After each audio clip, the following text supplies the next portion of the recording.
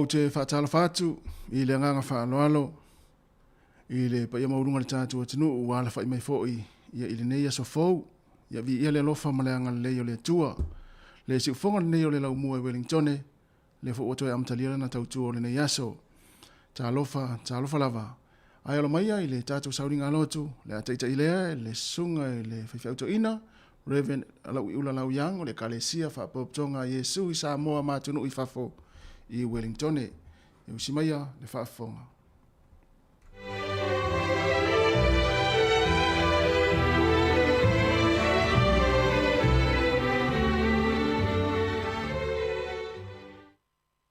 Ia o te patalo whaatu fo i le mamalung ma le pa ia mawalunga lau whaafonga i le nei fo i taia fo tātou ave lava le mua i le atua o na olonanga le lei malana tau singa i lo tau soifua ia maso mātou wola. Ale nei fo i taia o le tātou tāpua i atu i le atua atou ave le whamua i lo tātou wali. I swafa mamalo o le atua tau tāsipa ia ma le alo ma le nganga pa ia. O le atua o le ali i lea, wana wha amala malama mai ia te i tātou, i nāno noa ia le maia le taulanga, ia ho i nifo le whatawhai taulanga. O e lava lo watua, o te vivi atu ia te oe. O e lava lo watua, o te whaane ne atu ia te oe. Vivi atu ia o tō i le ali. A wai le lei o ia, a wai whaamavau lava lo nalopa. Se tātou tālo. O mātou ifo mapuno no watu i le nei taia. E watu le vi inga o le whamanu ma le whane tanga i lau pio. A le whapetai, a wā o lo walofa e le ma vai lava ia i mātou. Ia so uma o lo mātou o la whapetai, ua so i fua manuia lo watonoo, ia ona o lau tau singa ia mlato. Talo lava ma le whāpatai tere ona o au whaamnuianga sa sa mai mo i mātou uma. I le tino, i le anganga, ia ai sili lo mātou. Ola tau tua ia te oe malo lava pinangalo. Ola mātou te talo le li e, apia maia oe anganga pa ia whapena ona whaamanuia ina la mātou sao ninga nei. A mātou tāpua iatu i lawa pio i le anganga ma le whamao ni lava. Sua whapele lava o Yesu a mātou o le atuai. Amen. O le tātou vi atu i le atua i lona vi inga.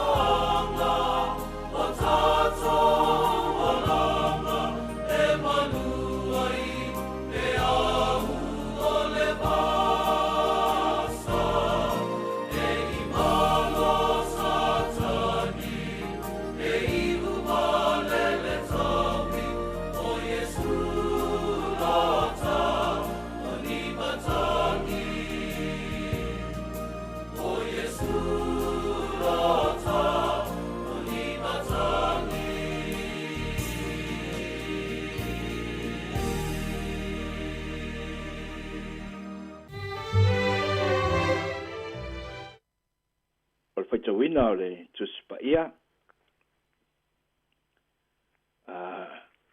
e manglia matai om tau po suma fa mata tanto po tau mal po eu po suma fa se ia fangata mai po eu po sulu mal pitu tala lentu sia matai om tau po suma fa pe po sulu mal fa fangata mai po eu po sulu mal pitu fa fong mai le piong po ia al tanto wali o mali watu Yesu ona sila pia le moto o tangata to tele ona muti vale ai leo lo na lo panyante ilanto o fa malo fo ia o lato mai o le fiafi ona o mai ai leo ona so ya cheia o fa pe mai o le metu fuale nei o leva fo ile aso ia e tu ina tu le moto o tangata ina ia lato o i ai e whātau ni mea e ai mā lātou.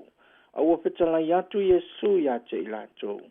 E lea ngā o na lātou o ia outou a vane ni mea lātou te ai ai. O na lātou whai mai lea ia te ia e le ai ni a tātou mea i nei ua nā o a reto e limanga fua mai a e lua lau. Family mai le tua ma fa mala ma mai lo na nga pa ia ia e tatu pa tau ma fa longo ia na pionga pa ia tu mo pea ia te ia le vi inga ma le pane tanga ia o ile fa lava o le tatu matua mo le nei foi taia o le matayo tu sin tatu pa tau ia i matayo suma pa ia alfa yupos fumal pa ia pai matato matua ni aso wa mali watu Yesu wana si la fia le motu o tangata e to tele ona muti vale ai leo lona lopa ia te ilato o fa malolo fo e ia o lato mai o le motu o tangata le nei sa fa tasi mo ma Yesu sai ia o ao ia te ilato i whaanta oto e winga i le malo le langi. O whetalai Yesu ia ilato o whape atu. O te tautala atu i whaanta oto. O te tau atu mea na lilo talu o na whaavaina o le lalolangi. O le vai tau fo i lea. Na o atu wai ia so o Ioane le baptiso. Ma tau atu ia Yesu ua maliu Ioane.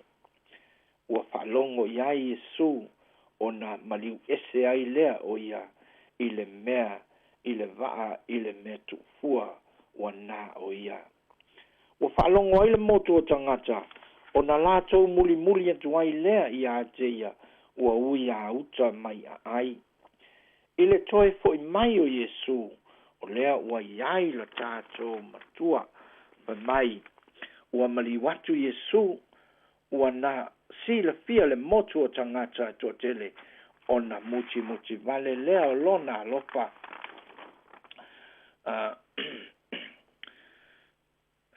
ia te ilato ia ua whaamalo lo e ia o lato mai o le tātou iai le nei tai au ia e lua ni vaenga tātou te pia tola noa iai e ala poi ia ile nei mata upu o le momua o le sila fia a Yesu po le iloa a Yesu o lona winga eva a Yesu i le moto tangata eva ai fo i ate oe o le sila a Yesu i le moto tangata e to a lima o ape e o tamalo loa ua pei o se toafa ua mana o mia le vai e wha susu ai ina ia pei o le whaato angai e tena.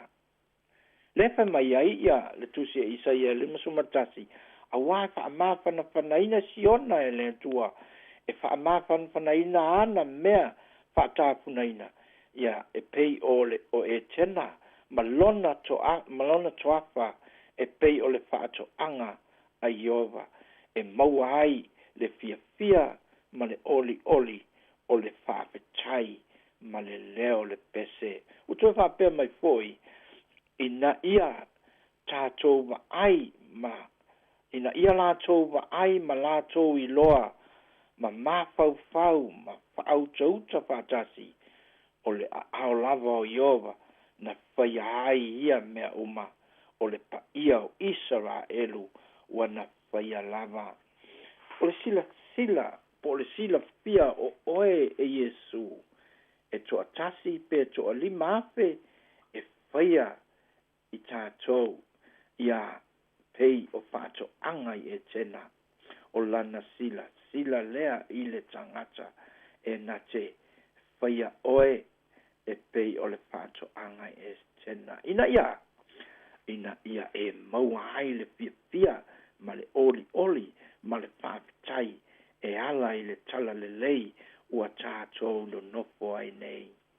O lona lua, ua muti vale lona alopa, ua whamalo lo I o lātou mai, a wasa lātou muli lava I a Yesu, ua o le afiafi, ua manao le au soo, ua manao e whata ape le motu o tangata, a ua whetalai Yesu, ia tā o oto I le mutia, o na tango lea o ia, I le areto, I le limanga fua ma ia e lua lau.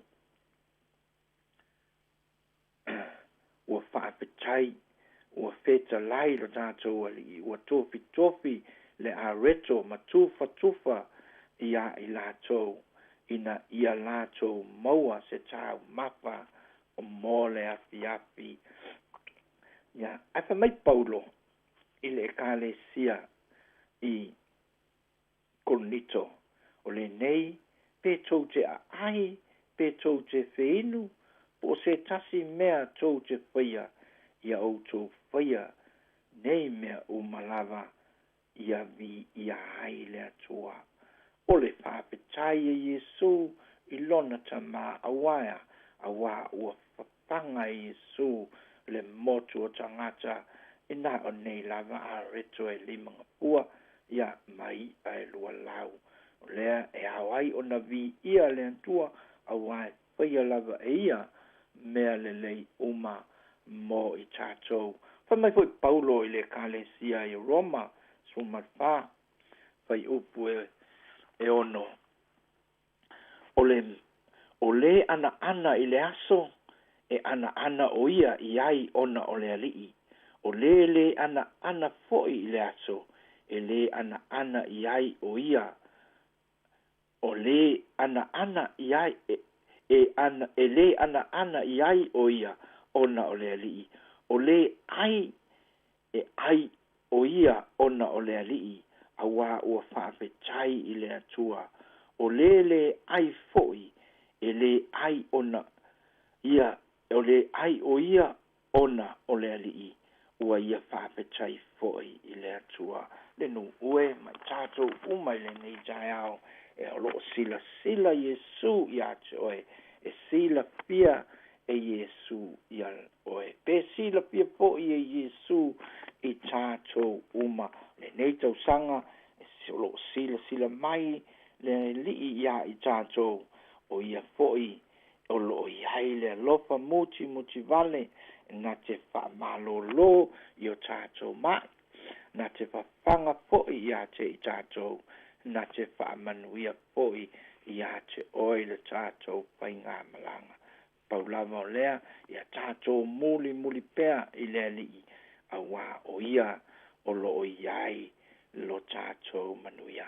Ia soi fua ona o Yesu. Tātou te tālo. Ua mātou wala au I lau pio le nei fo I tai ao le li ie, a wā o e lava o le tupu ma le alii o alii. Ua mātou o atu ma le whaapitai, a wā o e na e whaia lava mea uma I na ia whaia le tangata e fo linga I lau o pio. Le tuai mātou te whaapitai o no lo walopa, taita ina file mu mai ai I mātou malava I le nei aso fo. Talo ia alofa faamagalo i matou e ala lava i lou toto paia o e lava na e maliu tigā i luga o le sa tauro ina ia mamagalo a matou sala uma le matou talo faamagalo mai le matou i foga nei faamanuia ia tamā mana i tinā matutua faamanuia fo'i ia le si'ufofoga o le laumua le ia matou teo atu i lauapio ona o le lalolagi ua tumu ai i le fa'ama'i ia alofa ma fesoasoani mai fa'amamaina ma fa'amamauina lenei fa'ama'i mai matou ia o lo'i ai fo'i le pasifika ia le sulami fo'i ia tsunami ma i latou o lo'o mapati ai si malo fo'i atonga ia fa'ape fo'i Samoa ma nisi o malo ia iai lou aga lelei tamā soasoani mai ia matou fuafuaga i lenei aso alofagia e o fa'agasegasea ia iai lau fa'amalōloga o e fo'i o sauni mo falema'i ia ta'otoga ia iai lou a'ao taumatau ia i latou auā le suafa lava o Iesu Keriso ia e fa'amalōlō ai ia ma'i uma matou tatalo fo'i alofagia e o fa'anoanoa ia iai lau fa'amāpanapanaga inā i tinā ua tu'ua e tamā o nā i tamā fo'i ua tu'ua e tinā ae maise o nā i whanau ua motusia maputanga ia ona o le maliu ma le oti le mātou tatalo le li'ie ia alofangia e o fia maua lau soasoani le nei aso o e fo'i o mapatia ia iai lau fa'amāpanapanaga sili o la mātou do lenga lea i la o pio le nei taia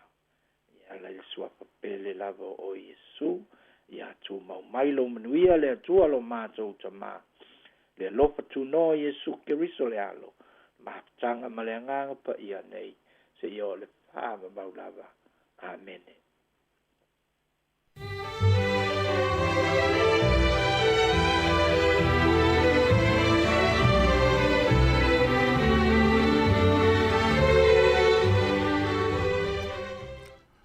O le tātou sauninga lotu le nae pe ona whaafonga iai na saunia lea e le sunga e le whewhautua ina Reverend Lauiula Lau Young o le kalesia whaapoptonga a Yesu i Samoa mātunu i whaafo i Wellingtone ia mole atua i le whaaftai tele lava ia i lau sunga i le whaafengainga e tusai o le tātou sauninga lotu ia e maisai o le upofola o le nitai au e ia tō matauina i fōi ia ma whai fōi lea ma taiala ia ma whaamanatu fōi maisi fōi o le whaamalosi ia la mai a fionga whauina le tua ia e whai fōi lea ma whaamalosi au le tātou atunuu ia i leanga ia tua i whiau mga luenga o le nei aso mātou whaamni atu le tua ia i fuafuanga le awhenga ia i whaaftai tele lava ia ma le tapo inga le whaletua maisi le no whaalo ma le mamalu le ka le sia luas fultasi minute o te e nele i tu lai fitu o le viingo le tua ma le ka le sia i whanga tongo Amerika Samoa ia ona whanga solo i leo le tātou Paul Kalame. Good morning tālo whalava.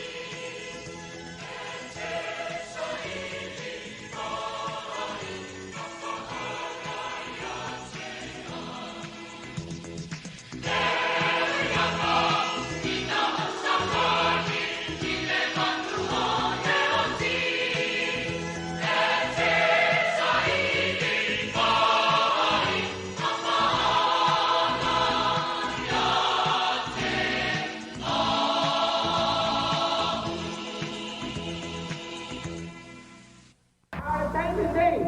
O le a wa ma ku le ta to fa bia. O le a to ale uri nei po. La ko ma wa ko to le tau tai e seno na. Ma o le a o pesea ku la o peselea. E ka ua o le laula o siba. Ona po na mua. E mua le laula o siba.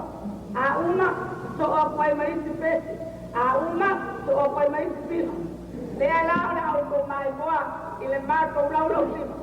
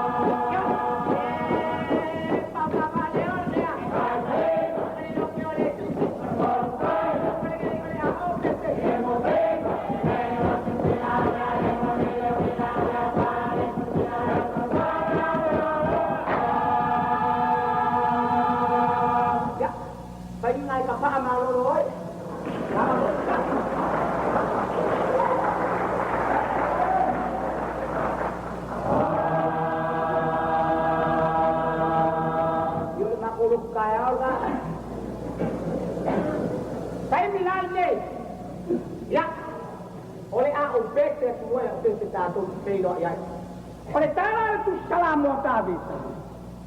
Fanai tabi pa. Umaya na tato ala langa pia. Ile pa kol kato ora. Umaya tato. Umaya tato ala.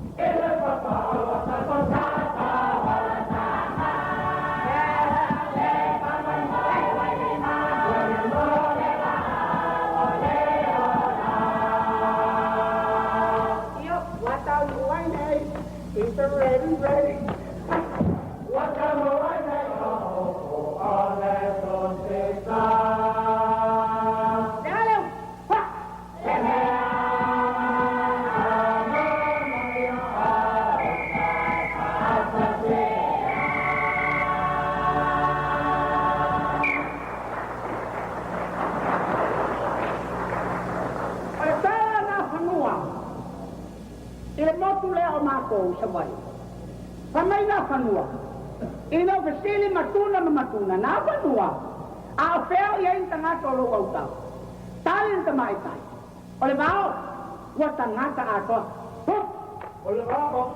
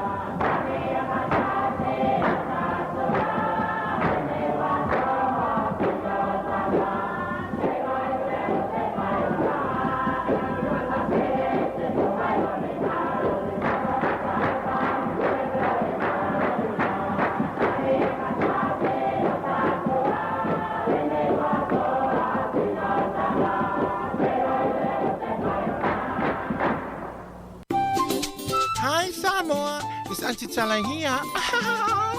Instead of Fifi Fallo, ile atang le tayao. Laugh of the morning. I'm at my apple feet to the vanveal. Su fongalo mua. Atang le tayao.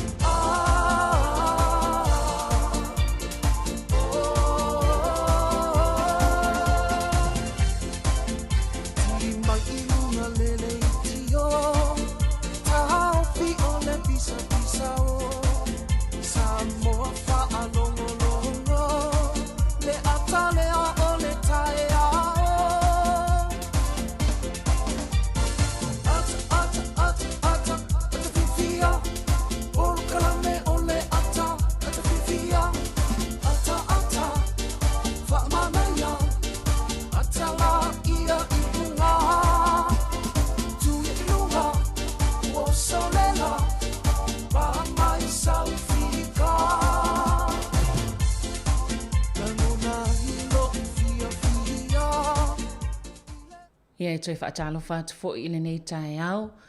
ua tātou au lia mai i le manuia o no le alofa maleanga le leo le atua. Ta alofa malo lava le soifua ia ta uma lava o paanga ala tātou le teo si ufonga lau mua. So se vaenga o long whaione mafuta mai ai, ia ma e whaafonga mai ai, ma e mai mua mai ai, i le tautua masani ala tātou le teo si ufonga lau mua, ia pole Samoa Capital Radio, i lona ofisa au tui man Kevin, i Porirua nei, tutono Wellingtone, ta alofa lava, ia ta utou uma lava, ia le fo o mātou whatasi atu ma le sunga ia tasi, e whapea foi ia mari, mātou te ngā lue atu, tautua ina le mamalo lau whafonga le nei fo i tai au, ma lo fo soifo ia ta ulua tua ngani ai, wa ai atu le lua fōlinga fia mai, ia e le tātou maftanga nei tai au, malo lava. Ya, malo sabe, ya Sabrina, patalo fat fo ia Elisa Mari, tātou vase tolu ne yaso ma le tai au, ia wa fo le tātou programe, malo le usu, ia uma na ia tu ala wa ia tu le fo le fia o sol tai au nei. Ia ai le baile fo le tu mai o tua. O ka se ma na ia tu sa le o tai le tai au. Pana ia tu sa le fama na tu mai ele vai ia le tu na town fight tai. Town fight tai. Ia ai patalo fatu le tātou tinu ma le fa fonga le taimi. Ia fela va se va nga langi na te mafuta mai ai. Ia i le ala le tautua te fonga lau mua penga te fa ilangi foi le Facebook mo le YouTube fa pe fo le tātou app. Ia ma le tātou le tio fa longo le tasi ono te si ma le tasi fa mo ma lo lava le soifo manuia ma lo fo ile ala usu fi au mga benga le tai au nei matua fo ina e fa longo mai tono ainga ma lo fo le tapua i manofo talo ia wa ngai fo i fa na nga luenga le yaso ia tātou maftanga proklame atal tai au ma lo ia o le fia al tai au sa o le fia ala usu ia manuia i fo ia nga luenga le aso atoa na ia wa ia la fo ia le tuso mai tangata o istangata ia la fia o istangata la ia le ato le malosi ia wa fo ile sauni nga luenga ia ava pe ele o se lau pasene le fa langoina le tino ne yaso ia vili fa noi ta ua le vili fa noi ia ele amataina nga luenga ava pe no fo ia fa le vili fa noi ia ia ila vai nga tupu mai tai muli pe ava pe le ia wa tawa na fa noi ia pe iwa wasola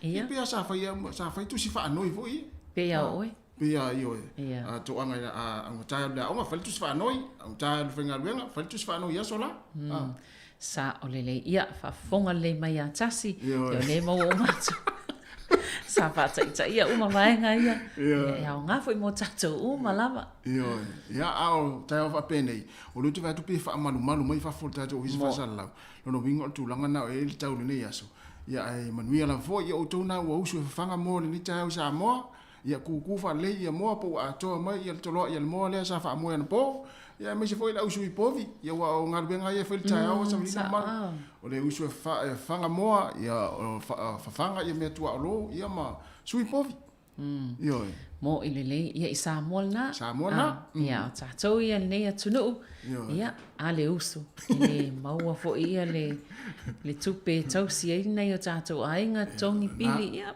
soi fanga masani ia beona tato ilo ia ai manuia lava le anga ia tu nga luenga le yaso pisi foi le wala in New Zealand ia ia taimi pisi ani o le wala wa foi le anga ia tu nga luenga o le yaso ia fa ta u pe fa mo sa nga nei mu pe on mato tu ona lo foi le tele taimi fa mo lava sa nga nei mu anga i foi fa nga luenga ia mo fia o foi ni ave va nga tu pu le wala ia vai nga le ale le ilo waso sa ole e selmana ia mo tanga tau fia so le sa ole le pe foi a o tasi mi tai au ai ma foi ona usu fia tanga nga luenga na la hala e foi le lotu ta o le talo ava pe na te te nunga wala lo winga te le face talo ia se e o nga luenga foi le sa talo pe ava pe te le lotu foi tato sa nga lotu ia ai ma lo lava fa tasi mal tato no ia ta sta to pese Sabrina ia ta to pese ona winat foi le isi vai nga so ai pe ona il tato talo tau alo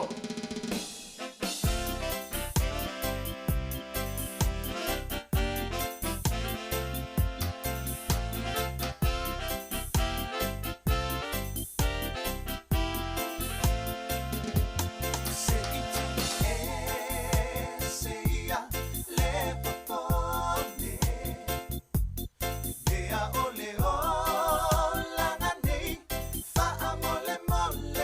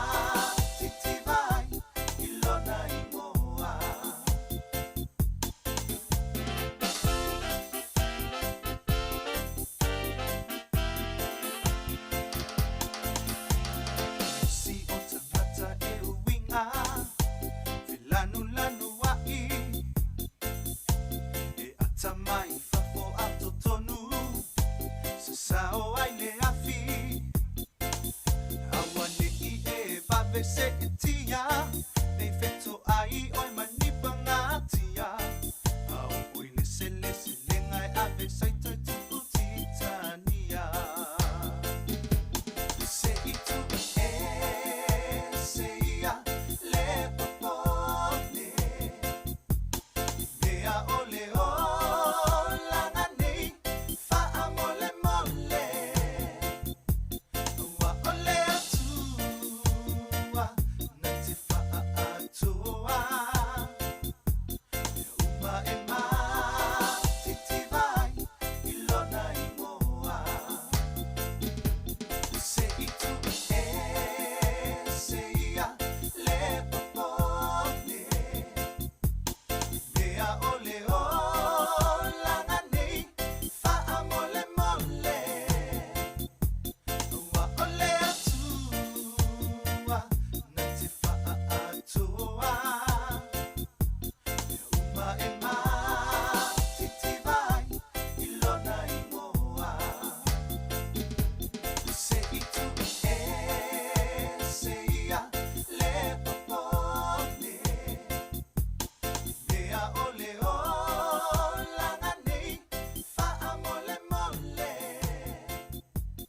wa ole atua nati fa atua uma ema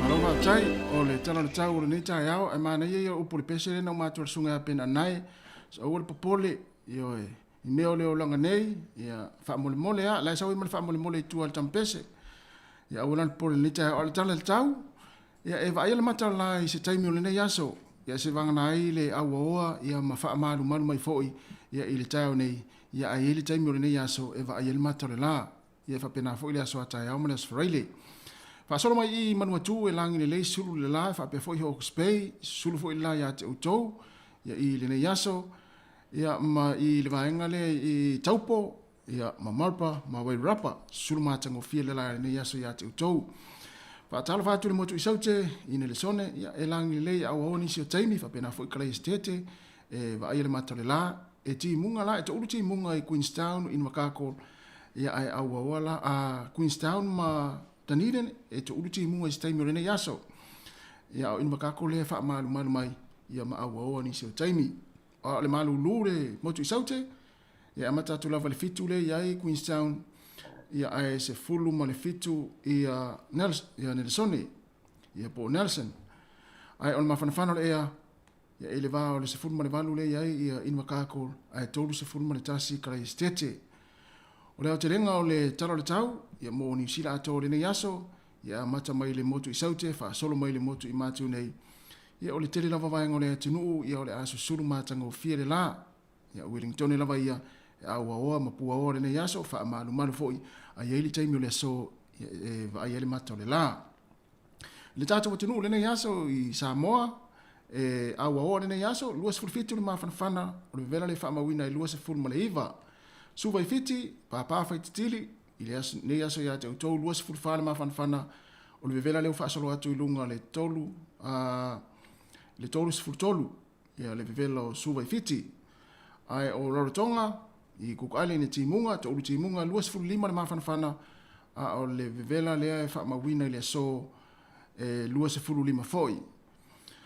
O le malulu Wellington le taio nei se fulu ma le tolu, le ma whanawhana, wa lua se fulma le tolu. O pori rua lea e se fulma le whare malulu o le mawhanawhana le ea lua se fulma le tolu.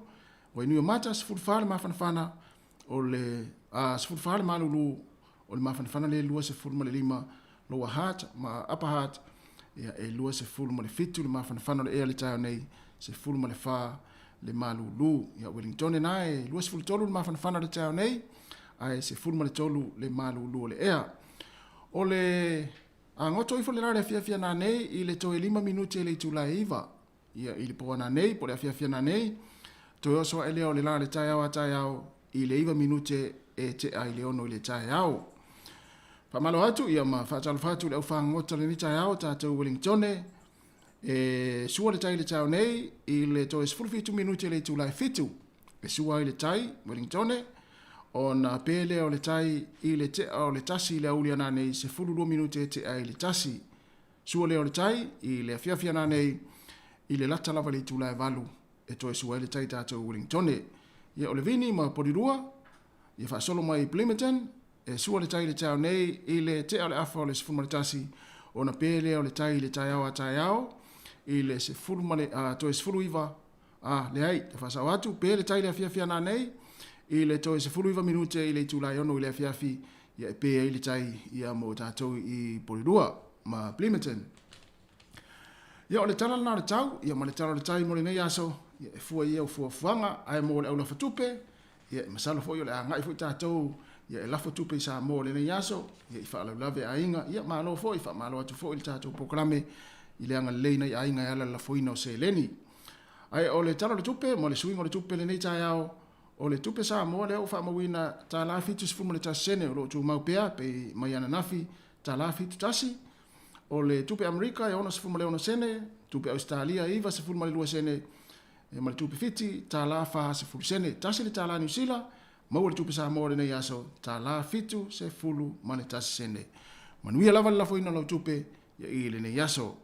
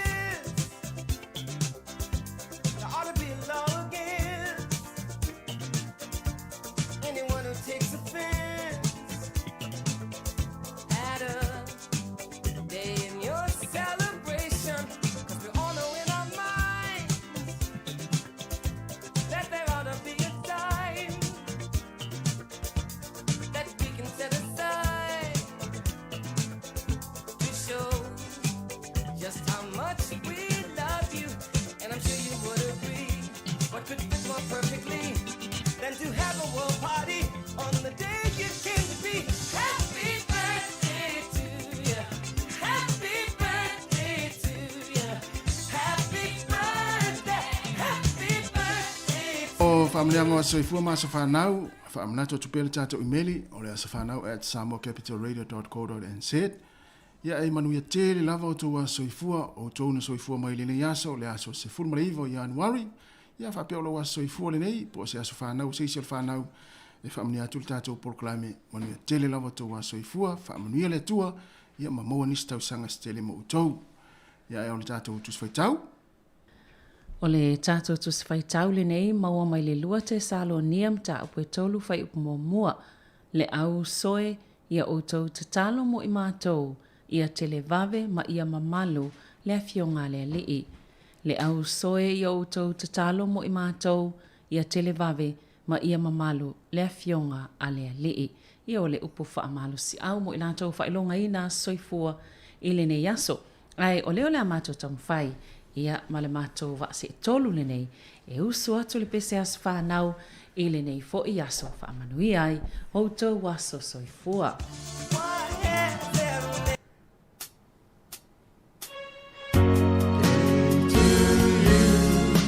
Happy birthday to you. Happy birthday, happy birthday, happy birthday to you.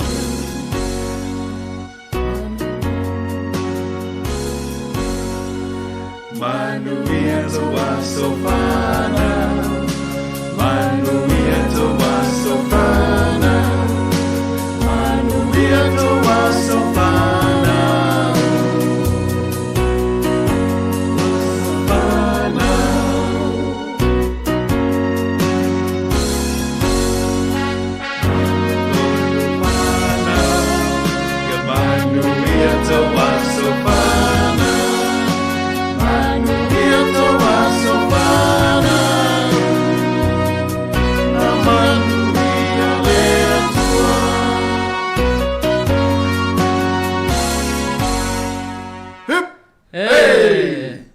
le la tatu pese le family ia fa manu ia tele ia soifua ia o to fa fonga la i si fonga la fa pese le ia ai e fa me to tisia na uma na ia ia no te mo fai ale le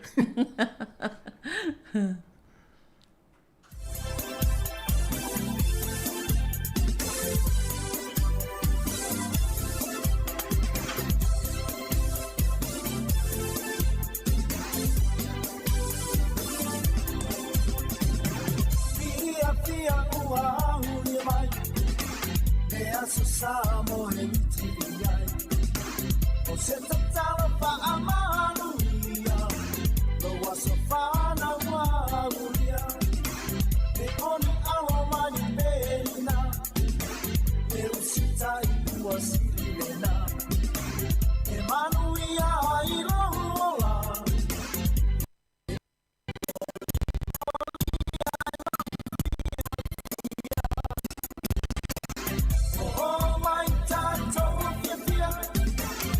Sufana maulia tato bibi mapanga pentai ile atua maulia mai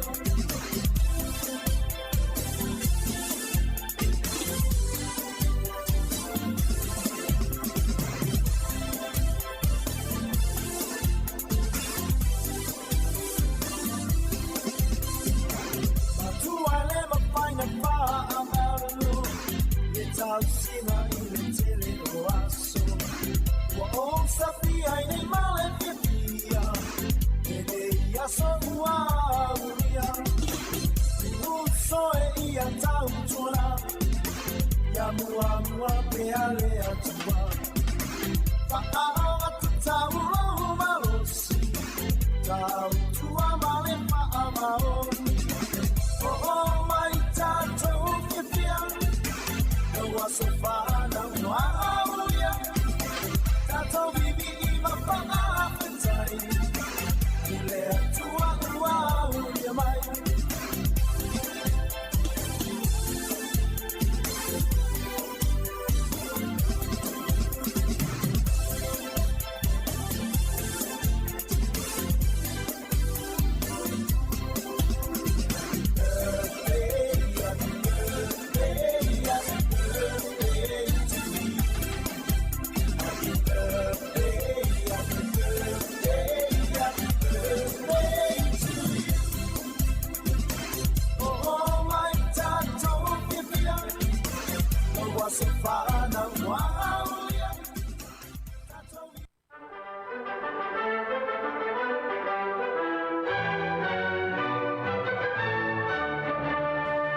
Malova tai o tala mena tupu le tala fasol pito lo langi le aso le nei, le aso sifuru maleiva o Januari. O le aso le nei tau sanga e tasi ono o fitu na mae a fausia ina ai le malu malu o sangata Agustino i Manila. O se tasi fo yo e kalesia au pito leva fo i tonu o le tunu o Filipaina. To e fo i atu lava i tua le tau sanga e tasi iwa fitu tolu na filifili ai pope penitito le ono e avea mataitai o le kalesia katoliko i le nawa i taimi.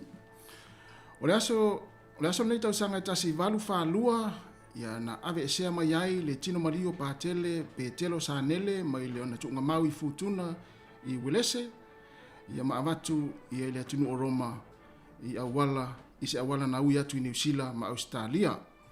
Tau sanga tasi iwa tasi valu o tasi o loo whaamawina o se aso pito silea o na malu lu i tonu o Portsmouth i nai New Hampshire i se tasi o stete o Amerika ia mana o atu i se fulu lua le malosi o le malulu ia to tele tangata na mari liwai ia ona o le mafia fia o le aisa ia ma le aso le nei i le tausanga e tasi valu whalima na saini ai e ngā puhi o hone heke po kai le whiangainga ma o le Waitangi o ia foi o le tangata Maori mua na saini o le whiangainga o le Treaty of Waitangi le aso le nei tausanga e tasi valu whalima.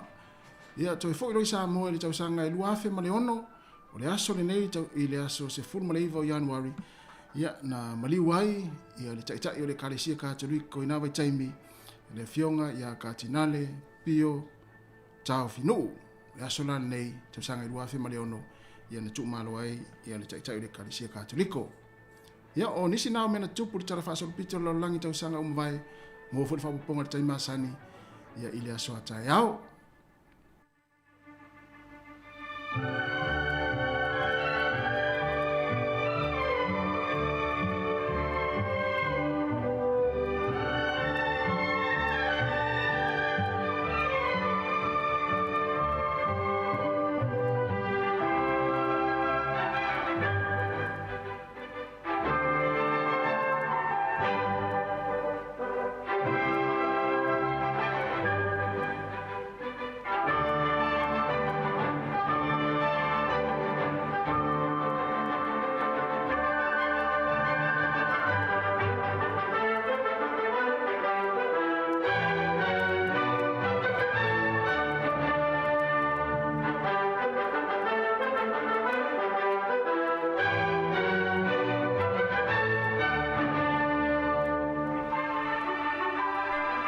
O le ua toi rumi nute i ona tale o le tūla valu tale valu. Ia ona whaafonga le tala mai Samoa. Ia le fo tapena mai Sabrina Kasiano. Ia wa fo i tala fau ma si fonga le lau mua. Ia le whaapoponga mua le ne tai au. Ia toi whaamalo atu. Whapea fo i naua e whaafonga mai tono whalewhai ngā ruenga. Lunga fo i la wala. Ia po na fo i te mai mua mai tono le whale. Ma tono le whalewhai ngā ruenga. Ia malo lava le tāpo i mai. Malo fo i le whaafonga mai. Ia le tātou tautua. Ia tātou ngā lue fia le nei aso. Ma fai fia fo ia tātou ngā ruenga i tono ainga. Ia manatua, ia mai ia sto ina masilo matua, fai pe isa la appointment le yaso. Ia tam fai ona avela ue fai la appointment, fa pe o se appointment whatever ona talia. Ia ai malo lava, ia le kuka, ia fa malo fo le kuka, ia fo la ata pena fo il vaenga le kukaina tau maftanga. Ia ainga, ia maloa mo ngā ruenga le lei, ia ile fai fo ona fa ngaluina ia la to fo lo ngā luenga fo ie tono fale lea fa pitolo tau sia iniso nai matua ia maloa mo tau sia ingo nai matua ia malo fo ngā lue fa maoni ngā luenga o lo tau ngā lue ai ia fa mini tele lava le tua le yaso ia il tato tinu ia o tato programa le ata le tai au fa pia fo ina te fa no noa ia fa mai u por pesele a stama le o anae le na umatu ia awole popole so ia le popole ia i meo le olanga nei, ia na te iloa e oe mea mafuai ona e popole le aso ma le aso. Ia, e mafuai ona e popole, ia ue fa tu safu i jangata ola e ulele malosi le. Ia, lea la ua saudi mei tātou talafou, ia ona ta pena leo lea Savelina, ia ua i tātou, tala mai Samoa, ia saudi mei leo Savelina o tātou talafou, ni tai au, lea o tale valu, smai el whaafonga.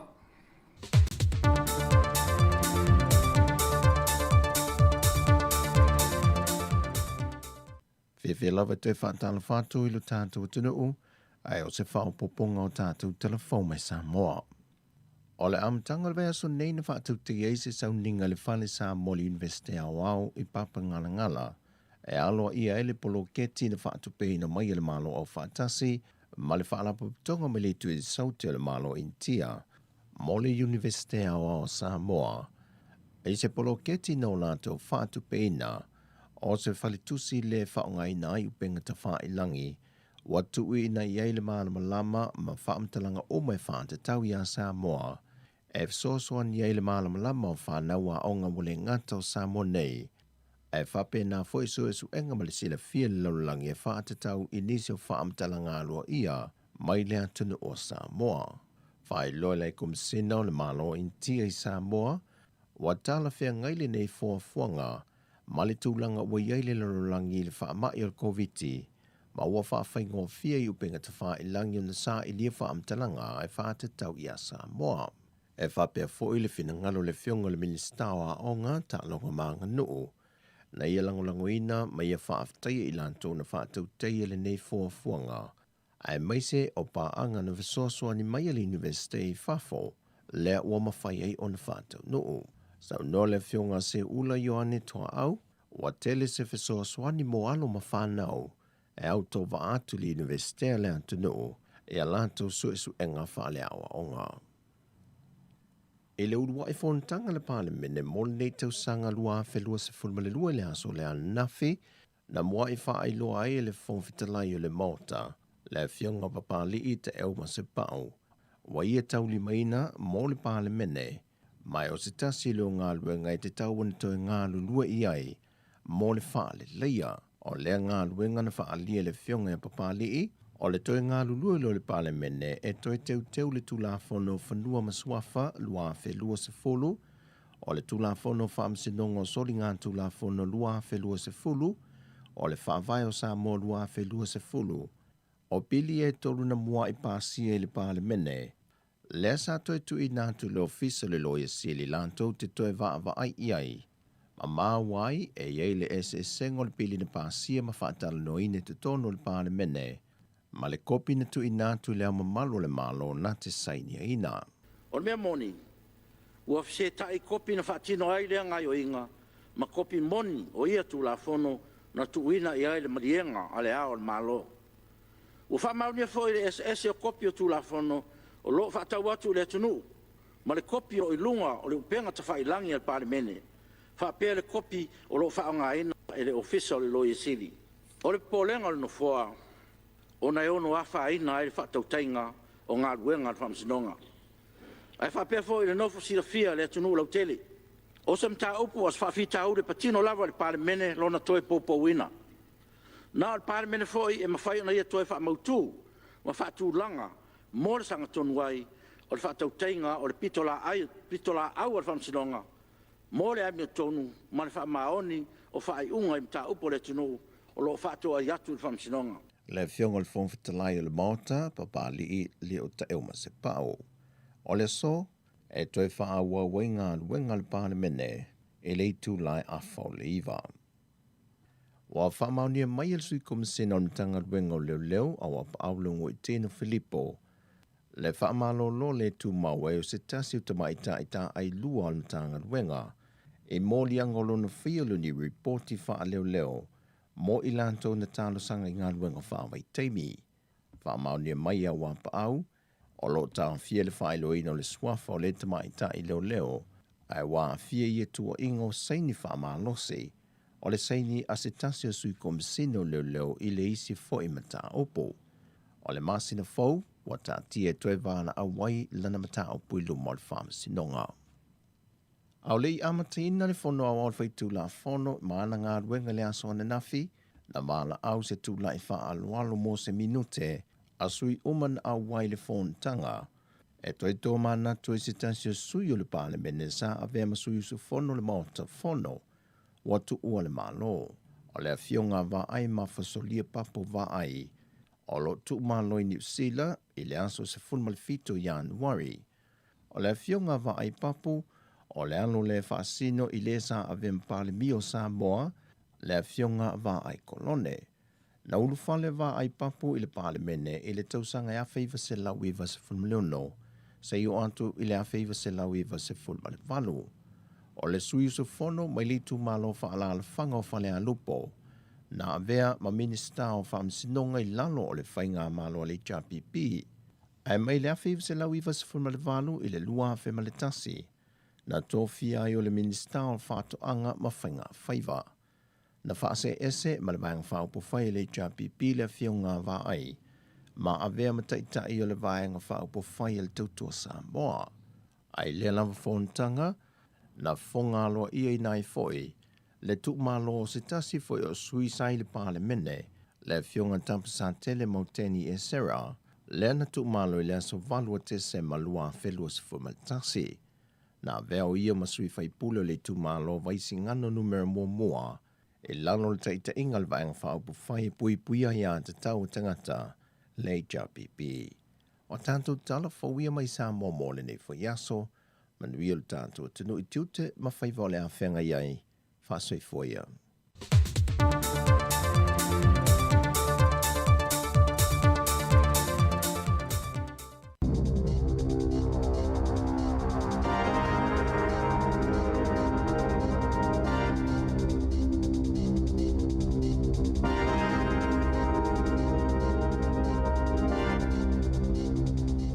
Tala flava le whapoponga mo tala fōma le si ufonga le lau momo le nei tai ao se fuluma le iwa Januari lua whelua lua.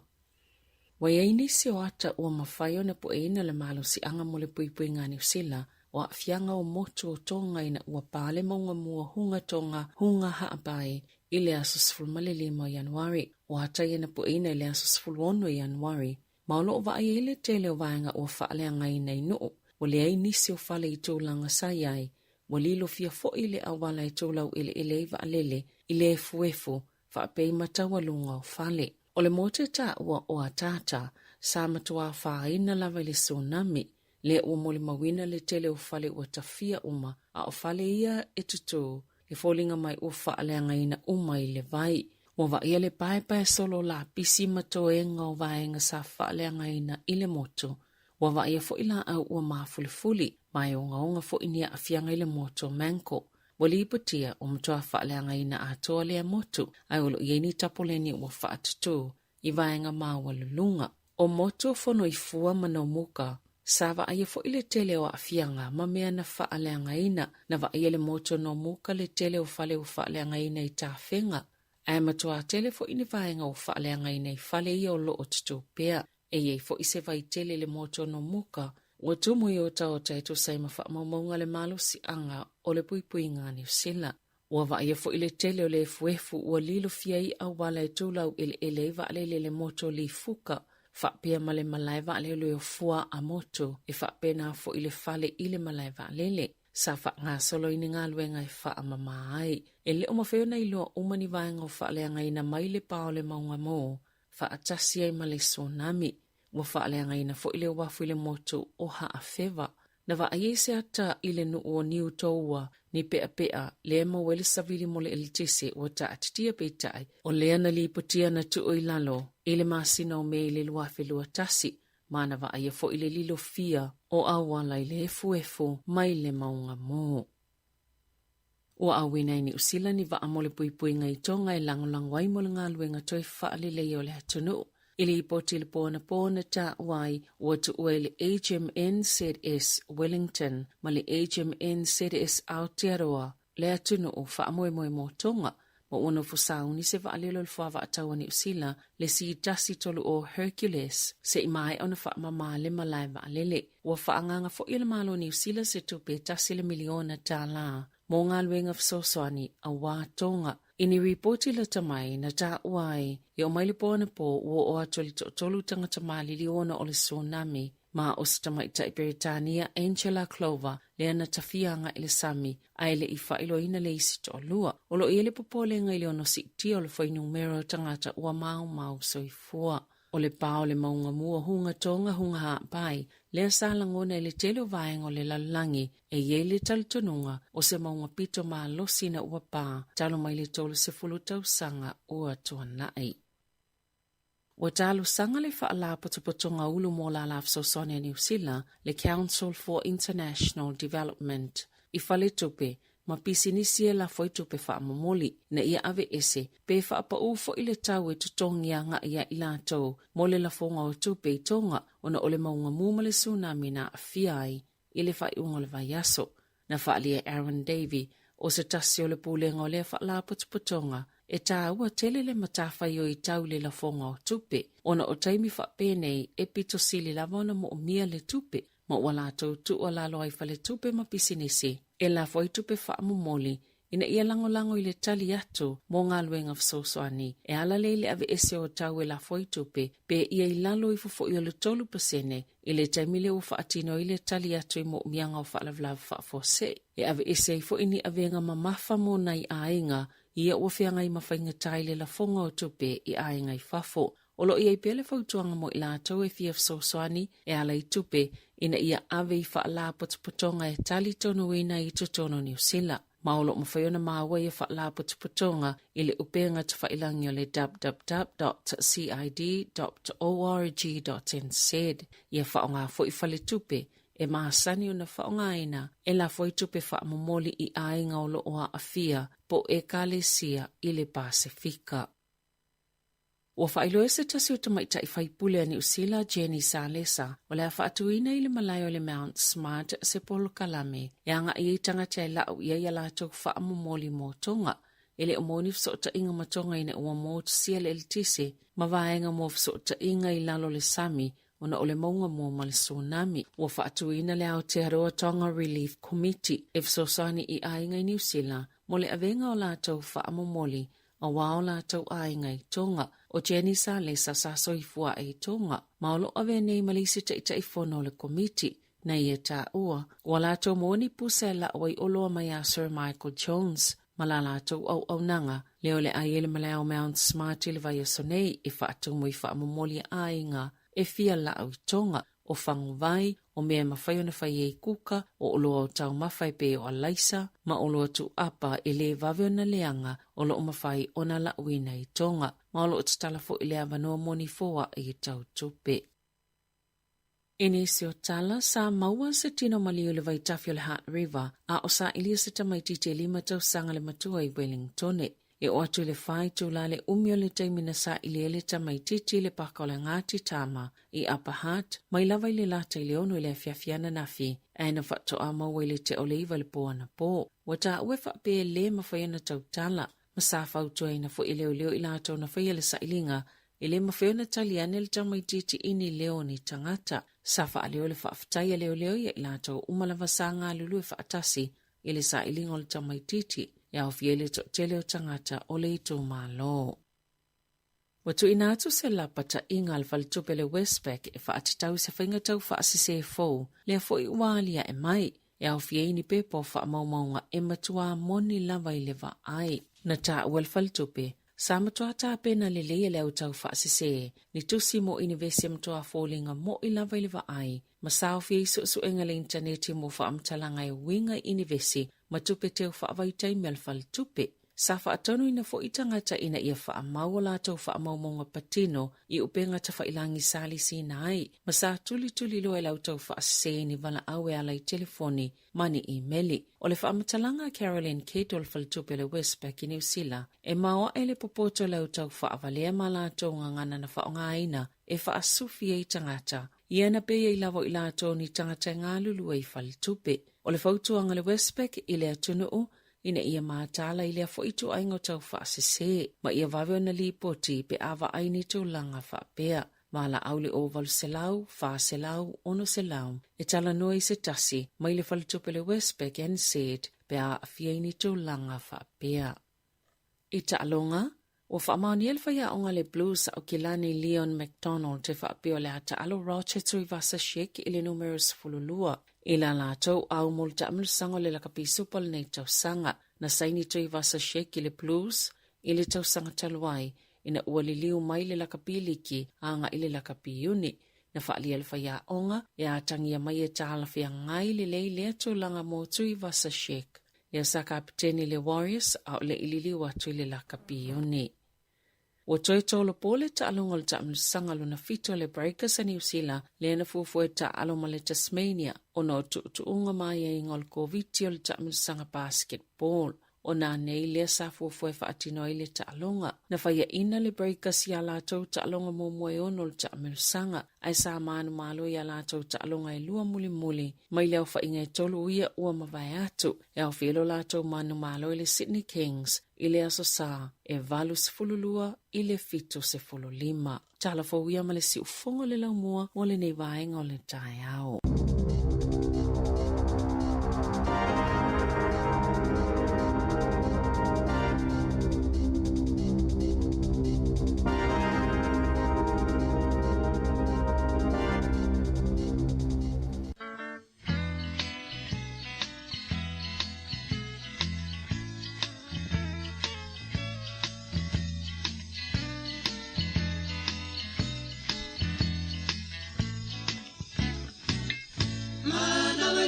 Kisele mama fafau ira upele ole amro samoa e tautele ole sorene lea ole setete e afe mafe topeto asili letiana e peso ole na atiota emo Tasi oe ai ono na selo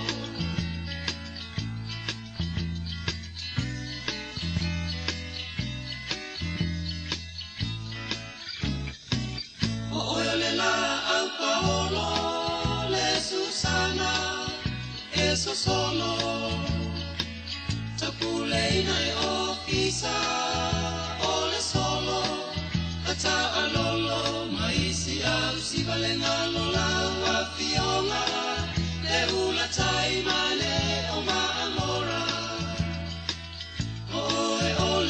masa si o ola si o ia lino lea mai Roma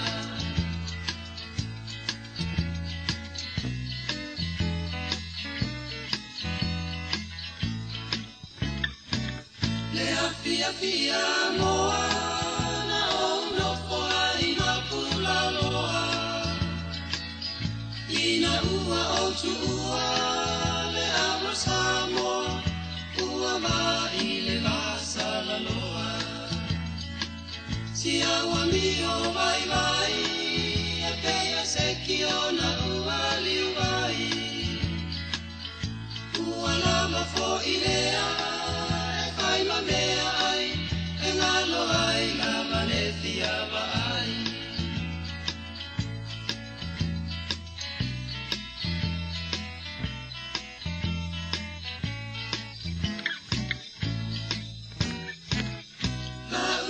Sala ea, la umana mea, le matango fiona yon folinga, asulu mia ele masina, la utau sala ea, la umana mea, le matango fiona yon folinga. Solo le masina le matango fiona yon folinga solo le masina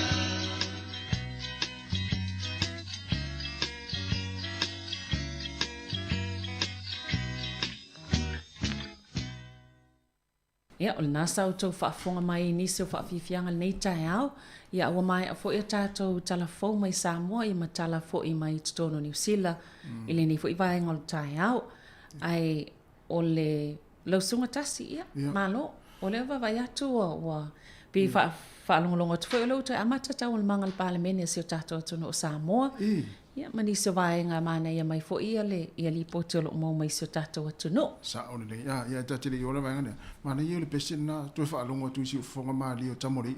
Tamori Tamari a sale moa ma to malo i o e se tua ia na mana vale o ke sene i o fitau le ia man ni tai au to fa mana va mata to le o ke sene se vanga na ta fo le sana mata o pu le scientist sa mo ia na le lola ia o le e to te mana mo ni tonu tanga soifua ia male e fo le mana i fa fo ia ta to u mana va tonu o le ale ele mama i tanta ta fa mai fa ia le ale ele mana va tonu ta to tangata fa mai ta moti o le o ke sene ia ni samana tua mai ale o ke sene mana tua mai o ke sene ia so rai samo sa o le lei ia o le na mele ngalo ia tato ia o le ale le ele mana va tu tato fa fo na mana va le la au pe sole e tau pepe na ia le mana va vai fa ngo pire tanga soi foi pa ia on tato fe ola mai ase tu no va fa mele tinu ia fa mai ia le suenga ia tanga poto man sai ni ia le ele mana mai la au ia le mana va tato le ele mana va tato fa fo ia le tu ia pepe ina ia ma voi po mana vela au ia o te vea sale le al tato fa sai nisi o tato la iti ia o tato matu mo tato au ngataya o se manu telen tato scientist Samoa sa o le e me se al tato vai taimi ia tato vai taimi la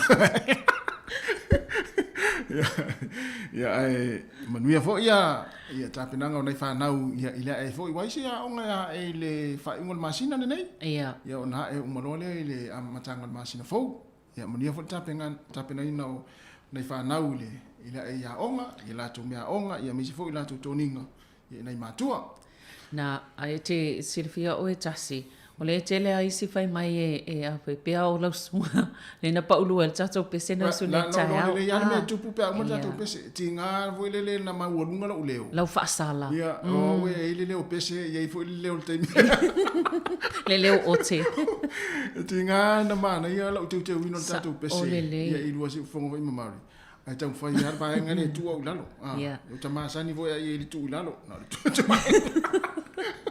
Te whamalo si mai la tai au. Ele i o tu tai au ua matua. Ia, le la tu te Te whamafol lea le au vai pese ia si o fonga lau vai pese. Toi fonga la i tai au le pese las whanau. Tu loa lola ia leo le mato vai pese. Le mo ia o lo si o fonga. Ia tase ia winatu ia si vaenga leo whasalaunga ia. Ai se awina mumua tol whaasisilanga leo le avanoa ta avale. Ia male whaalo lawa whaasisila tuai ua ye nei se avanoa mustanga ta ave ta avale lo official komisina mawalunga o Samoa i Wellington. E mana o mia se tangata tino maalosi, wha maoni, wha alo male leilo na soifua maloloina. E tāua telefo ile nei tangata o na leile wawhi aloa i maisi tangata lau whainga luenga i le official komisina ai maisi ai male mamalo le atunuu. O le malamalama ma mawhai o na tautala i le ngangana Peritania ma le ngangana Samoa o le afsosani le tangata e talo sanga mai. E mana o mia le leo le lipoti ma le ofisa o leo ma ia iai le laisene a taavale ni usila. O le nei avanoa e fetutu na i taimi whai ngā luenga mai ono mana o mia le whai ngā luenga i le pō ma weekends po o whai unga vaiaso e fuafua i tuatuangia o le komisina mawalunga. Mo nisi wha amtalanga e mwhaiona mawaina mai lea i le official komisina mawalunga o Samoa i le numero telefoni o whawhitulua o Iwa Lima Tolu. Ma fesili mo Robert Nico a pe emaili mai fo i le info@samoa.org.nz. E mana o miele tawa au ina mai o tusi talo sanga. I le ngangana Peritania whaatase ma le lipoti mai le matanga luenga leo whaapele falwhai ngā luenga sanga lue ai i le toa tusi pe ona ta wailalo. Samoa High Commission, 5 Clermont Terrace, Kelburn, P.O. Box, Tasi Whātolu o, Wellington, telefoni o whawhitulua o Iwa Lima Tolu. Mai tāpunia tusitaulu sanga molnei avanoa i le aso wharaile, whao Februari, lua afe lua. Whawhtaia lo usainia le ofisa komisina mawalunga o Samoa i Wellington. O le whaasisilanga tāua. E whaamana tuatu i le mamalo le tātou au whaafonga, e iaila wa ia te tau i lalo le tulafono o le Broadcasting Act tasiiwa valuiwa, e whai eisau whaasea po o se whai tionga i mata upu, tau i whaasalalau lungo le Samoa Capital Radio. O lo o au ili lalo le upenga o sota inga le pūlenga o whaasalaunga, po le Broadcasting Standards Authority, bsa.gov.nz. A inga mo le whai o sau whaasea i se polkala me whaamanu ali ai lau whaafonga anga. O lo o au fia i vaenga nei, o le ale teime mawhaiona whaise whaasea, o ai tu ai ngā polkalame mawhaiona o whaasea ai, o ai e whao o iai la o whaasea mō le teime mua, whaftai. Ia, tasi le sa o whaalongalonga tufo i lau tala ia o mea na tutupu. Ia. A po o tala whaasolpito o le laulangi i mea sa tupu i lea teime, ma lea tausanga, le fo ie ta waini so vaenga i tono Samoa. Ia. O ia o le tausanga le ana maha o tausanga e lua afe ma le ono. Ia le na tu malo ai le taitai o le kalesia katoliko le fionga i le katinali. Ia pio tau finu. Ia i le tausanga e lua afe ma le ono. Le aso nei la so sfuluiva. Aso sfuluiva ia wai. O i longa fo ia e le ngata i tangata kalesia katoliko ravalato. Ia o le mahalo Samoa i le tautua fo ia le nei taitai. I longa o le atunu ia ma le kalesia. Ia, sa e tele ame mantua i fo ia le fionga katinali i o tatal noe o na leu sauli tala whaasolpito nei aso.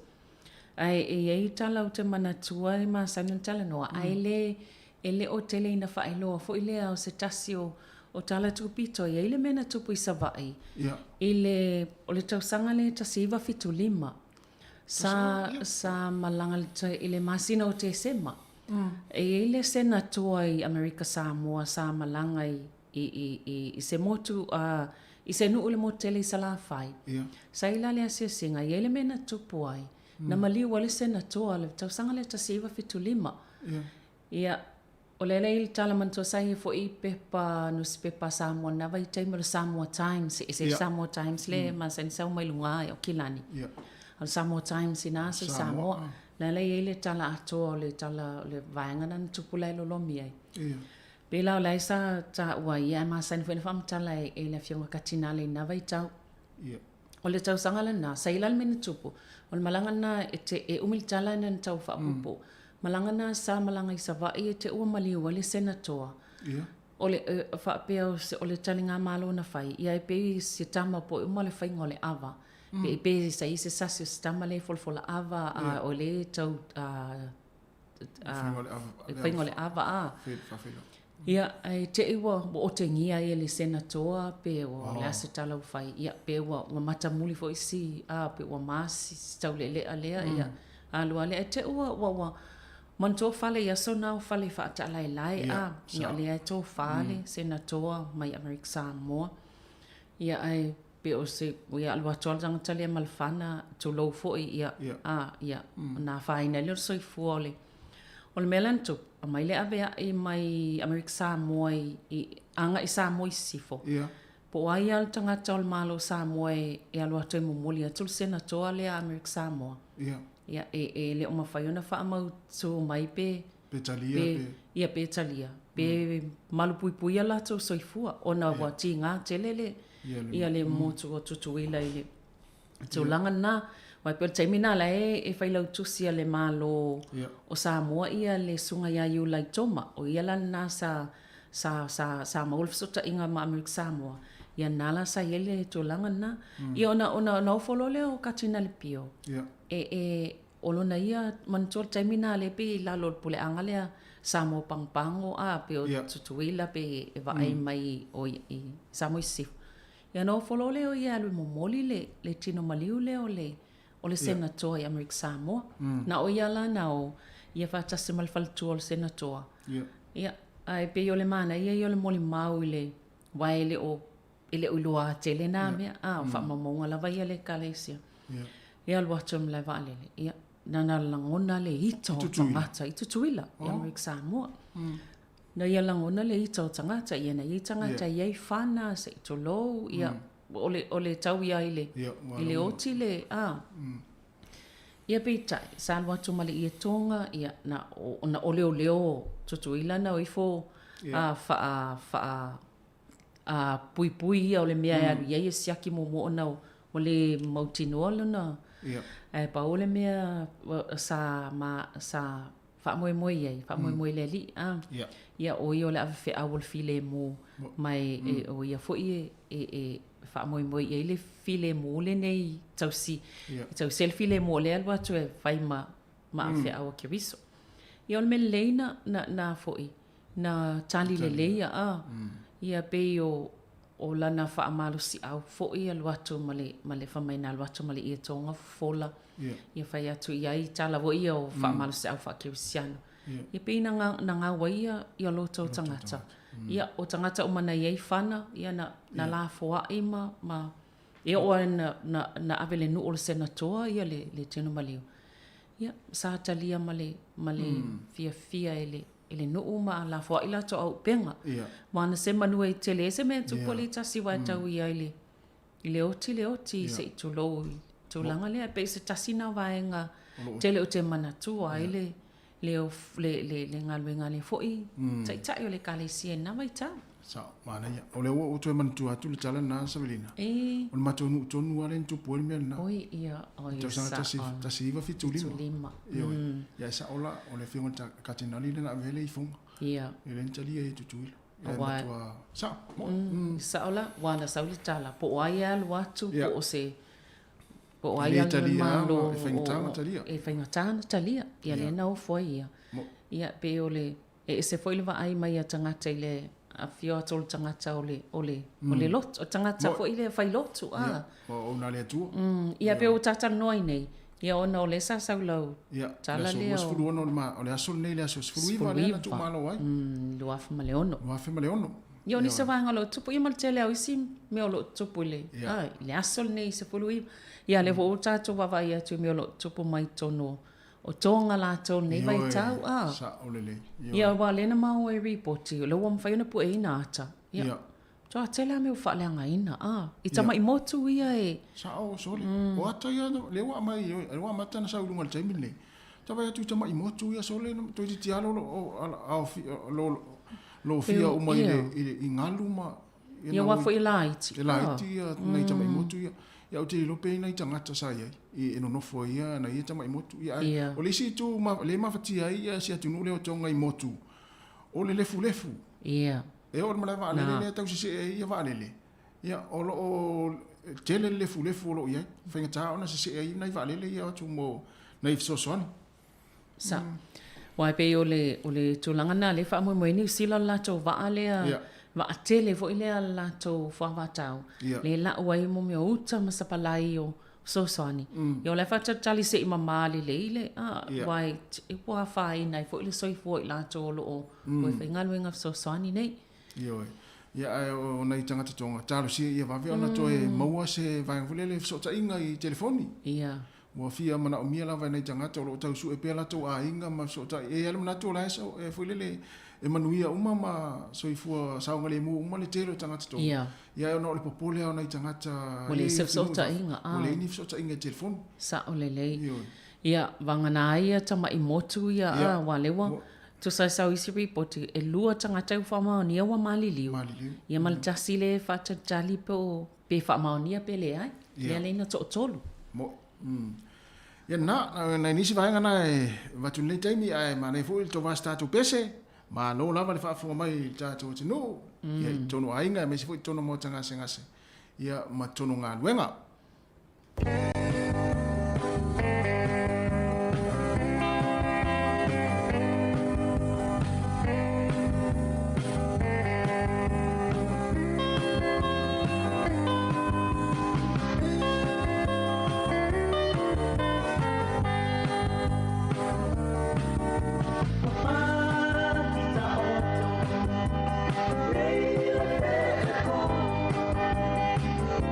Mama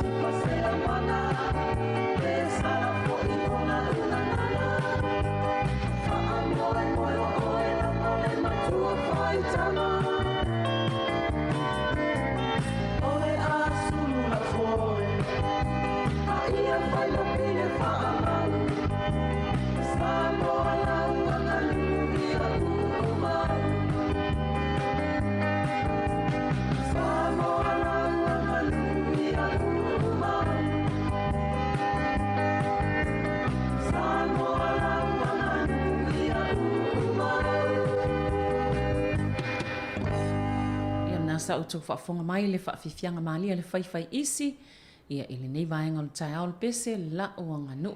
E se mana i o nei pese tuaia, tasi? Mana i anei pese tuaina, e se fo ia le ese senga wa whaafonga nei le turu matatu whaanongolongo le tei i pese yaso lama pese yaso nei. Ia ona ua ese fo ia suinga la wa i teimi nei wa sao le teknolosi teimi nei. Ia waso rai Samoa, ia na ore ki tala ma le selo. Ia na lole i o le fatu pese sa wha i se polea se me vule le si o manga matanga o fie pu e ana pese. Pe i fo ia o na ta ua le telefo i o fatu pese ia le tatu pokalame o whamalo mo fatu ngole sa fatano e tu fu le telo fatu pese. Ia pe o vahenga na e o fo le nofo ma fatu ila tau pese. Ia ai mai se o taimi fatu ila tau pese. Wa isi fatu pese le no whanongolongoi. Fatano ngai tu fu le fatu pese. O le taimana ia le fatu le pese o le vaveao. Ia. Den foi le se pisa. Fitangi si mai manu lungo le la au. Ia no fora ima fatu pese. Sa le tele ima fo ngol taimi na tu singa waile le sa o le ia oe. Ia e ta lingo le na taimi o le vaveao e le se pisa o faiona. Maua la to ma fo ngai tu se pese. Ia wa o te lo o ia pola le taimi faiona e tu si ia utusi. O le fai tusi la ia so se taimi ha. O wa te le ama fofo. O le taimi foi ale po, fai ame o ngale fa pesto ina. Sorry. Na la o mar kala sini o le mori tu. Fa tu ia, ase fa o mato me o ngale le sto ina. Ia le wa mata tusi. Ya, o mata fai tatu tusi le lo le o fai tusi e mata. Ia la fa pesto ia talo fai si o tali la umani an kala sini la umana me o ngale lo la o to titi a falla o pe pa mo tus. E fa mai sto ina to e mai se kala sini te va to fa ma e sa longa to fiu fa lo. Mai ole tulanga luas fulu maritasi ma ole fai unga foi le tato senga. Ia. O anteria liva. Ia stamo anteria. Ia oka. Ai te fa fo ia. Na vai taimi oka le mana yo o su inga ula e fai. O mo so i wa manongi a ula elwa to si matua so le. Fiu we tu e fa tali tula. Ia ai sa le ia ona o il tatala. Ia ona o le fatu ngo pese ma. Ma fai ngā mea o ngā yaso la. Sa o le. Ai te siri fio tasi. A wha matala tu nei whanau i e na whanau i nei masoi fuai nei. Ia le tūlanga sa whai tato lau ngā tongi sa mua yaso ia. Ia. Ia wha maiti sole. Ia le la to whapalang i fo i lewa mai. That's embarrassing. Tu sa pe e masia se wai pe. Ia o le mea na sa iei. A lau mai nei ia o nei vasenga. Ia e to a luas fulfitu. Ia ma o le tūlanga. Ia e pesiri. O la mea tupu mai. Ia e tali e si ta mai ti wai pe o le mea na e tupu a ia. E ta tele ma whaen tato alu o le mea tato. Ai mai se a la ia le tamatiti fo le whaaluma lon tina. Ia. La umai wo li va ala tali a tu lunga le tina le ta mo tu ma se ula mo so oi fa ula lan sama ia e tali e tanga ta fu le no e tali e a o nei fa me tama ti ma tu wa ma nei tama ia o nei se senga na wa va be teknologi fa ona po nei a o tau tala ti fa la ti fu tama ti ta tu samo e e no fa longo tu ia o le wa tu langa Muli lei foi você, ya, po ai lau, ya, tu mai lungo tina, ya, tali ele au ma tu lo tono fale, ya ma. Ma no fa pena. A toi ma fau atu lai, te mine me sa fai, te mine nei ma tua. Ia sa talia male loto maula, loto langa mal tamu fai ngol o tamu titi. Pe ai foi o se winga foi fia mali. E tamu fai ia awai ave se aide. Po le mama le mafti o tamu titi le. Tu langa lai lau mai lunga fai a onga. Ai o foi la se va pe foi la le na le tasi al tau sanga uri vai.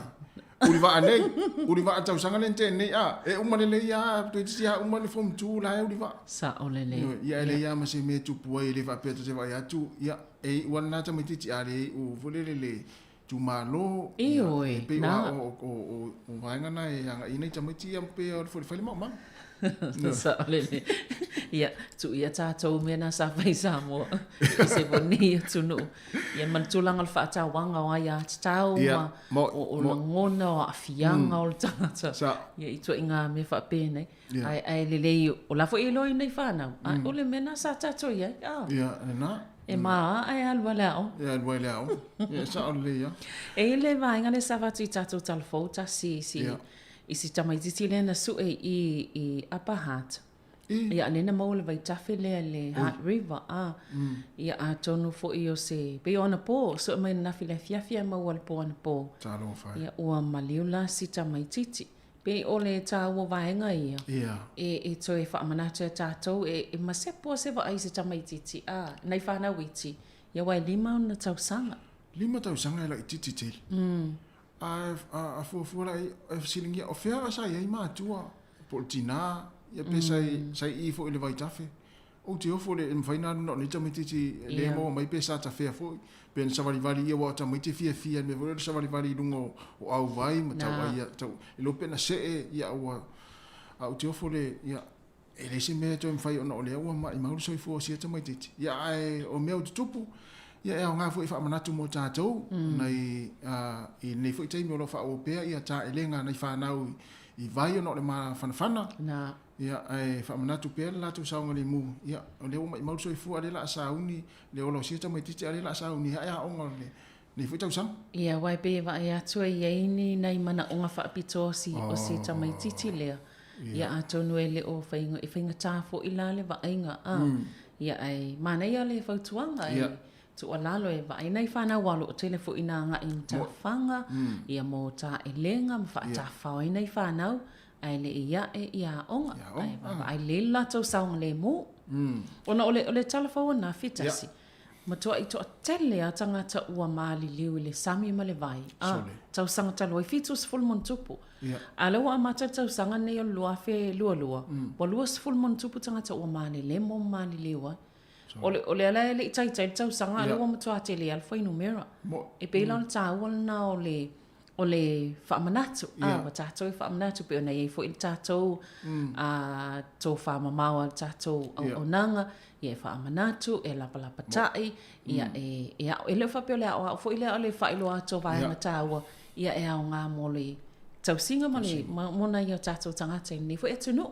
E pe o le vaenga lea i pito i lungo o le motu lea lo i tātou. Pe o i le tele ia so i fua mai mau i le sami ma le vai. Ia. Tā whewhea ma le lemo.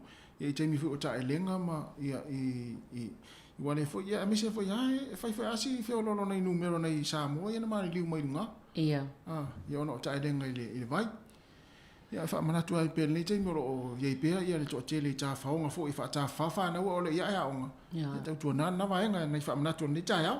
Ia ma avena i tamaiti 5 ngai sutas tau sanga lewa matan whaitu pui o le COVID.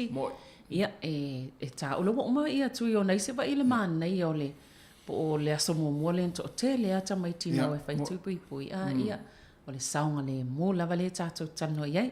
Ia, mana ia. Ia, tās pese. Tās tātou pese. Alo lava le mafuta mai nei teimo le tā iau.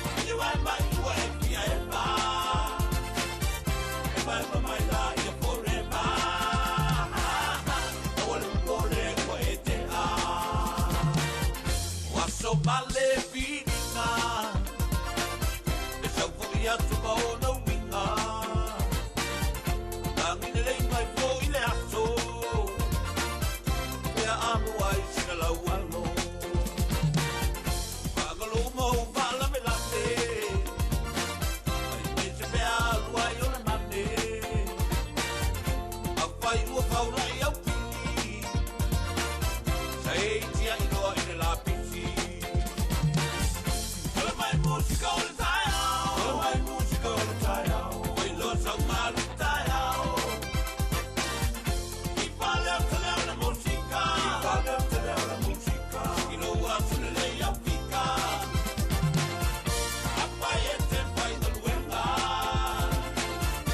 Io e mai ua e pia e pa. E mai pa mai la i e porema. Awale mpore ua e te a. Apai ua e piwa te tani. Nese pani e ki nese ki masi. Sa ole tala ale toia ina. Ole na morning tina wa ole a piapi. Apai o se tae au po. E fe atu o ni malo. Au ole whaia o te mea ai. Ai ki wha leo te le tio. Kala mai musika o le tae au. Kala mai musika o le tae au. Oi loa sau malu tae au. I pale o te leo na musika. I pale o te leo na musika. Ino atu le lei au pika. Apai e te pai na luenga. Io e mai ua e pia e pa. E mai pa mai la i e porema. Awale mpore ua e te a. Au e alu i lau ta vale. Ole i tuko i te vala me lape. Ai fia mo e pe vai vai. Ole musika e te malu si ai. A o tina i te whane na lama. E le musika e le whaitala. Whaalongo longo le toia ina. Le nisi o tupe ma le musika. Kala mai musika o le tai au. Kala mai musika o le tai au. Oi loa sau malu tai au. I pale o te leo na musika. I pale o te leo na musika. Ino atu le lei au pika. Apai e te pai na luenga. Io e mai ua e pia e pa. E mai pa mai la i e porema. Awale mpore ua e te a. Kala mai musika o le tai au. Kala mai musika o le tai au. Oi loa sau malu tai au. I pale o te leo na musika. I pale o te leo na musika. Ino atu le lei au pika. Apai e te pai na luenga. Io e mai ua e pia e pa. E mai pa mai la i e porema. Awale mpore ua e te a. Awale mpore ua e te a.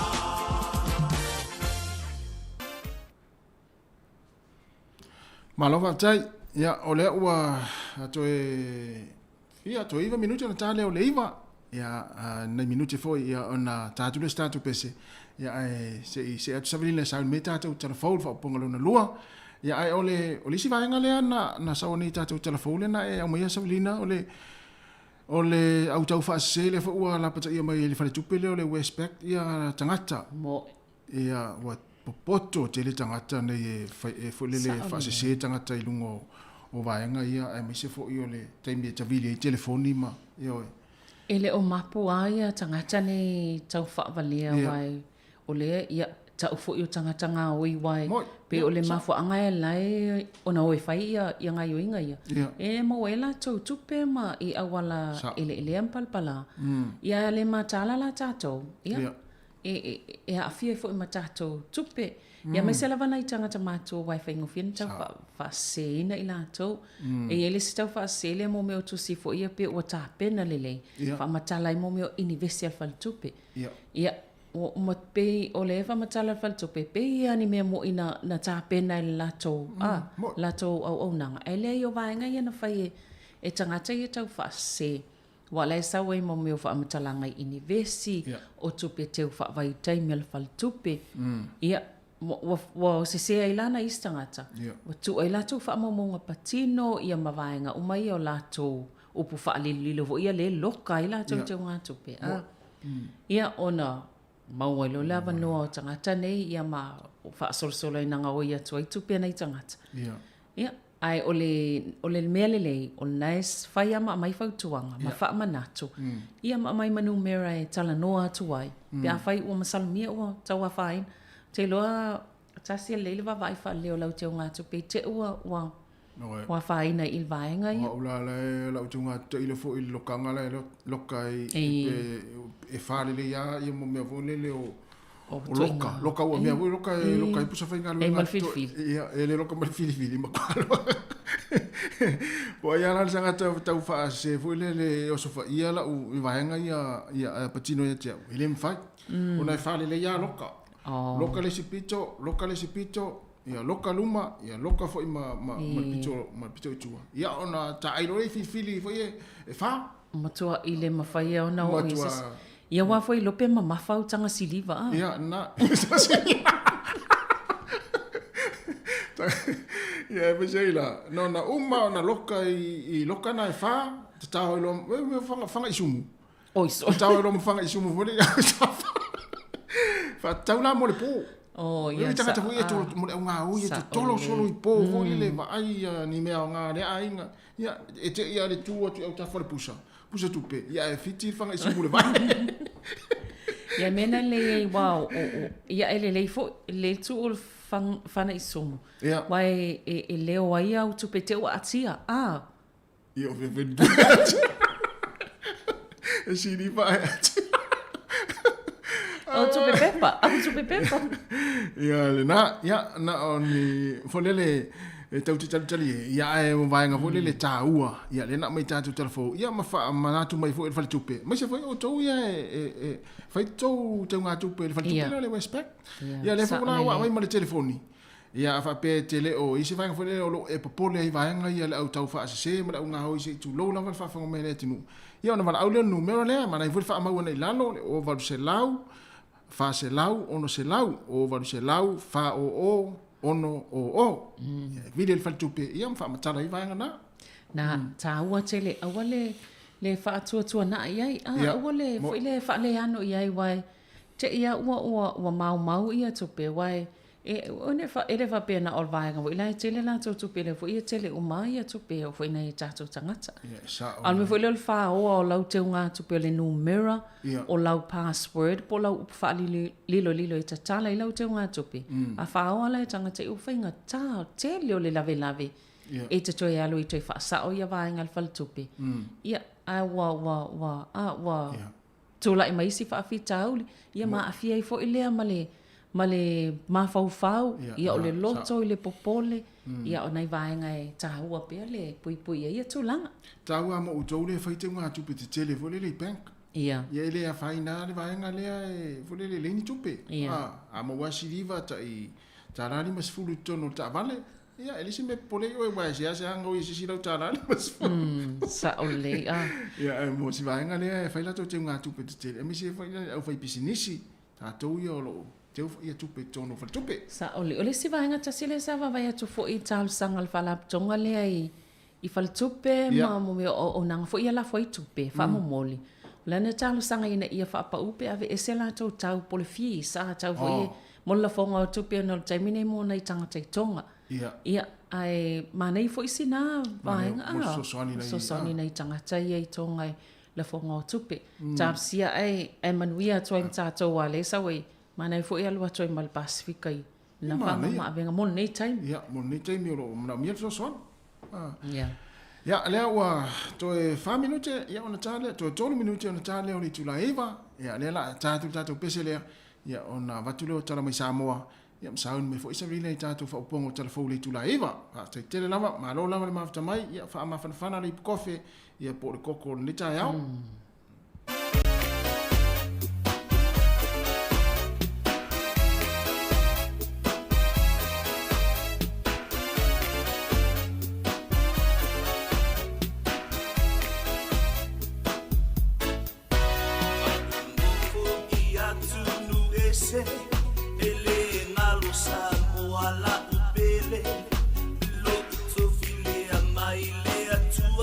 Silly Tumaanga fa akerisiano, awai fa abai oile te talo. E mana tua pea Samoa, ele ngalo.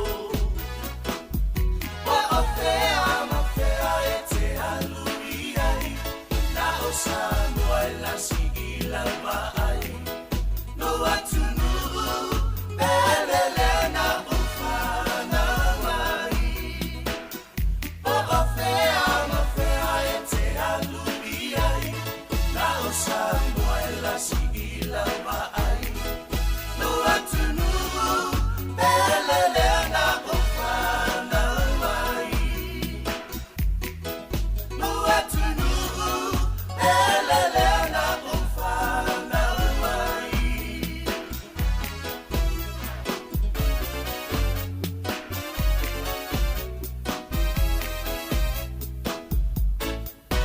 Lauangan ufaalo-alo, fai maba ai ngai e malanga mai fafo. Mane tua au me sina awane i whangalo. Ele ai lava o sol popole, mamulu mea i le wha mole mole. O wha vai na o lo uatunu u awa e te popole. O a fea ma fea e te aluri ai, na o Samoa e la sigila va ai. Lo atunu, belele na ufana mai. O a fea ma fea e te aluri ai, na o Samoa e la sigila va ai. Lo atunu, belele na ufana mai. Lo atunu, belele na ufana mai. O a fea ma fea e te aluri ai, na o Samoa e la sigila va ai. Lo atunu, belele na ufana mai. O a fea ma fea e te aluri ai, na o Samoa e la sigila va ai. Lo atunu, belele na ufana mai. Lo atunu, belele na ufana mai. O a fea ma fea e te aluri.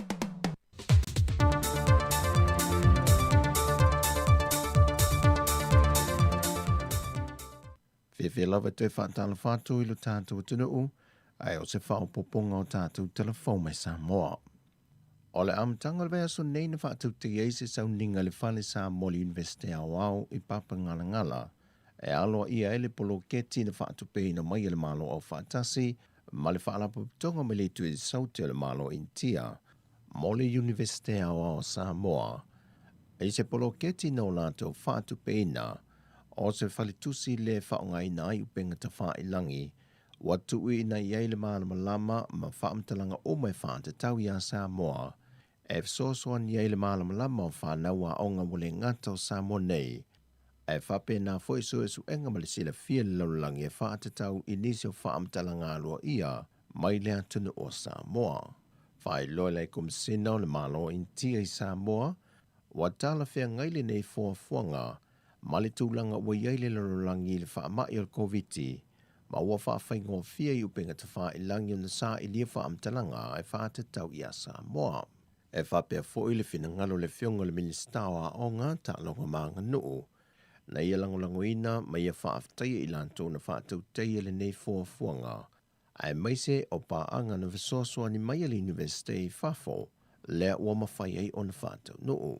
Sau no le fionga se ula Ioane toa au, wa tele se visoasua ni moalo mawhanau, e au tō vaatu li University le antunuu, e alanto suesu enga whaale awa onga.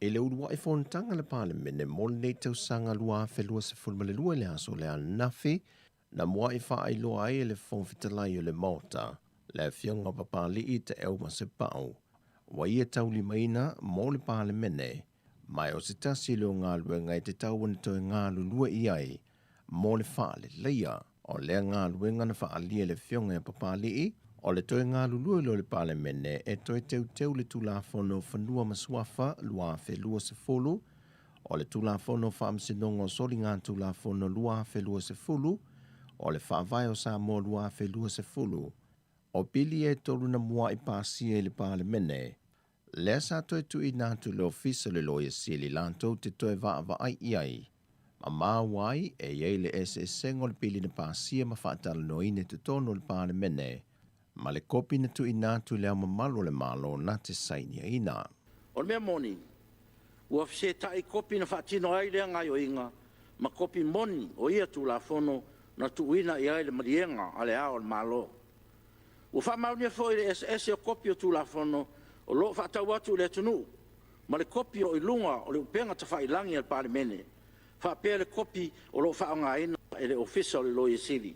O le polenga le no foa, o na ono afa ina ai le whaatautainga o ngā luenga le whamsinonga.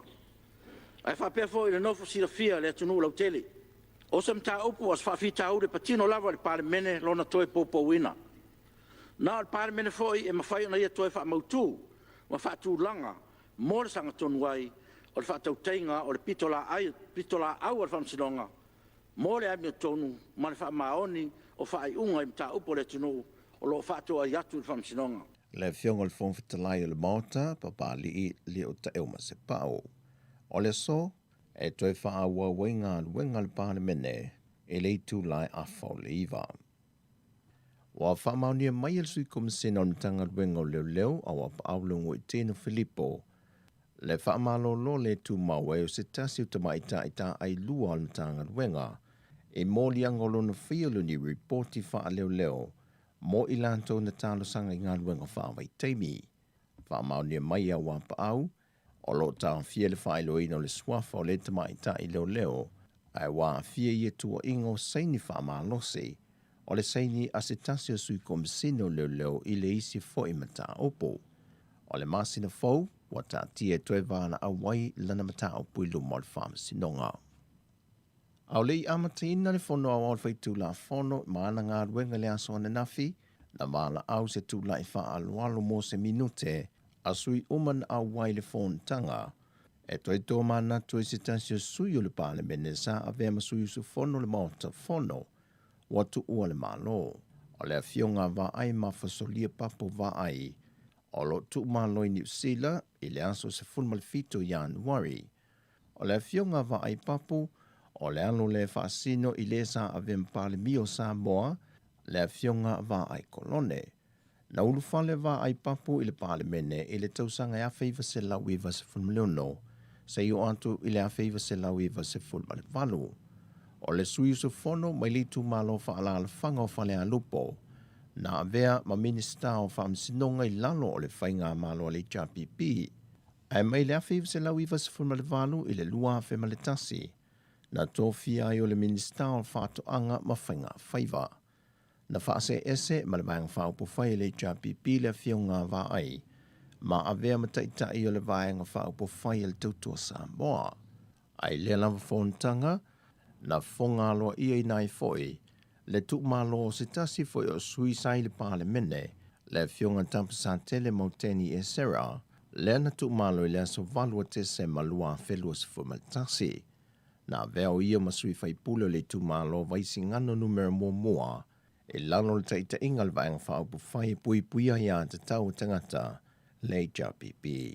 O tanto tala whauia mai sa momo le nei fo yaso, manuia le tanto tenu i tiute ma whai vole a whenga iai, whasoi foia.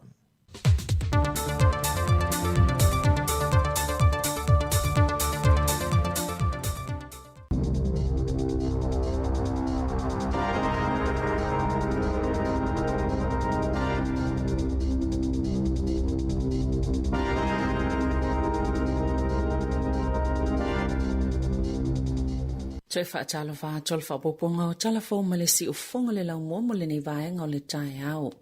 e silia ma le sifulu faafe le awhaiga o tamaiti na whai o lātou tuipuipui. I le asonga fua le vai aso nei, le taimi mua na tatala i le polokalame o tuipuipui mo tamaiti mai le tailima i le taisifulu tasi tausanga le mātutua i tutono New Zealand mo le COVID-19.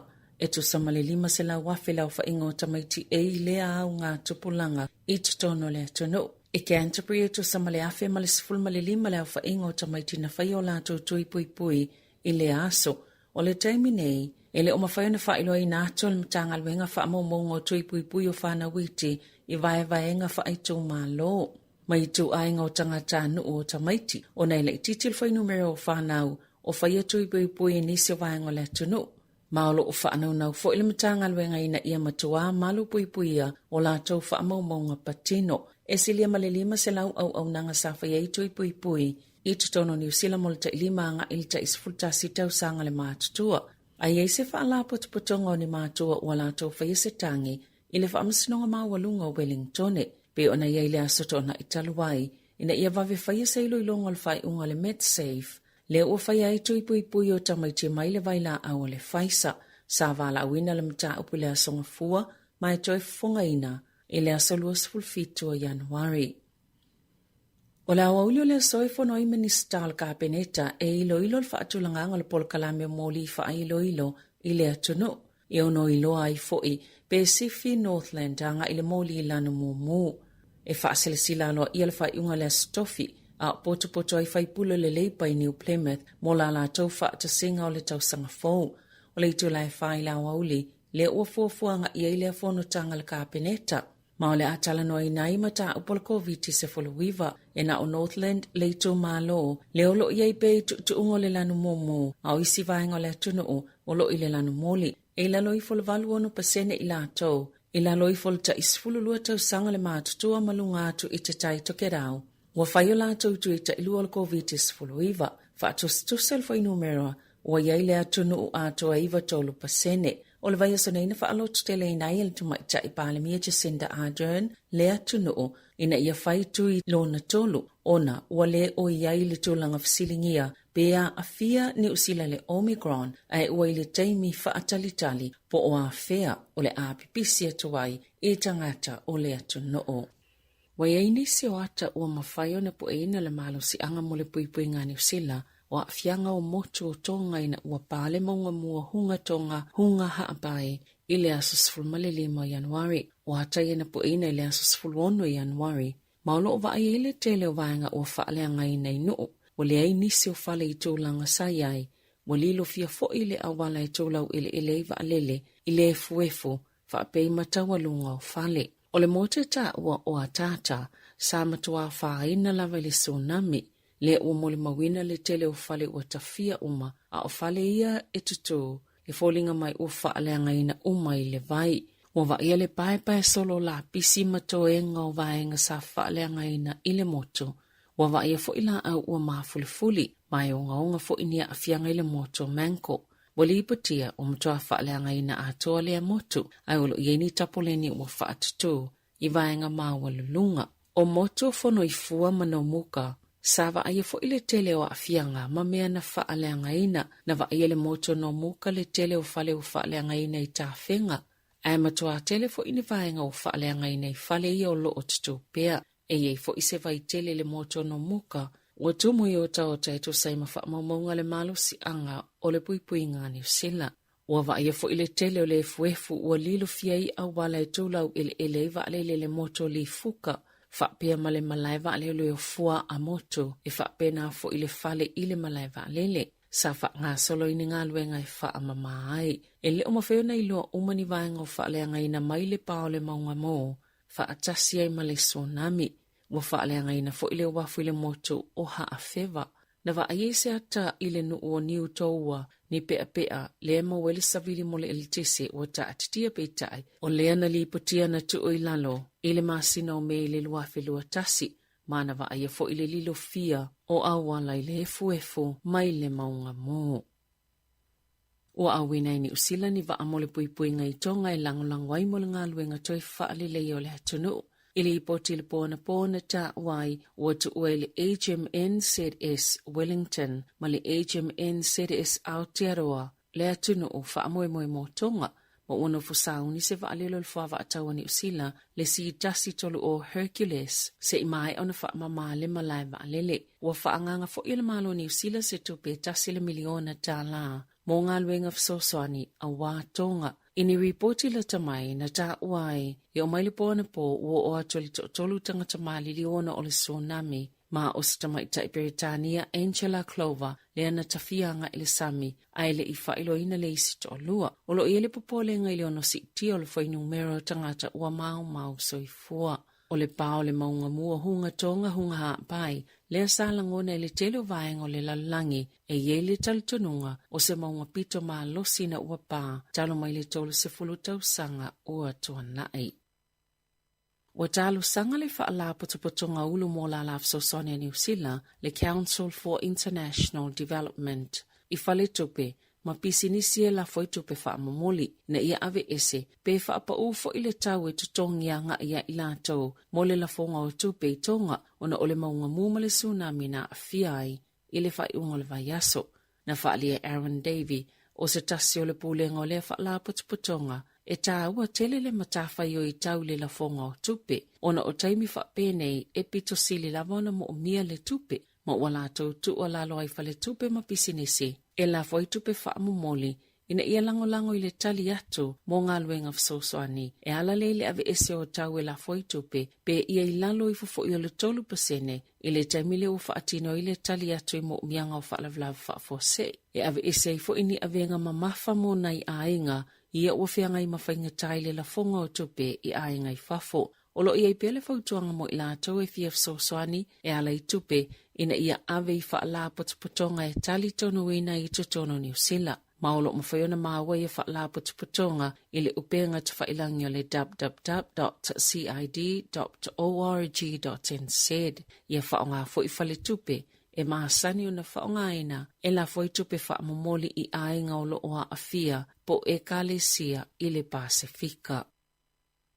Ua whailo se tasi o tamaita i whaipule a New Zealand Jenny Salesa, o lea whaatuina i le malai o le Mount Smart se polo kalame, e anga i tangata e lau ia i alatou whaamomoli mō tonga, ele o mōni fsota inga matonga ina ua mō tisia le eltise, ma vaenga mō fsota inga i lalo le sami, ona o le maunga mō ma le tsunami. Ua whaatuina le Aotearoa Tonga Relief Committee, e fsosani i ainga i New Zealand, mo le avenga o latou whaamomoli, a wao latou ainga i tonga, o Jenny Salesa sa soifua e tonga, maolo ave nei malisi ta ifono le komiti, na ia ta ua, walatou moni puse la wai oloa mai a Sir Michael Jones, malalatou au nanga, leo le aiele malao Mount Smart le vai sonei e whaatu mui whaamomoli ainga, e fia la au tonga, o whangu vai, o mea mawhaiona whai e kuka, o oloa o tau mawhai pe o alaisa, ma oloa tu apa e le vave o na leanga, o lo o mawhai o na la uina i tonga, ma olo o talafo i le avanoa moni foa i tau tupe.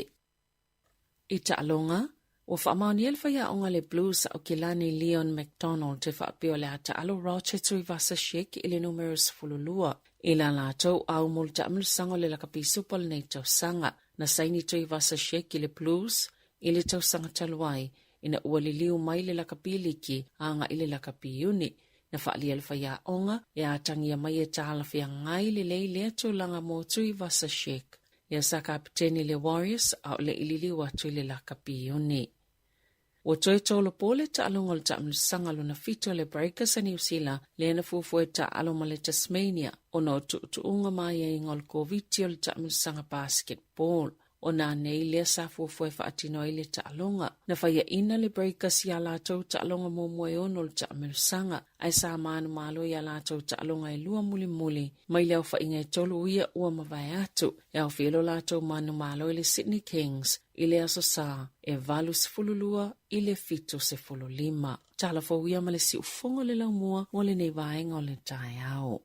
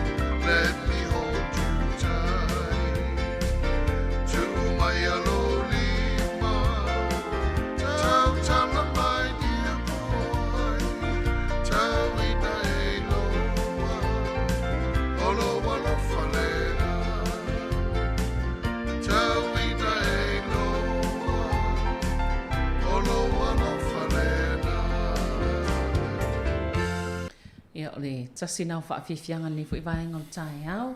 Ia o le nasa o tau whaafonga mai to awina ato tātou tala fau. Mai Samoa ia whaapea foi.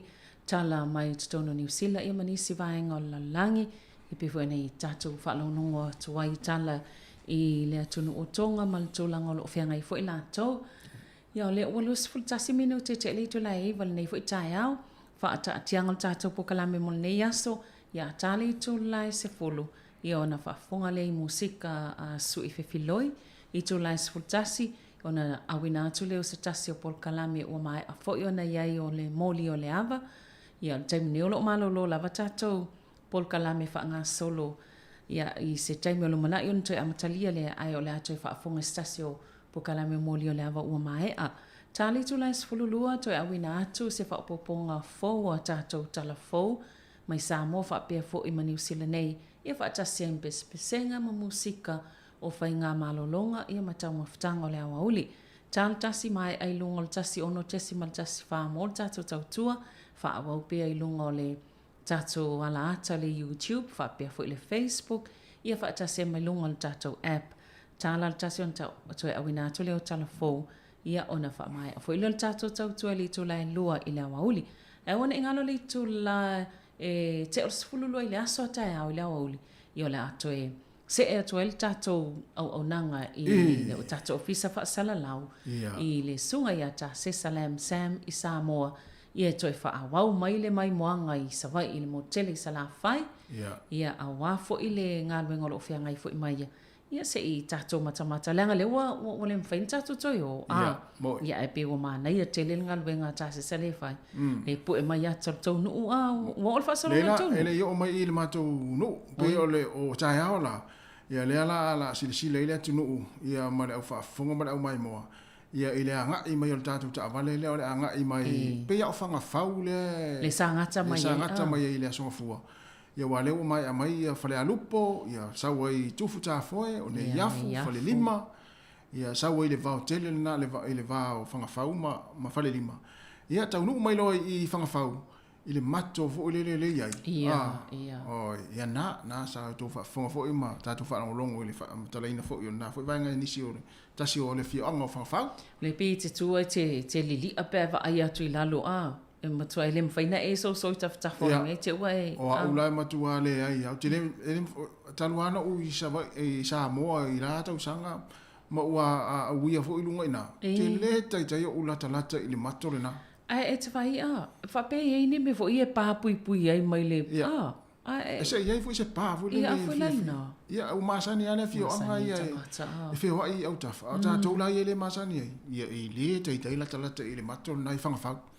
Ia tai au la lela amata mai nai i fea i samata i uta, saua i samata i tai, fo ngā tuli, ia waipua, fo ngā tuli whai ai, waipua, sangone, waipua, fo ngā savai, sangone, fo i lalo, ia fo i lunga, sa tu i atua, ia le me fo lele le whamai ia iswai le telefoni fo lele wale sa tu i atua, Beach Resort. Ia ua sa tu ia tua sa karsosi. Ia o no mai no le ina. Ele o ina na vanga na no fengal vega na. Ele o i vanga na no fengal. Ia o tai telefoni.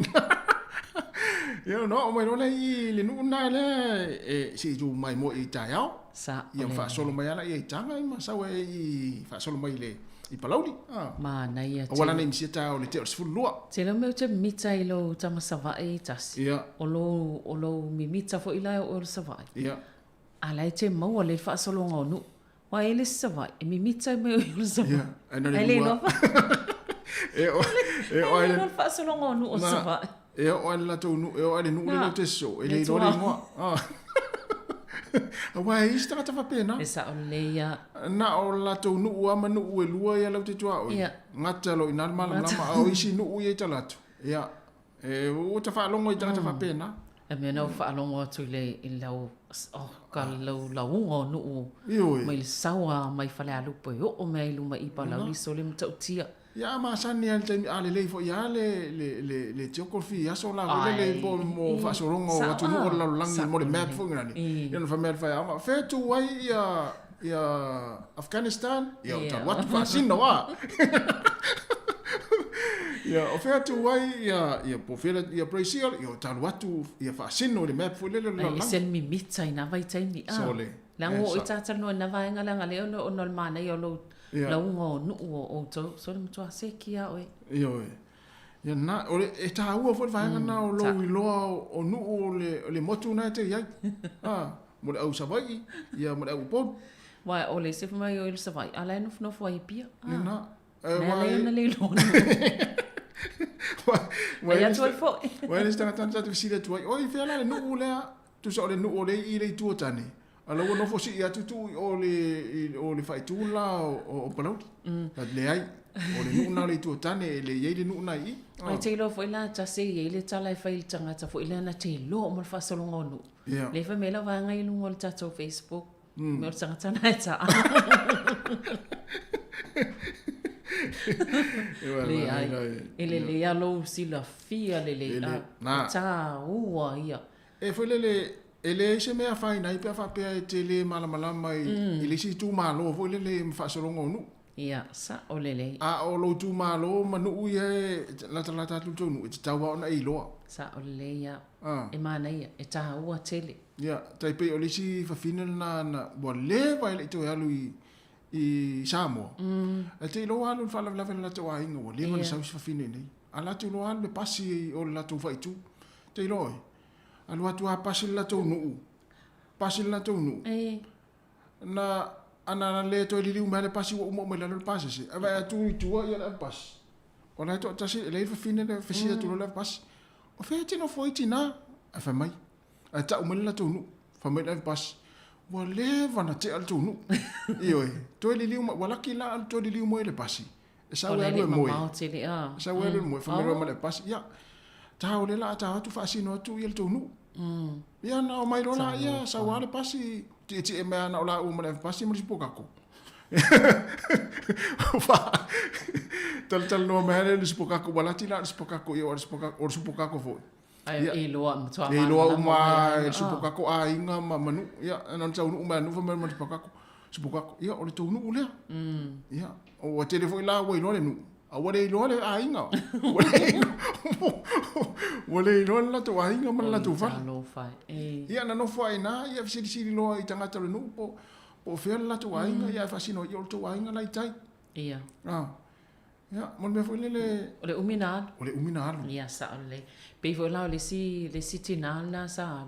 O wale i loa foi fa solo no la to i to malo. Ia. Ia wa mantua lau papa fo ia fa ilu ilo le tu se mai ngo nu ia e te lo fo ia isi me la wa pe na alu fa mamafa o ko mai liu wa alu pepe le timu ma i ngo lau pa ia afulana o tu nu na fa mai o mala ela o mala ela so ile ai o mala ela Tato vai lá aí. Vai lá. Essa olha ele ia lá Saverina. Não vai foi ele fala no foi o coco Samoa ali si nuna. E tu me lá mala tu lá o papa foi ele me lá o tupu. Wau lá no pito tau no lunga. Na tava ia tu le fapia. Sole o ele no le. Tu sa si no le ale fi anga Iva se tu lo fa ale fi anga Iva. Tava tu no family tu singa lá papa. O avi. Tu sa wa avi ale Iva. Tata o mata tu. Ola no atu o avi le upu. La o fa o se sela o papa sa tan fapia. Ia o koko ia mele fi anga Iva. Ia sa la. Ata vai tu o koko mele fi anga fapia. Po ise no fa popo. Fapia pia o ise no fa o sa mo o Sa o ile o le story na vai pero fo. Ia sa si oni sa ta fa no ngo tu nei tala fo. Ia.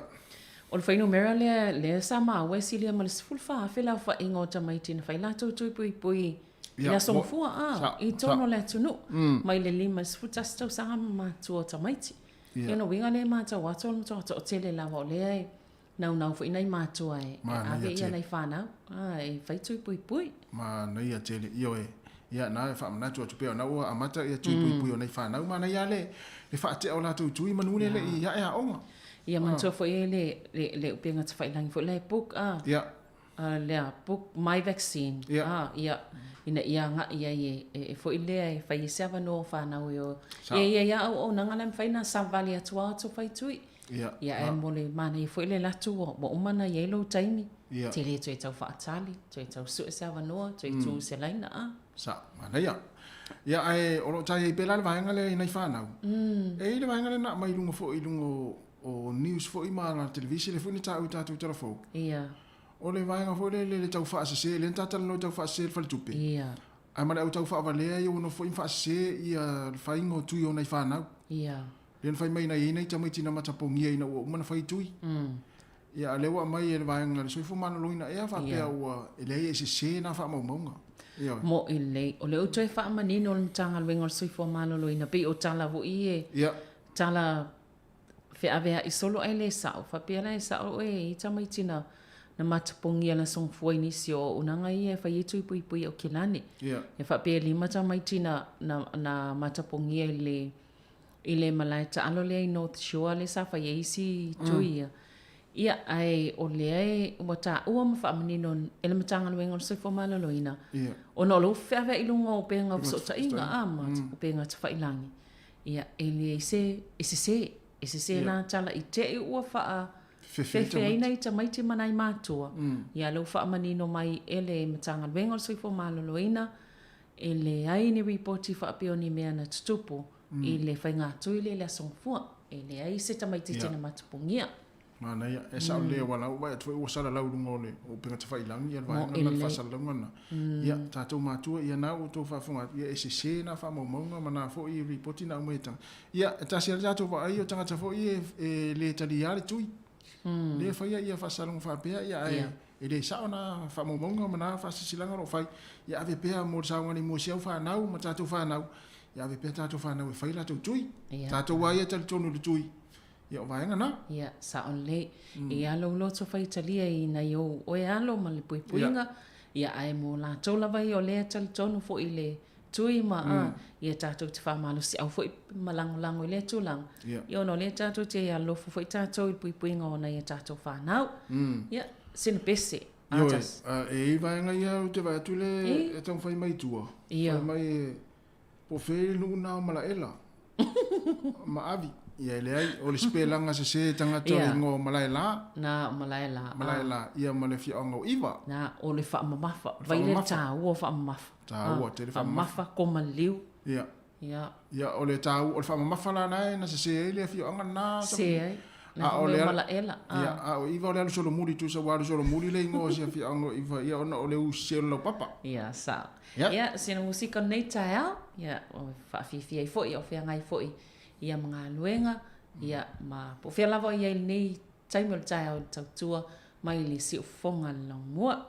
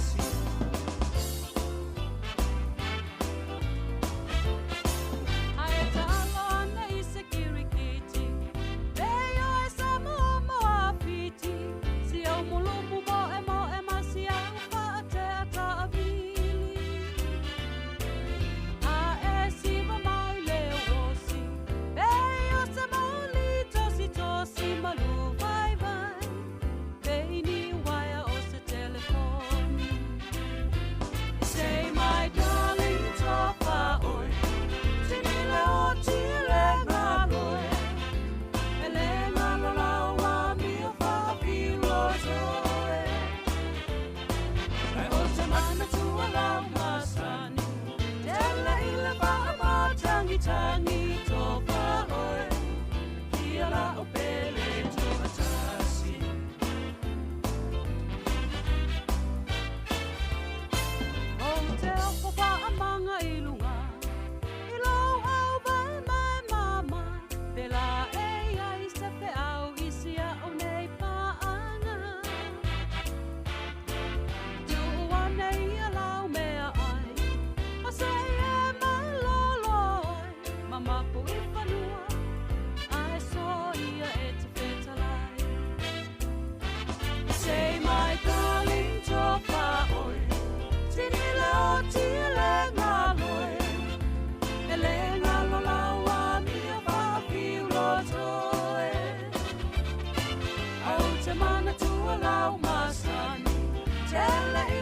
whaamatangitangi tō whaoe, ia la o pele tō atasi.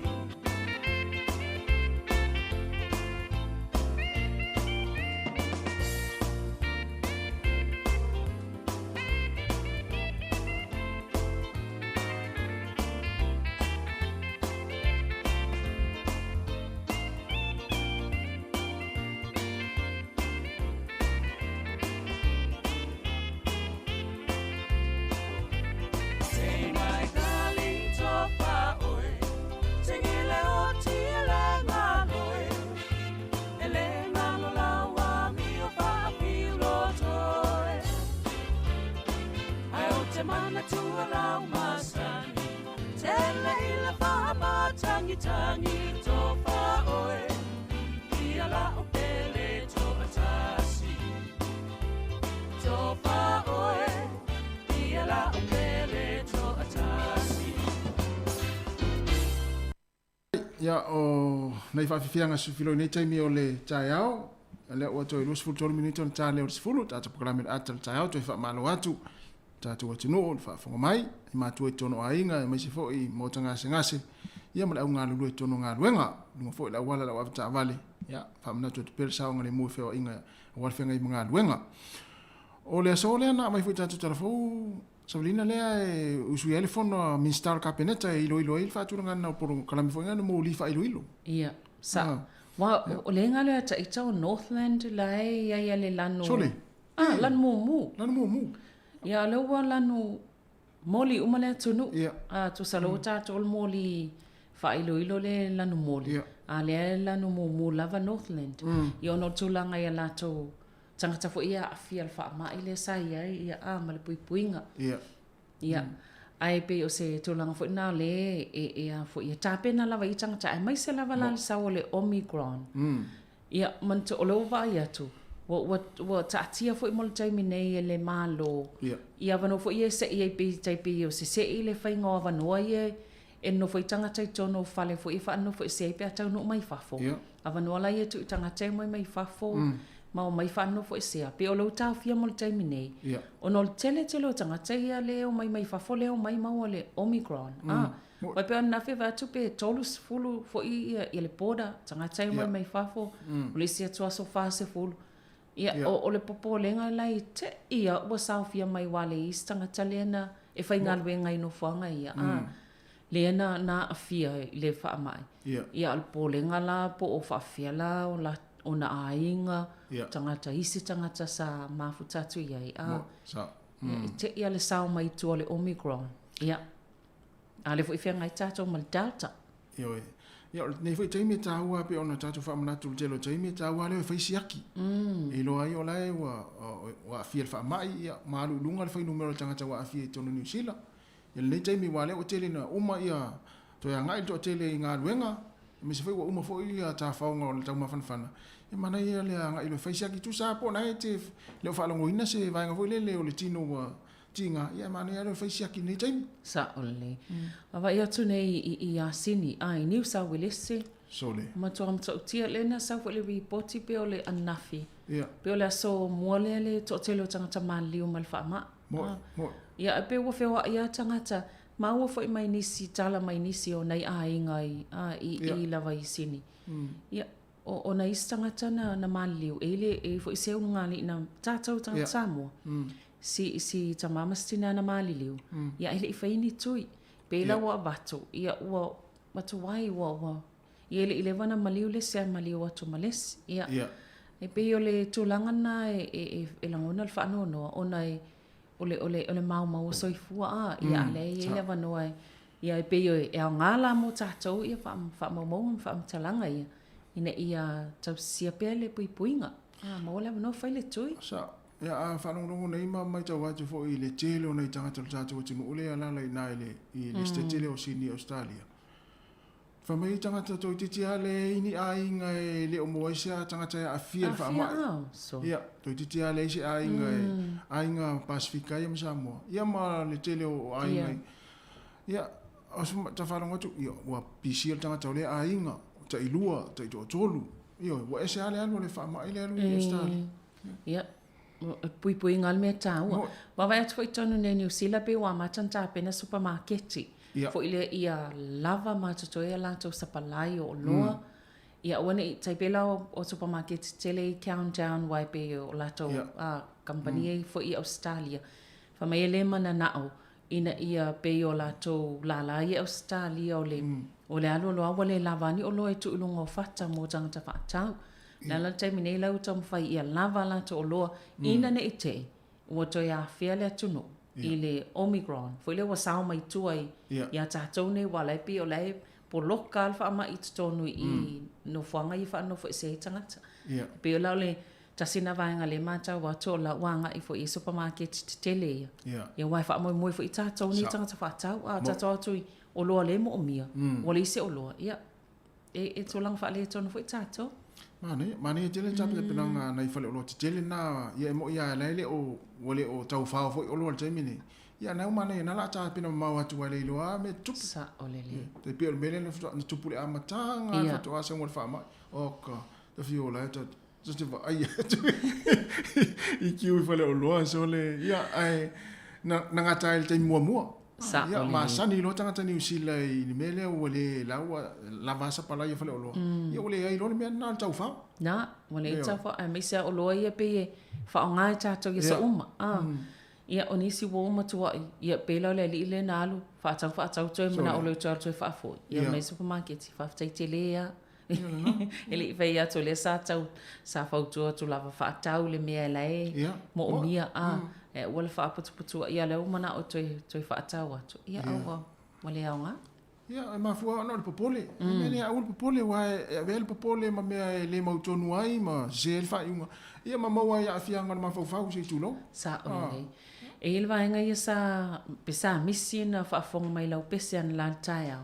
Pa mai lai pen whaina e toi pese atu. O le taimine ua pese ale tupe. O tata ua pese ale tupe. Ia, na. Ai, ma lo lava. Ia, ma nei voli tatu whaatalo fubua le, mana whaatalo whamali tatu wa tunu. I tano mua tatu whaatalo fo ina i mātua o lo whaalongolong mai tonu a inga. Misi tonu mau tangase ngase, whaaftai tele lava le tapu i mai. Ia liliu mai loa, ia le vai o sina fatulua pe o la lea upu, ia ili tato Facebook, ia whatalvatu Severina Vaonga, pe foi i tunu mafono ela ma tai rata, whamalulua tua i suafa, i whatalvatu Antele Riva, malo lava le mawhata mai, Severina Vaoa, ia Erika Maoe, ia malo Erika, ia fua malo suisala ono fia, ia olongvi ona semo, ia tumaita ia maima eva tafola, malo alta falta yao, ia whapefo i faltua, ia whiangang iai, tui whaasina, tau vao elna, ia male sunga ia oilisi lea, wavetelea lulunga al tatou ioe. Ia, mauto uma ia mai le taimi, ia whaatalo whatu, whaftai tele lava le mawhata mai le tatou pokalame, ia mua tatou le fia le nitai au, pia ana fai atu ia fa pe ua tele fo ile vili mai sa mo le nita fa pe na wa fa no le te ia le vili mai vanga le sa mo le te mini le au le lava fa so le ai fa mo me tan fa mo ia mo tongi le pili ia wa to e se limas fulta la po se fits fulta la ia la fo sa mo la ilo vanga le sa mo wa o pili ane ia tunu una we la fo mai sa mo ia e fentai mo tongi pili ia sa le am tangal tau sanga Tau sanga. Foi hina i aingolo so soni nei whanau la wa mata. Wai pel vaso nei la wa mata ina e sia o ngai Samoa. Ia, wa e ngai Samoa. Ia e sele vave. Ia pe o tātoi nei pe o Februari le pe te len vai atoe ai a onga. Ia manu ia fo ia tāpenanga nei mātua i Samoa. Ia se tasta, pe se tasta. Ia, mana ia. Te lea lai fia siva ai pe ua. Ia, tua nei lunga siva. Tua nei lunga siva le tātou pese lea. E fuala o siva le pito le pese a vave ia so o te mi so wale nei fa mala stino tai au ia fa pe vo siva sa mo ia mo e u lena to ina la ia tato pese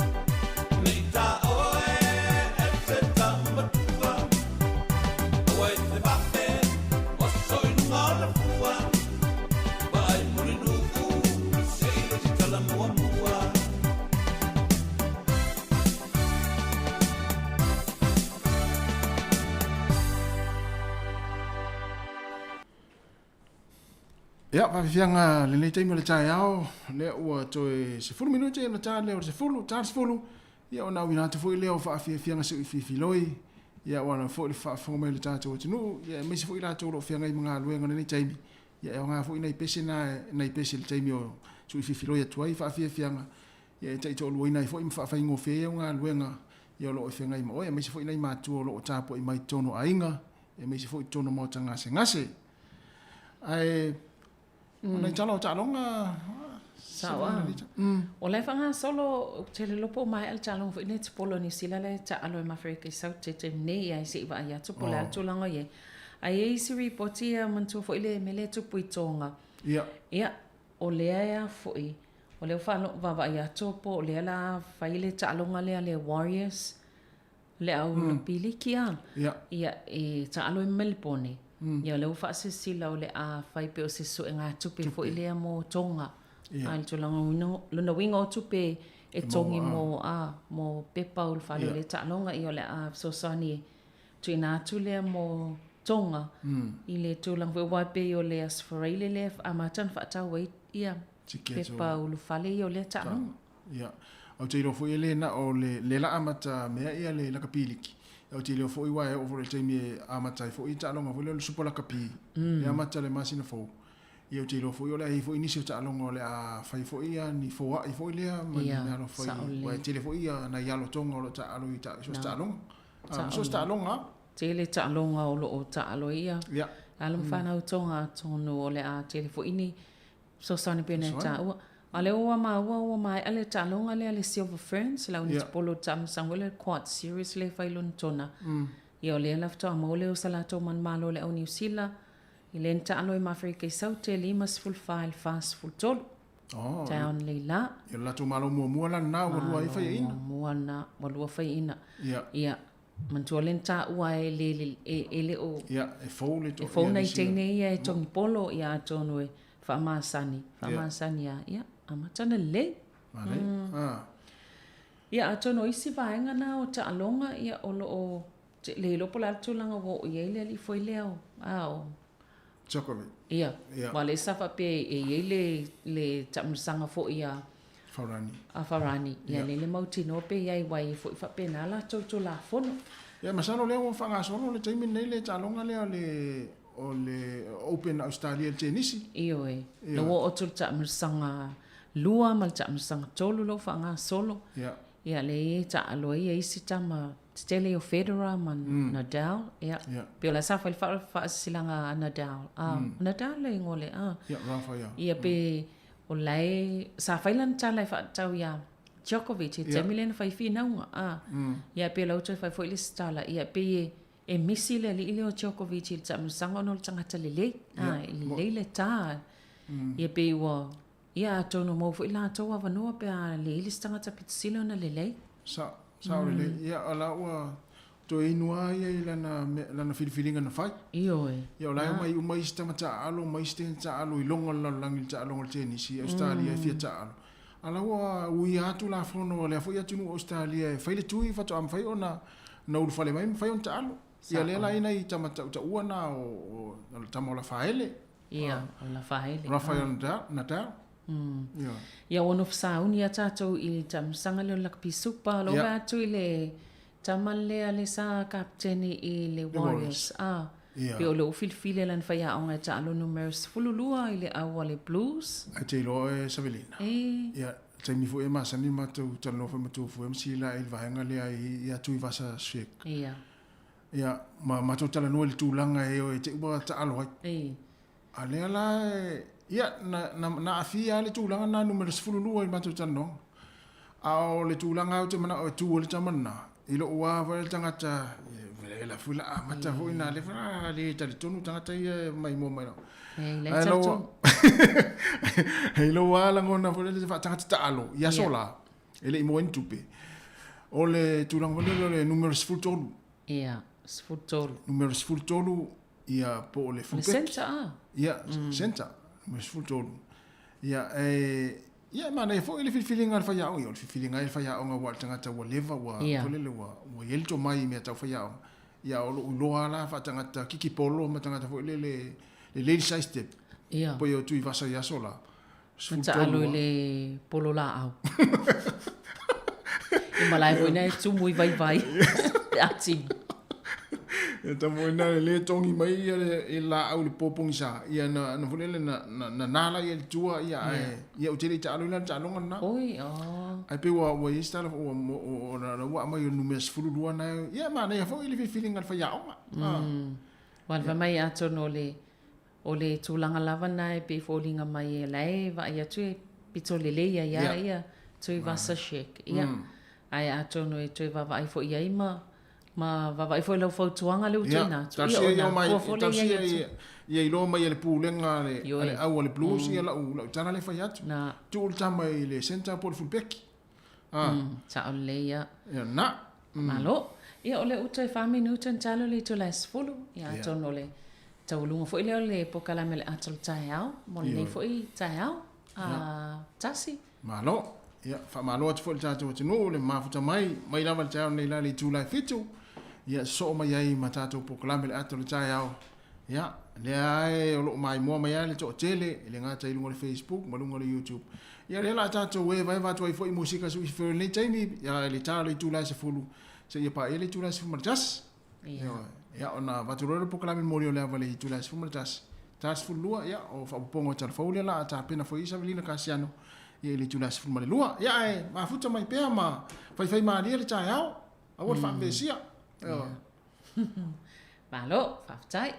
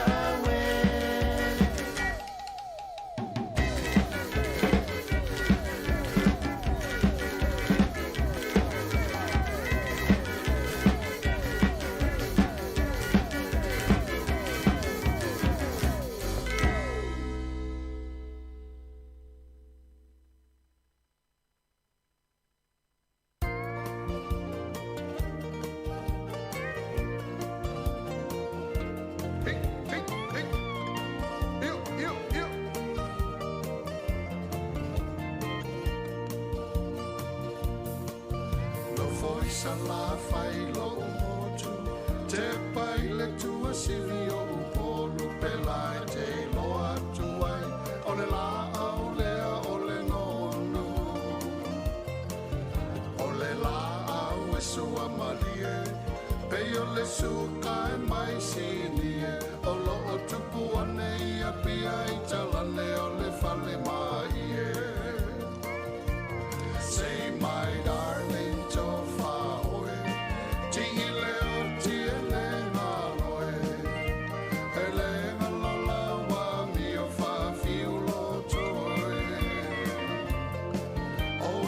ala tua lau masani te leile whaamatangi tangi tō whaoe nia lau pele toa tasi hik hik hik hik vel vel vel hiu hiu malie malie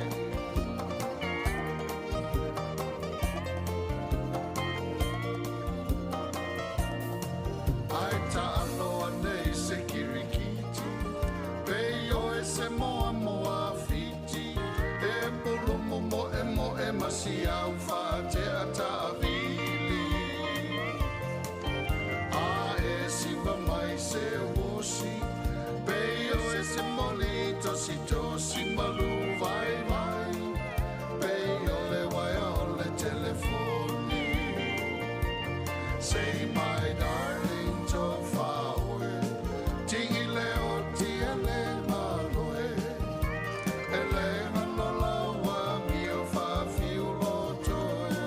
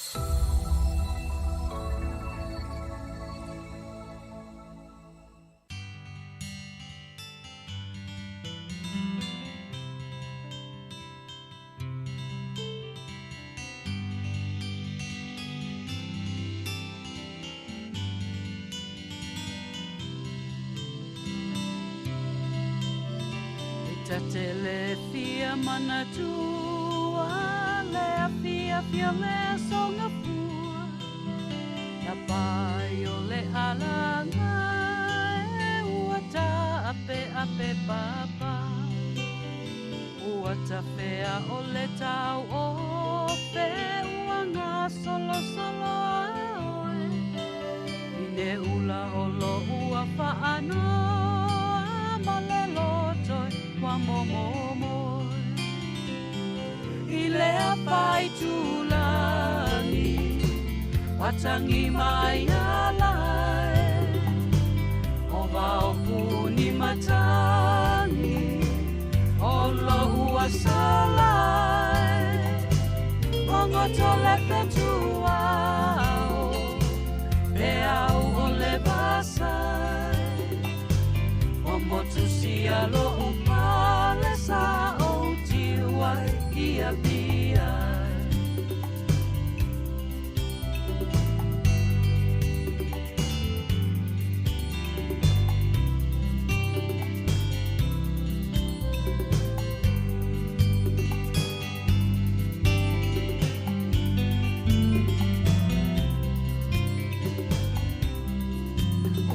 Sili ole atu ubale ile pale tronu le vainga le pai. Alo sina le puai pale fa apea se umanuta pai.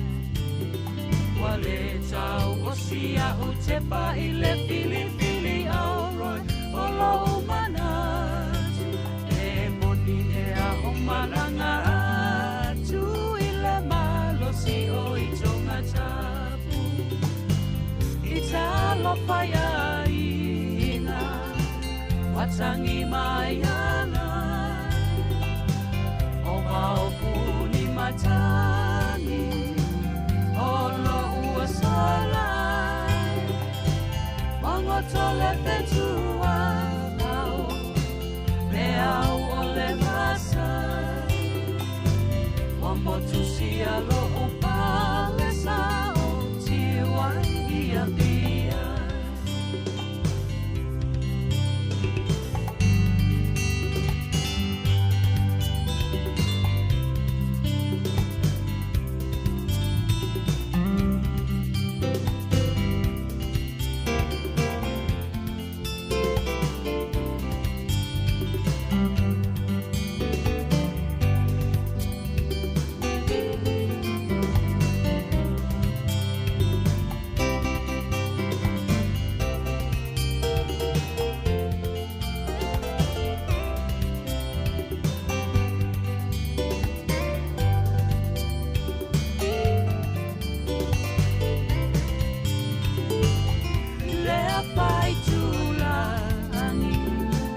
Watangi mai alai, o wao puni matangi, o lo ua salai. Wango tole petua au, me au o le basai. O motu sia lo upale sa o tiwai ia pia. Motu sia lo upale sa o tiwai ia pia. O motu sia lo upale sa o tiwai ia pia.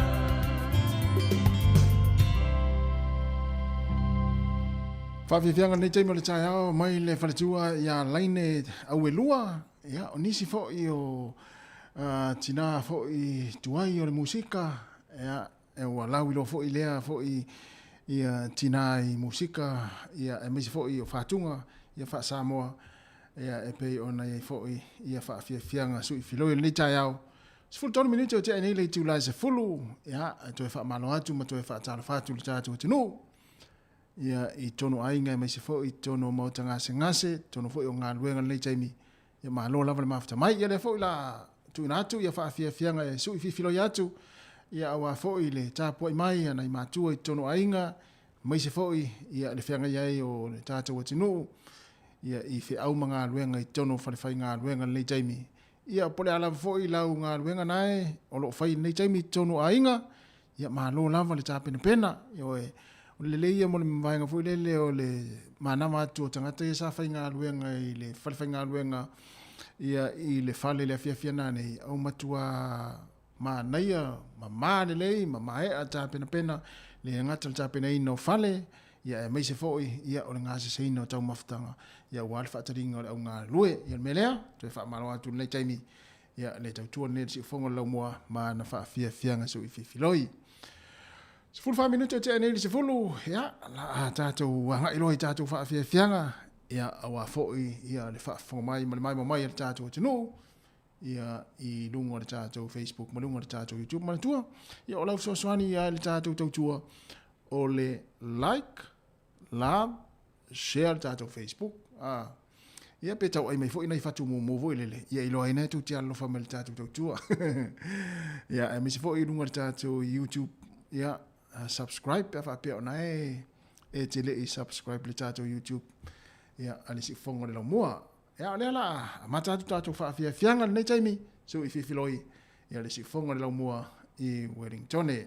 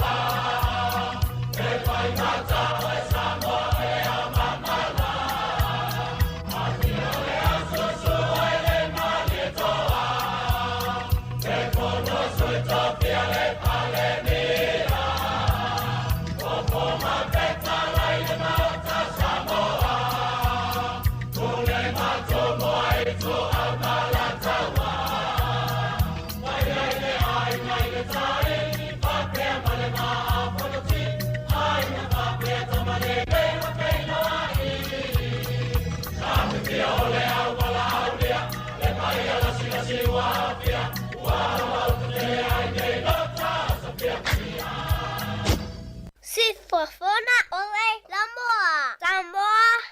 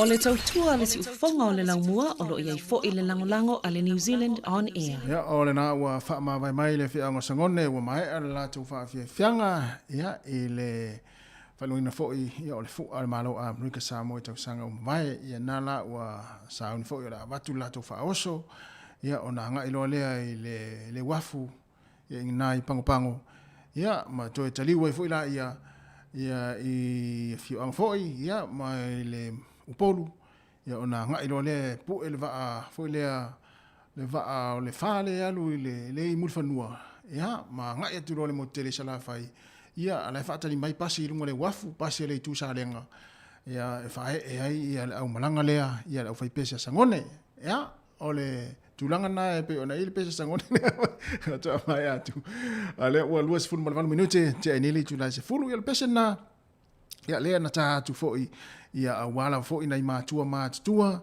ia o loo whaalongolongo mai tonu ainga, ia matapua i mai, ia o pese lawa nai fia i lātou, pese whaaleanga nu, ia e mai se fo ina i mātua o loo whaata o tolia i tonu mota ngase, ia ma nisi fo i o mota o loo tausia whaapitua i nisi o matua tausi, ia ngā fo i pese na e moli atu, ia ua lewa fo ina tau fia o i Samoa ia pangale o le mfain tatou o no fa mai ia mane fo ina i pespesenga na ia mo lawa fo o pese fa ranga no utuai ia e mane fo ile nei taimi ia e tatai natu ia wala fo ile fa fonga mai ia anai matua ia e o le pese ia e ta fa pitoa fo ia mo ila tau o lo mafatia fo i mafatianga o le tino ia me se fo ia ila tau film na mi fo le so soani ia ala tonga fitinga le fo mai ia le pesela le taina fa pitoa tu moto mo le punia la va ia ai o lo fa tu ai mo nai matua i tono ainga ia mai ila tau o lo mo fo i tinga o le tino le taimi o le tai au ia e moli atu ma lo fa tu tato pesela ia mo o to umalava ia po nai ainga fo ia wa mo tu sia fa fo se fo maftanga ia mai pele ainga le pesela nei ia e taina tu le wa fa tonu lava le tu la se fulu ia mafuta mai pea lela fai foi ma fa so so atu fa fia te lo le ia to inga pese ta mo le au aveta vale le lungo le awala mo pe la to fo ia mo la to le finga luenga mai tono fa le finga luenga i masini ia ma pese ya nga mo la to ia fe pe lungo apu inga luenga fa vai taimi ia ma pese fo i mo taina tu mo la to ia ro finga luenga i fa le fasi manu se tu lo ia pese fia to inga nga luenga fa pena ia pese la le mo la to lo fa to lia fo ia il falefu mna apulo tofanga ia wa fo ia il fenga ia i mai o le tino le punia la va ia o le tai lenga i petesa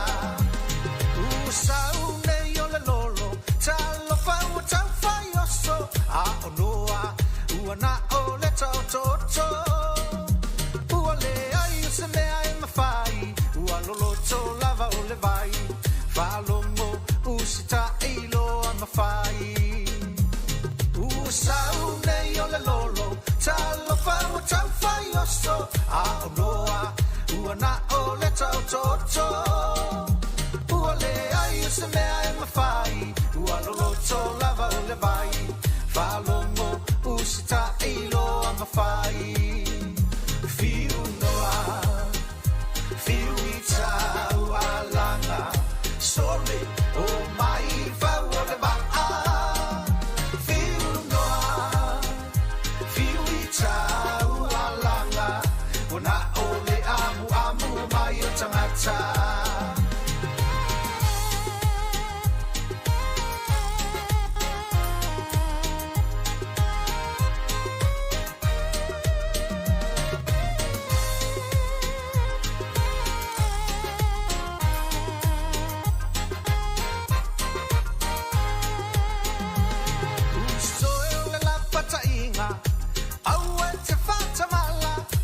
Tani ua liu tino tangata ia lelei o lau whalongo ai awa e te toe nofo nofo fia fia la ia lea li iua e sa o loto usoe o le la patainga awa e te whatamala o satani ua liu tino tangata ia lelei o lau whalongo ai awa e te toe nofo nofo Fia fia la ia lea li iua e sa o loto Fiu noa Fiu i tau a langa Sole o mai whau o le waa Fiu noa Fiu i tau a langa O na o le amu amu mai o tangata Fiu noa Fiu i tau a langa Sole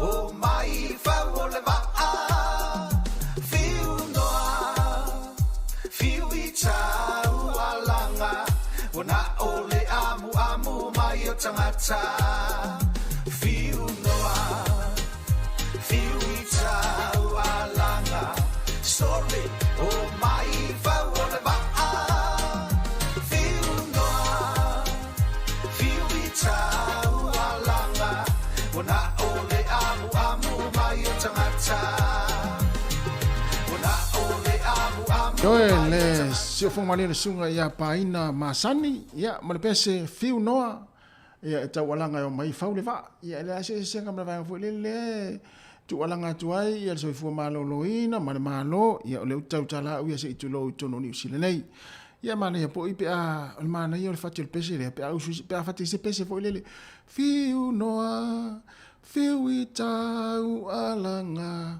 sole o mai e fai tau tui ai se mana ia e fati fa pena se pese io e fatu ai foi to es full 1 minuto na tale o le tu la se fumal tasi ia o le proclame mo le ava pe a tale se fumal tasi ia le proclame le na tapina ina le sunga le fa fengainga o Reverend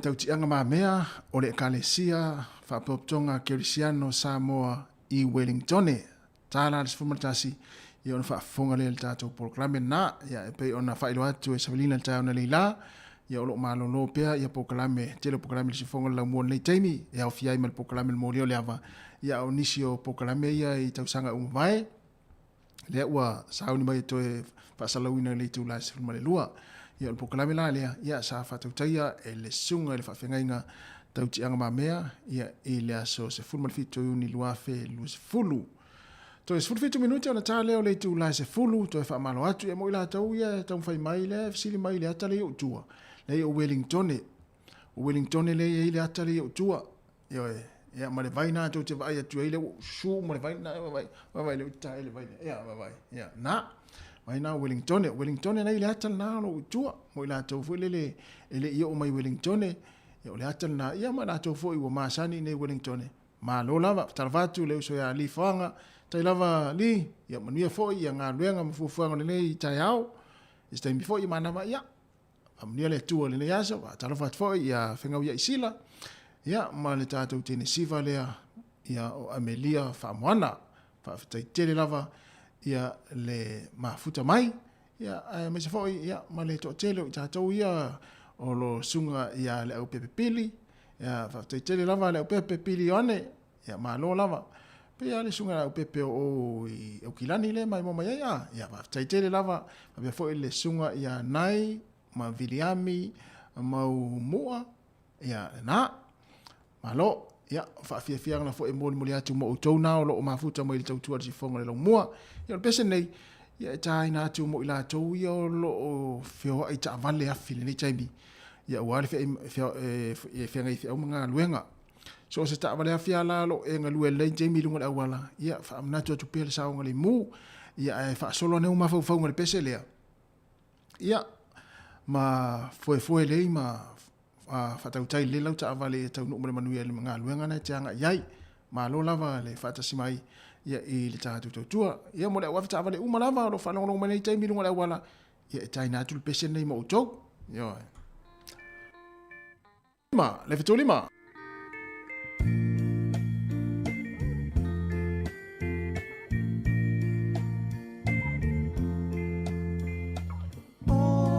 so ai le lawa o fia mana tu ale o ti o te talia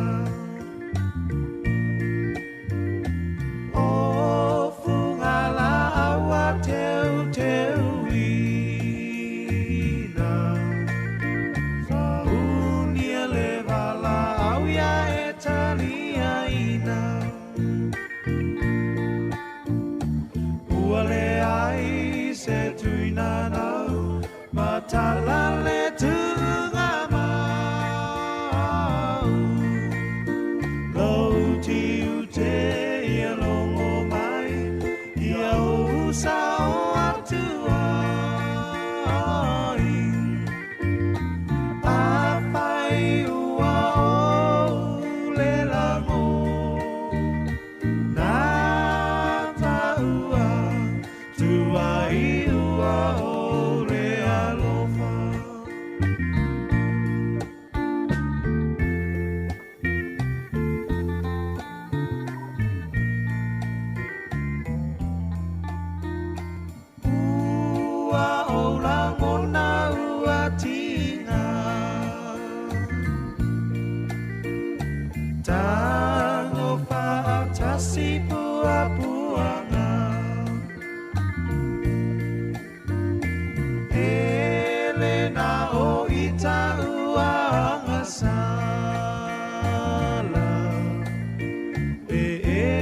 Sona moe aele ala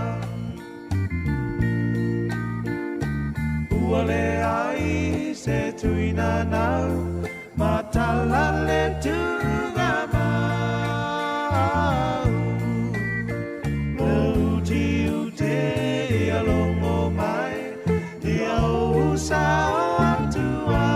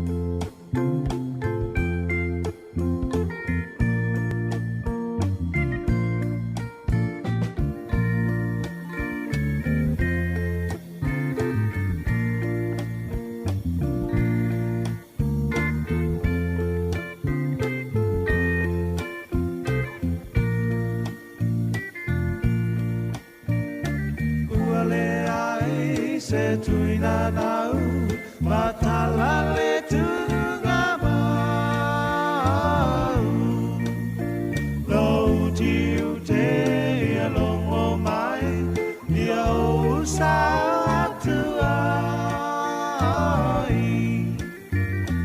Apai ua o le lango Nata ua tua iua o le alofa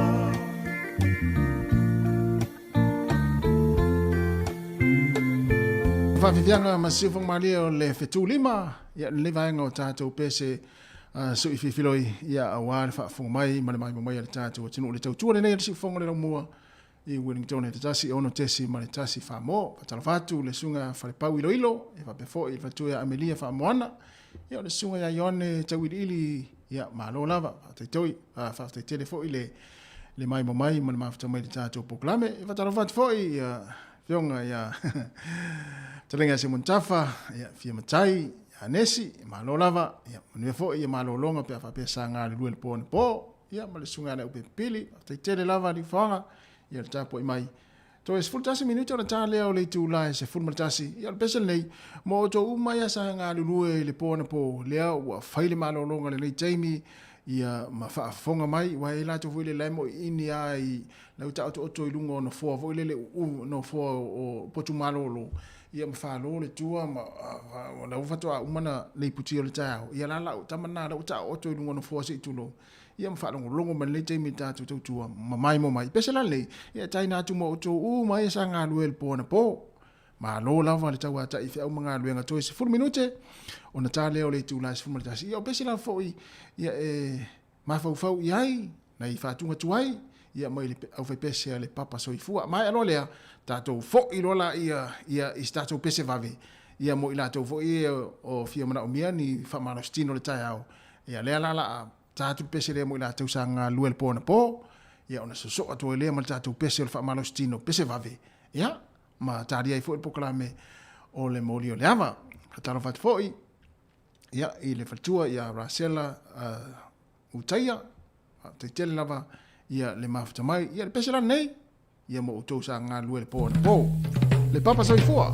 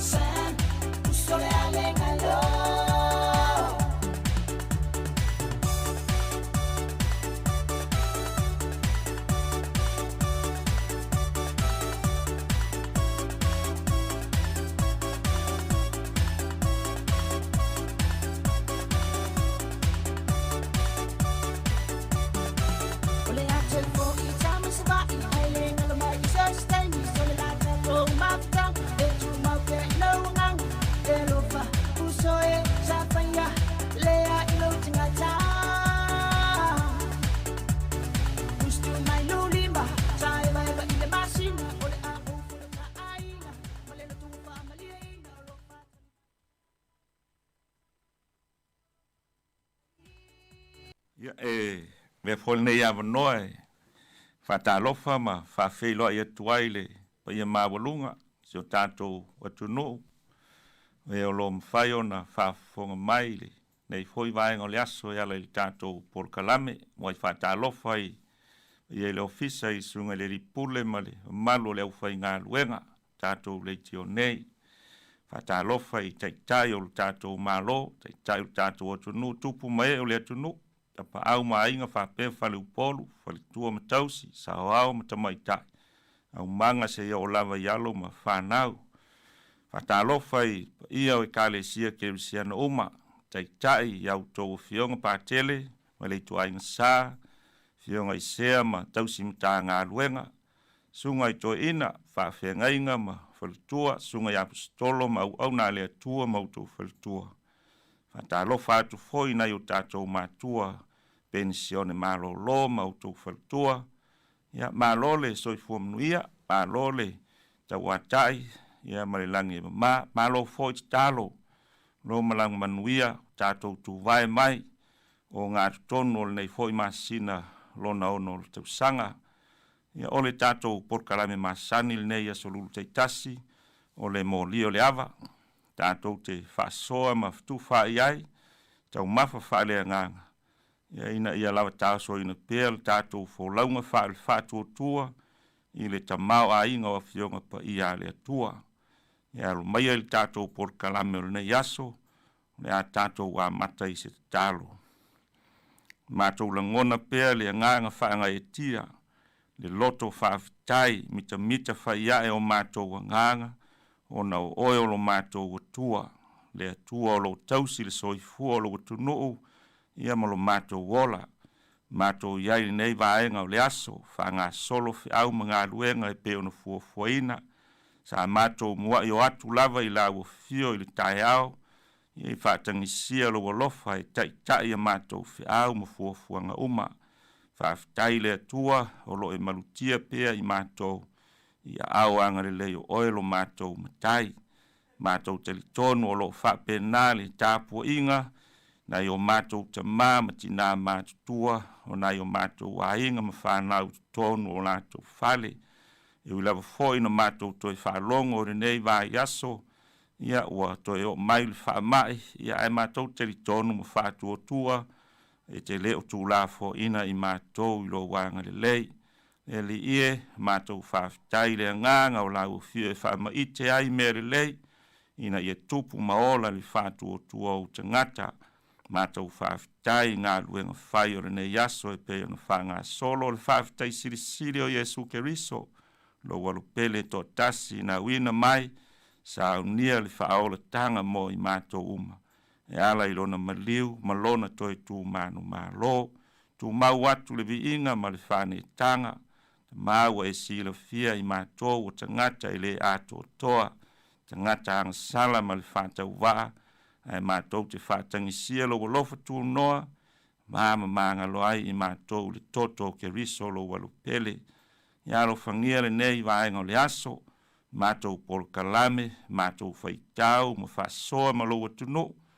Ia au aso mātou woso whaalea nganga, ia e ala i au fionga pa ia, mātou te talo, e vai lava le tangata, ai mātou te whamoe moi le nganga pa ia o lau fio. E soa soani ma wha matala loto mo i mātou, ina iai se ao ngā nei Paul Kalame mo i mātou uma. A mata ma whaai ue lau fio i ulava mea uma i le vi inga o lou suaf. O na o Yesu o mātou stalo atuai. Amen. Ia, natu foi o le a whaasolo le tātou Paul Kalame i le nei tae au. Ai, iai nei tusia o maia. Ia tātou te whai tau iai, pe a whai o lo tau au ina lau tuspa ia. Ia whaamone mole tanga iane lai nai tusia e tolu. Ia o le a whai e tātou whaasoa nei aso. Ia maua fwoi se tātou o se whaelea nganga o le māteio, luas fulma le valu, o le fwoi upo e fulma le ono. Ia e whaangata i le luas e fulu, māteio luas fulu valu, fai upo e fulu ono, ia o atu i le luas e fulu. Ia o le tusi mai le whenga inga tuai o le Deuteronome, tolus fulu tasi, au le fai upo e fitu ma le valu. Deuteronome tolus fulu tasi, fai upo e fitu ma le valu. O le tusi lona tolu, o le tusi mua mua i tupu, tusi mua mua i tupu, mata upo e lua, au le fai upo mua mua e o atu i le wha. Tupu mua mua i tupu, mata upo e lua, fai upo mua mua e o i le wha, ia o nai tusi fai tauna, ia e fai ono wha o ngā i tātou wha soa wha le nganga o le nei aso, ia ai le tu ua ai, te le fo inisi ta mau a inga o lo o tau sila fia. Ia o le am fai ona lango sua e wha amatala atili le tātou mata upu e pe ona o au maia. Ia mo tātou le nei aso. O le a tu atu le a manoa le tātā mai sina tātou pese. Ia au fai sila e lau tu spa ia. Ia ona wha solo atu lo leo le tātou mata upu o le nei aso. Ma le wha alo alo.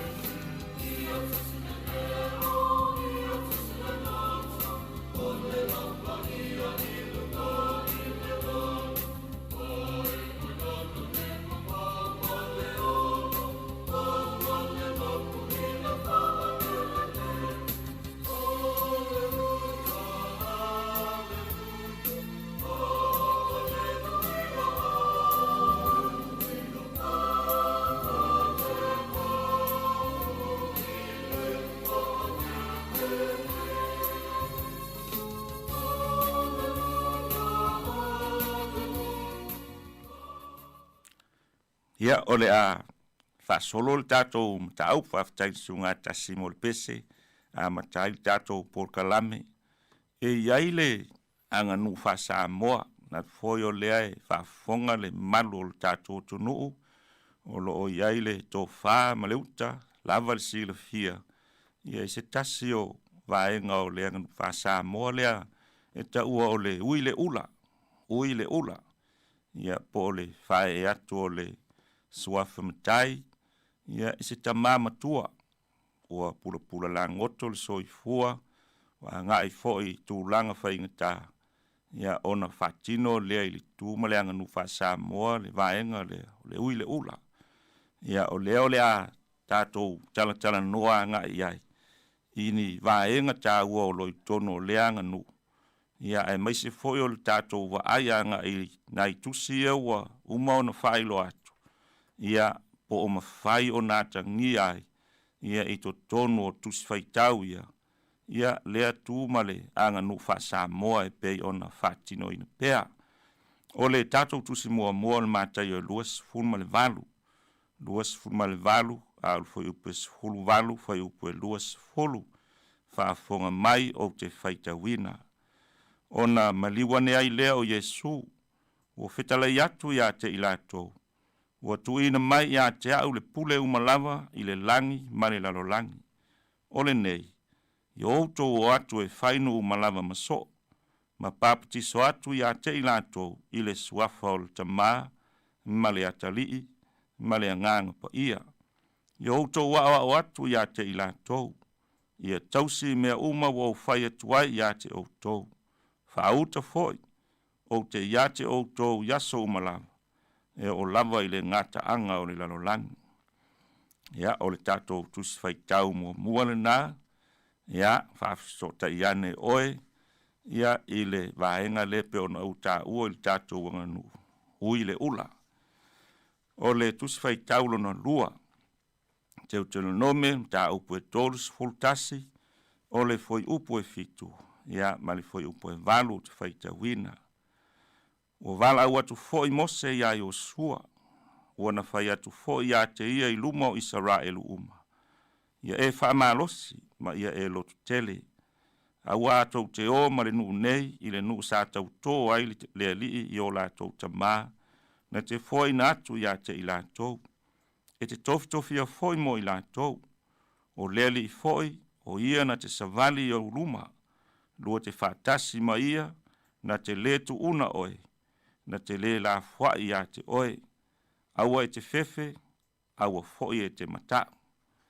Ia o le tātou tusi whaitau lona lua lana, whaafsota i ane oe, o le tusi whaitau lona tolu, tusi mua mua i tupu, mta upu e lua, au fui upu mua mua e o atu i wha.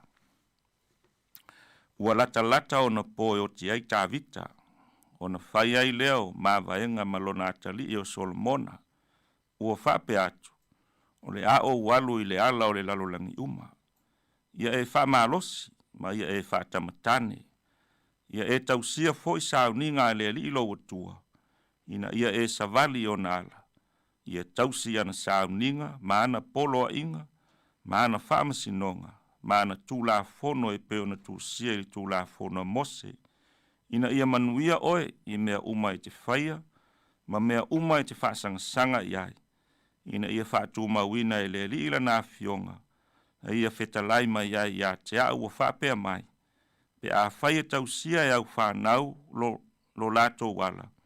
Ia sawa vali o luma ma le whamaoni, ma o lato loto atoa, ma lo lato manatu atoa, o whapea mai o ia, o na le motu lea, o lo ngawha i le nofo a li o Israelu.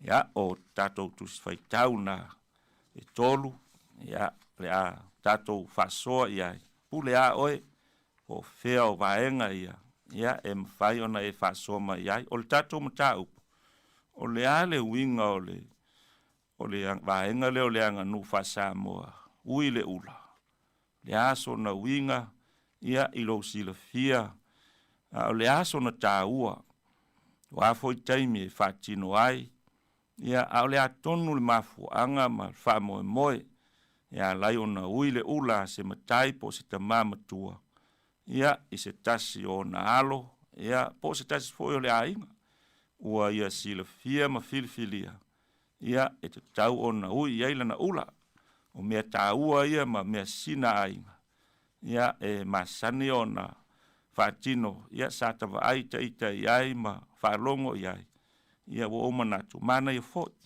Ai mai se i tātou whasoa i ai. Ia po ani vaenga tāua oi to tonu o leanga nu Whasamoa. Ia ai mai se o le whasota inga, ma fionga pa ia alu tātou tua. O le tātou leina, o le tolu valu lima, valu fitu valu tolu. Ia ma le tolu valu lima, valu fitu o fitu. Ia o leo le atatala atu, le atatale pese, o na tatala atu lo lea. Ia au mai ai lau whasoa, ia mo tātou mta upul ne yaso. Ia manuia tele le whasoa le tātou tunu.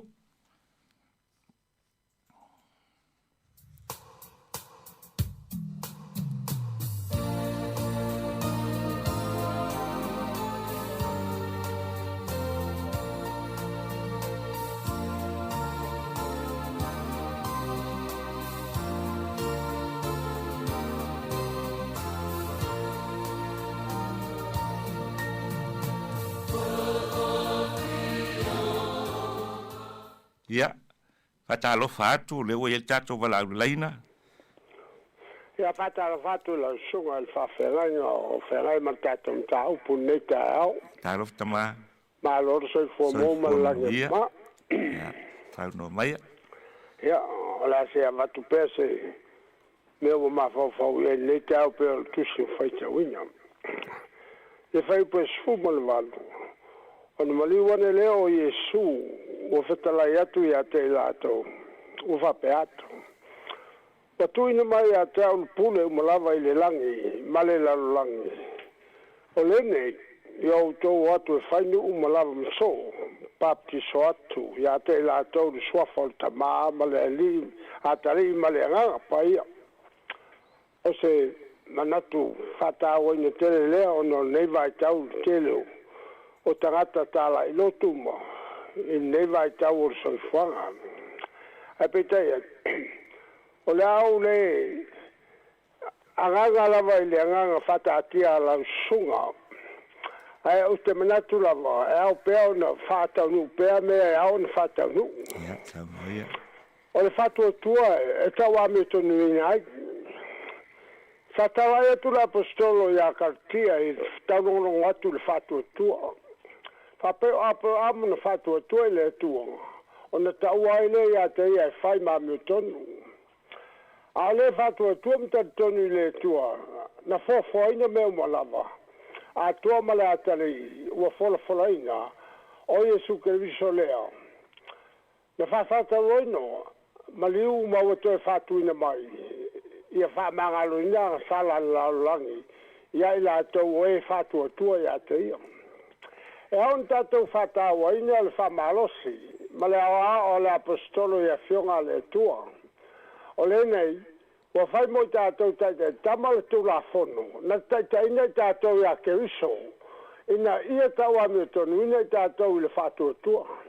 Awa o mai le whatua tua, o le nei, wa le toi pule i a te tātou taita tama. Awa atali o le tua o tau malava i le whatua tua i a keriso Yesu. Awa auto umalawa na papatiso ina ya keriso ua auto ofu ya keriso a fai o keriso auto e moni o le whanau auto ape amo o suri foi e tusa ma le mea na fola ina ia whamanuia le tua i lau sunga whamanuia le tua i lau whangaluenga soi fo tai ulai tai te ora te mamo le whasoa tongo fia nei tai au tai tala pe le tātou leina mo le tātou tunu, whaasoa mai. Oh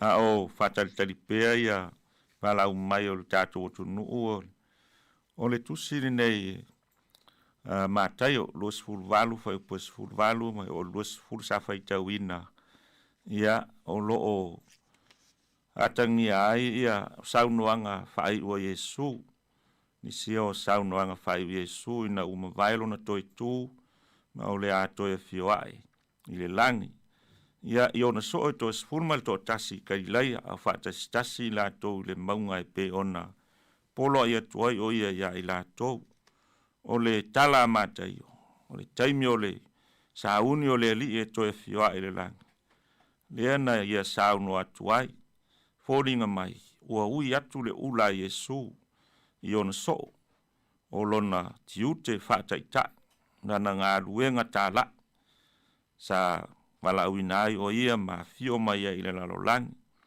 e fina ngalo tātou wali ia o le atu watu tu uli maatu i lana au whai ngā luenga po ona so la tōu ia o le a o e whai ngā luenga wha au au ia e pei ona i e whaia ia ala fo i lea na ia sauno ai ma tu inatu e i la tōu le pule whai ai ngā luenga e mwhai ona wha malo lo whai ona whai ai whai longa ia pei ona tā ua o le tu inatu o le pule o le tu inatu fo i lea o le mamalu ma le mana o tātou wali ia ilona au so a toa ma le whātua tuanga o mea uma ia o le alatou whai ai ngā ruenga whai ma le whamaoni whai ma le mauti noa whai le ami o tonu e pei ona whātino e lo tātou wali o le ui atu la o le ula Yesu o ia o le matai o le ngā ruenga o le whai longa o lona taritonuina ma lona whamoe moina o na so i la tō o le atu o iai le ngā ruenga ia la tō te whaawa wina ia lewa iai wala aulunga leina ia talatu talofa whaftai mola ua wanoa ia whaftai ia le ni ia fia vate fo se whaasoa a tono nawa a matamea mai lau sunga le whawhea ngai i le tusi ia te fia whaasoa lava au ia le fiong pa ia le atua wa au mai ia a toa ai ma le autu o mawhauwhaunga wa au mai e lau sunga wa taatia mai i luma mea e whapea o le ale winga o le mea o le ui le ula ia po le ase se tatou loa po se tāua ia ma se mafua anga fo i ma se whamoe moe e ui e le ula se tasi i le tatou wanga nuu ia ma le whaasamua ia e po le afo i sona whesota inga ma le awhionga pa ia le atua ua au mai nei e lau sunga le nei tae au whaaftai lava mo le upo le atua le nei tae au ko lau tilo ma lau whai tau atu iai i tusi e tolu na mai e lau sunga vi ia le li e whesota i le lei mua i le tala leia mātai o Yesu mauna so sau ia te nome o Mose ma Yosua ma le nu o Israelu ia ma le mua tupu lea ma tau po loa ma le o tahavita ma Solomona ia ma le nu o Israelu o ia tusi umai tolu o la ua fai tau e feso o tai le lei o le atu ua tusa o se mavaenga o le a iaise si o le alu ese o le a le toe va aia i le tino o le a le toe mafuta fe va aia i matala noa e ia Yesu mauna so leo le a fiolo tato wali faola i le langi e te tusa lei au maia ia te au ia whaafai ngofie mo au te tono lota ainga pe foi leo ta ita le matua le alu ese ona whaapea lea watu le polo a i le whanau whaapea ma whaapea le peina na fetala Yesu o polo a inga watu mai na ia sava vali ele whanau na ia mafau ele whanau ia so uma moi o le mele sa polo a ima ele tatou ta mai fain whaapea ai ole mana ia fo io nei tu se tolu e sena mai le polo ai a ole fa ma lo si fo le mai vai ele o fa ma vai Yesu fa mai o te ia te o tou se ia o lava le ngata anga le lalolang vai o te ia te o tou ia so uma e selmana ia fa ma lo si fa pena fo ia Yesu ia Mose mai Yesu o le alu ese Mose o le pe na feta la ile tua ia Mose te le o le nu a le fa ma lo si Mose ia Yesu vai ese na alu ese a lo au mai le fa ma lo si ia Yesu a wa le nu o Israel e tai le nu o Israel le ngata foi le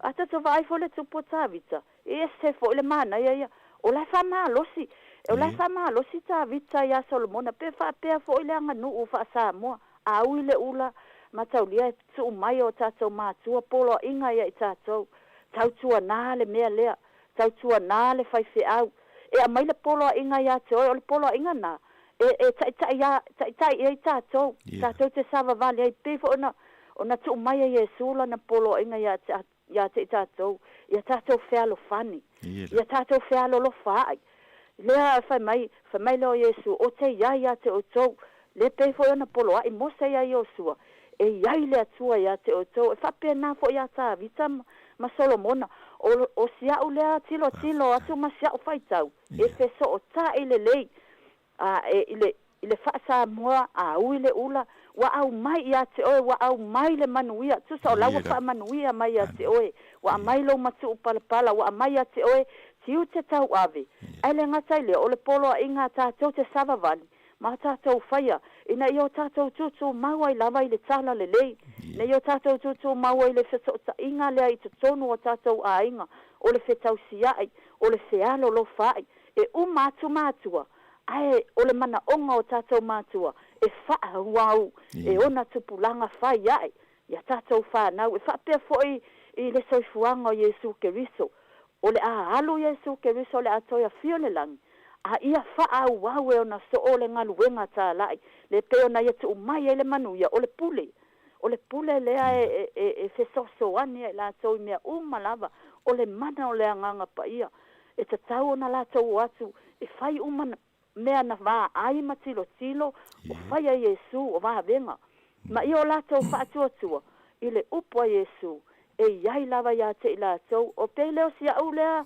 faasoa atu le nei tai au e sele manai o le tusi ma le autu na e au maia e feso o tai le lei e uma atu a o le taimi o le toi manava na o tātou tua a te tu lo ngutu ma le afi vai ane le pa i o le whaafonga anga Samoa me se lau sunga le whaafeanga inga e whaapea mai o tātou matua o le mea lea e whaapea ma whaapea tautua nā le mea lea ina ia mawai atu i lātou alai manuia ai tātou ia whai ai ia ma tātou tau si ai pia ma tātou tutu mauai ma tātou sava vali ai i lo tātou whaatua tua e iei le manuia le whaatali mai mo i tātou i o si au le whaasoa pu atu le nei tae au ia whaamanuia lava le atua i le suafo Yesu ameni ma lo tina ma lo ma naia le folsanga whaafetai fe au o mori mai na ia langona ia e whaatupu manatu ma whaanatu pia mo tātou uma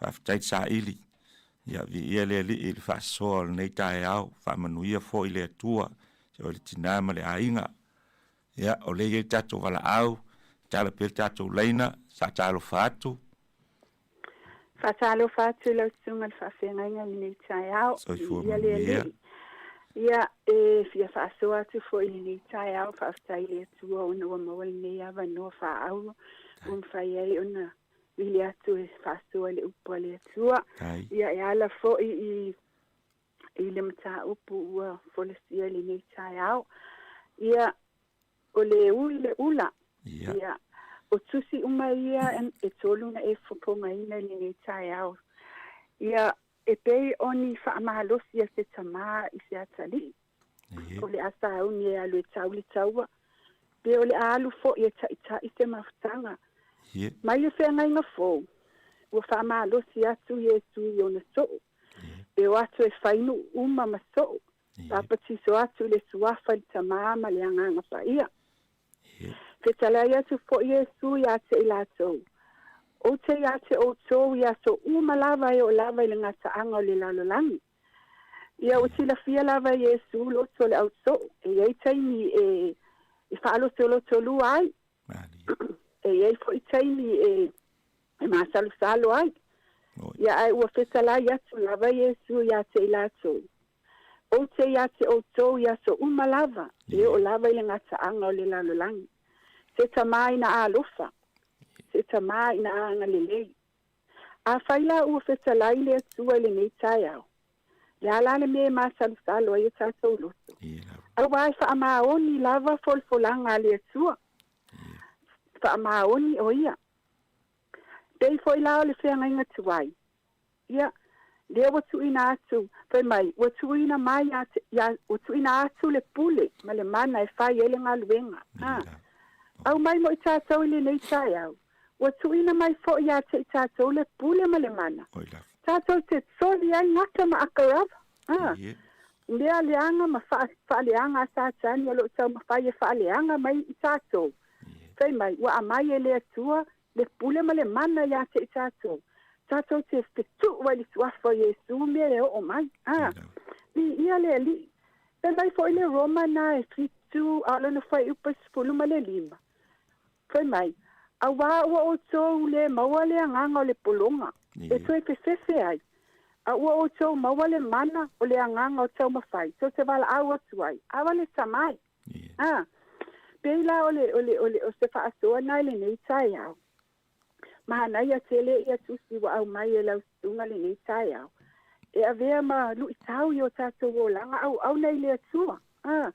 Pe mai awani o tātou toi te sese o lau tuina mai a te tātou e le atua le mana. Tātou te mwhai ai on tātou paasoa i luma o le i paasoa. Ta watu le o le atua i so te tangata. Pe mai awa tātou toi te sese. Wala pe mai foi la fianga pa ia le atua. O te mai tau lo ungo i luma tangata. O te maa foi tau le nga tangata i luma o lo ta maa. Le ala le mea tātou tue mama, ai ma tātou tue maa tau salo i tātou te o e tau te au. Tātou o e tau fina ngalo le atua. Le fai mai ia le afionga pa ia le atua pe ona susia me le mātai. O fai mai, o te ia te o tō. O te ia te o tō ia so umalava. Te ia o lava le ngata angal nela langi. Ia, o se whaasoa nai le nei tai au. Whaaftai tele lava i lau stunga le whapea ngainga. Ia mo nei upu matanga o fie. Ia, ua whaamalu fie i fo i leo langa au nei le atua. Ia matua whaamania le atua le ngata i lea. Ia le whaafunga anga a si o tātou watu nupele o Samoa. Ia matua whaamania le atua i lau stunga i le nei asom. Mauna fuafuanga. Ia whaaftai lava mo lo wa manoa. Whawhetai, soifua e tina whawhetai tele, tai mo le whaasua matanga o fie, mo tātou uma, tō mwhai ona whaafonga mai nei vaenga o le aso, tātou porkalame, o lo te tala pēl tātou leina, e seisi e fie whaasua mai, ia tama whaasua mai o le ua rua ia tina, o tōle ia ile ato pona o le tama o ainga o le anga no ule a tātou. Te tala mai mo le tātou o tunu, whaafso tai e tātou mata upu. Le ui le ula, ia, ina ia whaifoi ona si le fia e tātou uma. Ia, so ta inga o le tātou tusipa, ia maleanga nu o lo tātou pese ai nei. Tala pe tātou leina, 3 valu fitu valu tolu, 3 valu 5 valu fitu o fitu. Tātou pese whaamon motasi.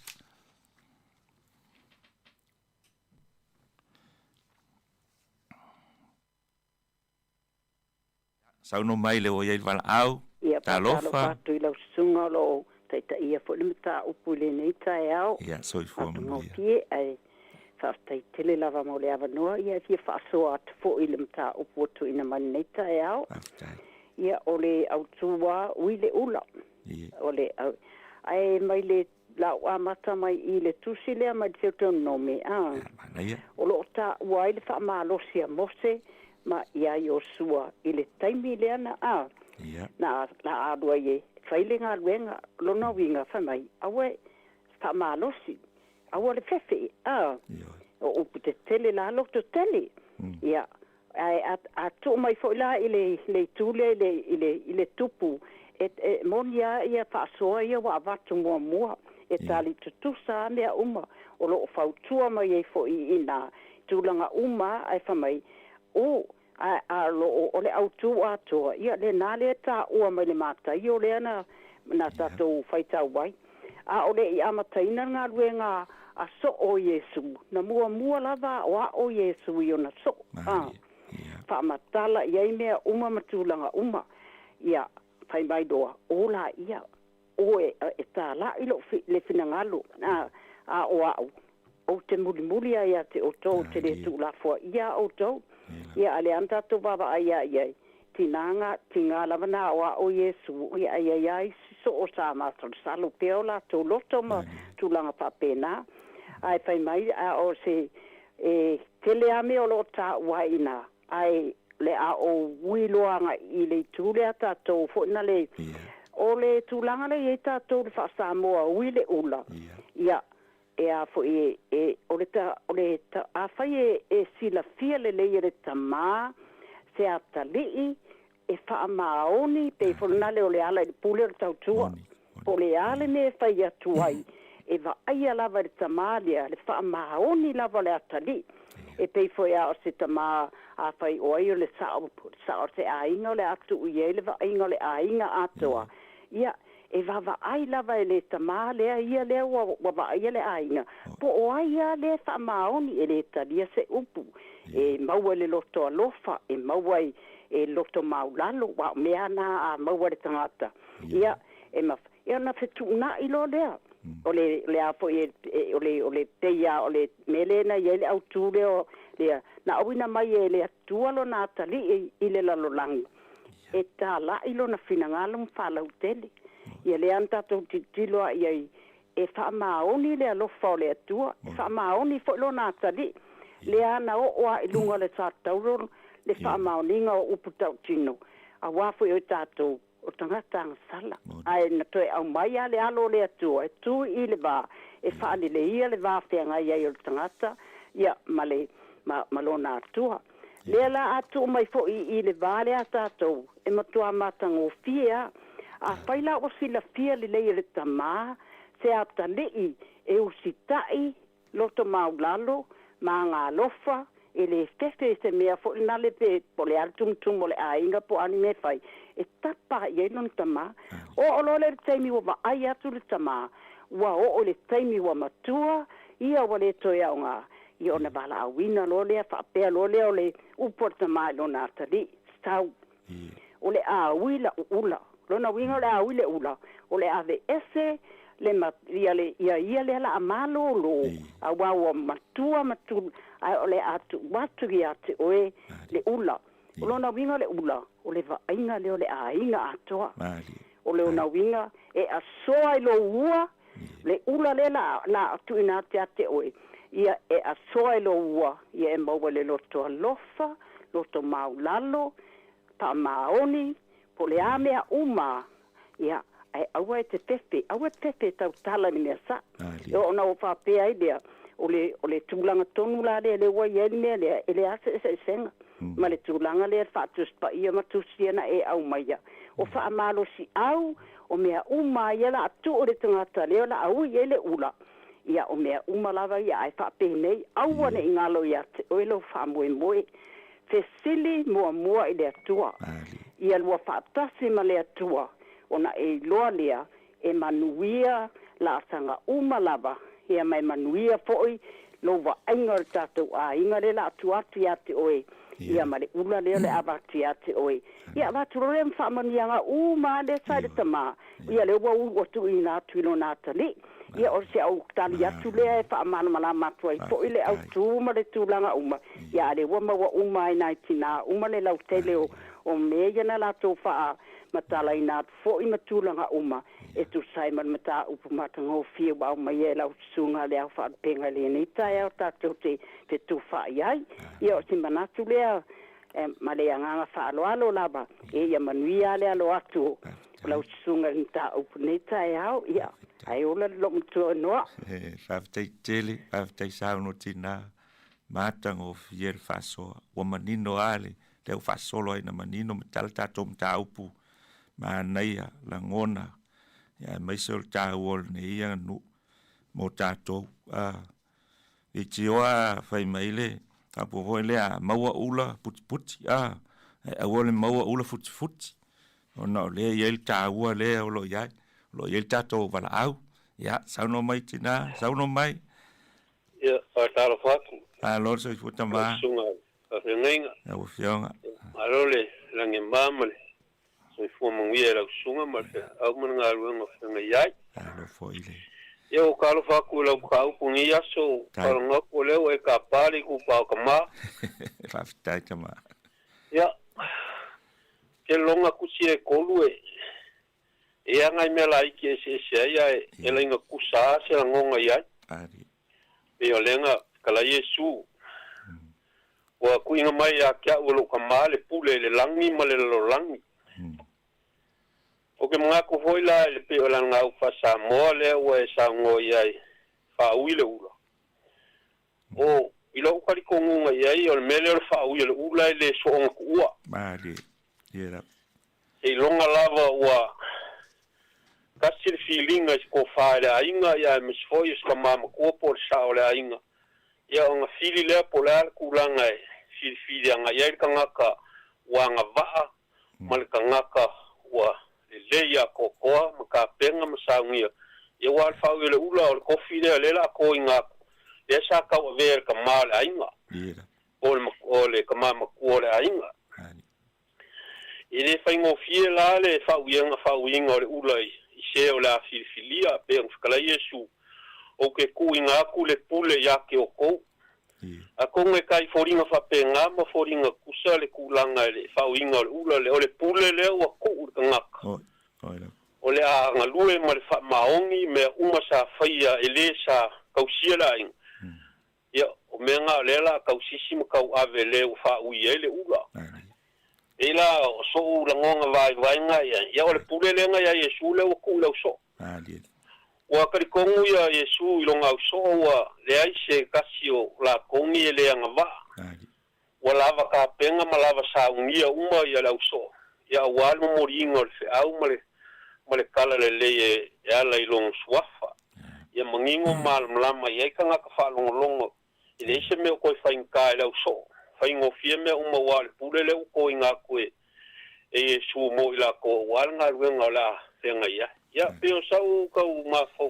ku nga ila ka pungi ya so lo sunga pa fenga inga ya pa munge kelele ko la sunga ya me so kiu kem fe auma ko fa uma pa uria ile ka le sia mle ka le sia wale ka swinga le vai ole pole ola ya pa munge la sunga ni ya ya fa man we foi le tua tai so ni mai tato mta opu tai mole fursanga mali sauna mata o fie ya wa tili manino ai tato mta upu ne yaso ya lo yele val au leina talofa sauna mai atalo fatu po mo mai tato val au leilunga leina ya talofa ya ya sauna mai talofa ya pasai mole avanoa ya asai foi mole sa upune sa ena falongo foi ya watali ga falongo foi sa upe tu sai mane sa ya mo na fa ya tu la sunga fa ngai tu sai mane sa upu sa wa mai ngole la leo le sa fa malo si awai foi ya ka so watu fa ponga la le sa ya pupu ale manaso silo matua pe ona sa ua fo ye misio mo faso pe ona mo atu ia wa watu ai fo inisio vaenga ole mensa upune ya ia o te sia sala noa vai le tulanga le ai le uio le ula ia o te talitonu le nemsa upu ere fai ngofie ne ulkala ole le uio le ula pe ona sa ua fo ye samana mo atu ia fai ngata tala noa ainga so lau pule su se tasi o le anga va a wa fo ile tu una ia yo le ula le uia yo le ula le tamao le ainga ia o te tonu lava ia o le upu lava o te fia fata waina o le tautua matavela o le tangata wa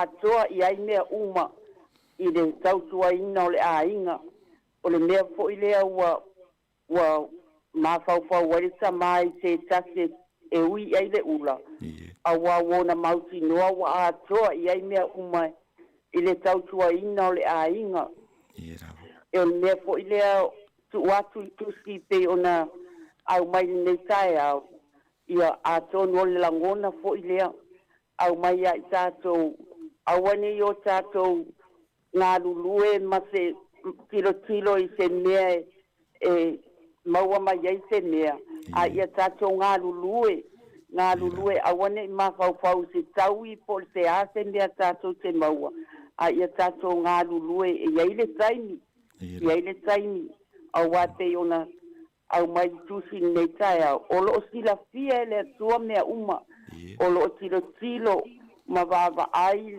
lo tatou alii fāola ia i tatou taitoʻatasi taimi uma ia tatou galuega tatou te faia ia aua leʻi tatou faia ma le tatou mauoni viiga po o ani mea tatou te mafaufau ia ia tatou faia ma le faamaoni ia aua leʻi tatou mafaufau se taui atonu o ina tonu lava e tatou tate maua ai le fesootaʻiga lea ma le upu a mai foʻi nei taeao o le ui o le ula aua ua tele na le vesi ai foʻi aiga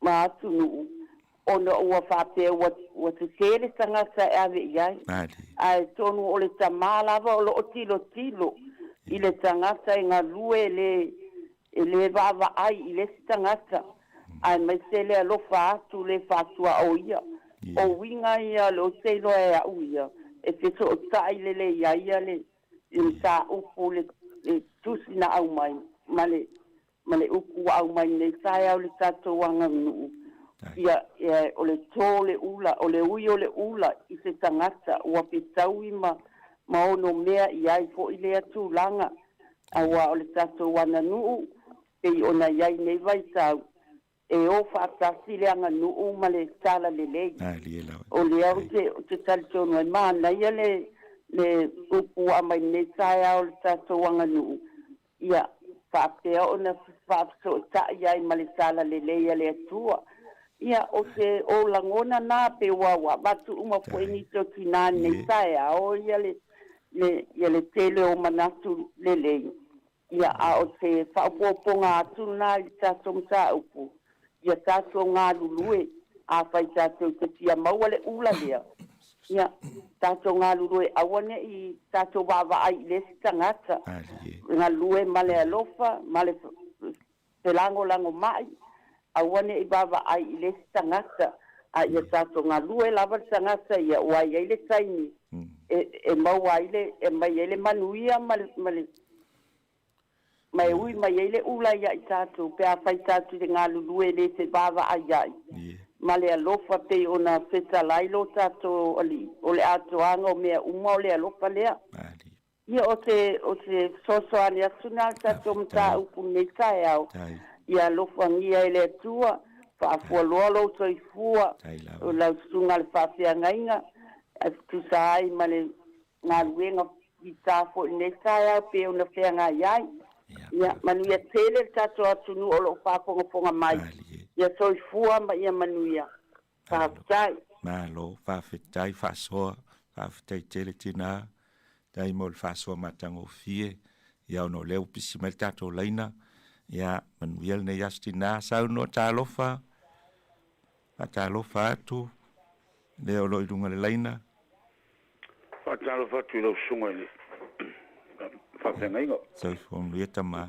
lau feoga saifua manuia i lau suga i le faafegaiga ia afia amati foi se sao le paʻalogologo o le kaupu lau suga i taeao saunoa ia tamā ia pei o le sa leʻi maua lelei le amataga mataupu ia le ua laua vala mai ai tulaga o le saunoga pe ona faafofoga i ai le suga ia matou faalologo foʻi ai ia pe o le autū o le ui le ula ia masalo e toʻateleā ua maua foʻi tulaga o le pe o le faamoemoe o lea upu o le ui o le ula ia o se ina ua vaavai atu foʻi ua pulapula lagoto le soifua o lē sa tulaʻi mai le fai ma taʻitaʻi o le aiga ia po o se ua iai foʻi ni lape ole au nanga ia me so tai ngolai ia o ala ia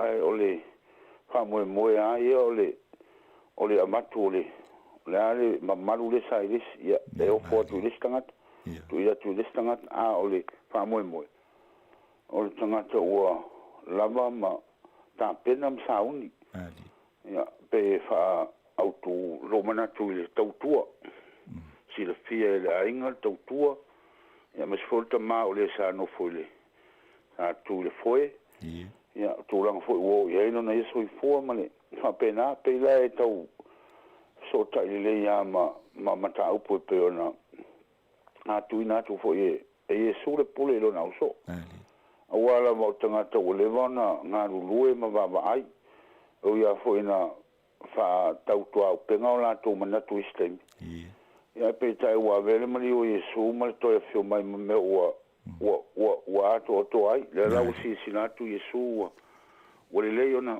wa to ia ona fa pet le ia le pule na o pa yo to mo so pa yo to mo ta la yo ta le le tua fa la tele ia o pe o tuainga winga fa pe o le tautua o le vai o le tilo so se me vai o nai au mai le ato tanga to o tau na u ye le u a le awala fo le u ye le u o le awala i le tangata wa pura la ngoto le soifua po o ye fo ni la pe o le au nanga ia pe fo na ye le fa mo le fengeng fo tuai ia pe a tato lau silfia mana mai au nanga mo se le fa pena tu la fo ina le tu le soifua le ola au no mo se ia o le fa mo ia o mo se a o le uai au na le tu na filfilia e fo on tanto roi le auto tala le awala na filfilia i ma la wina i mo se ia o ia le tai na fai ma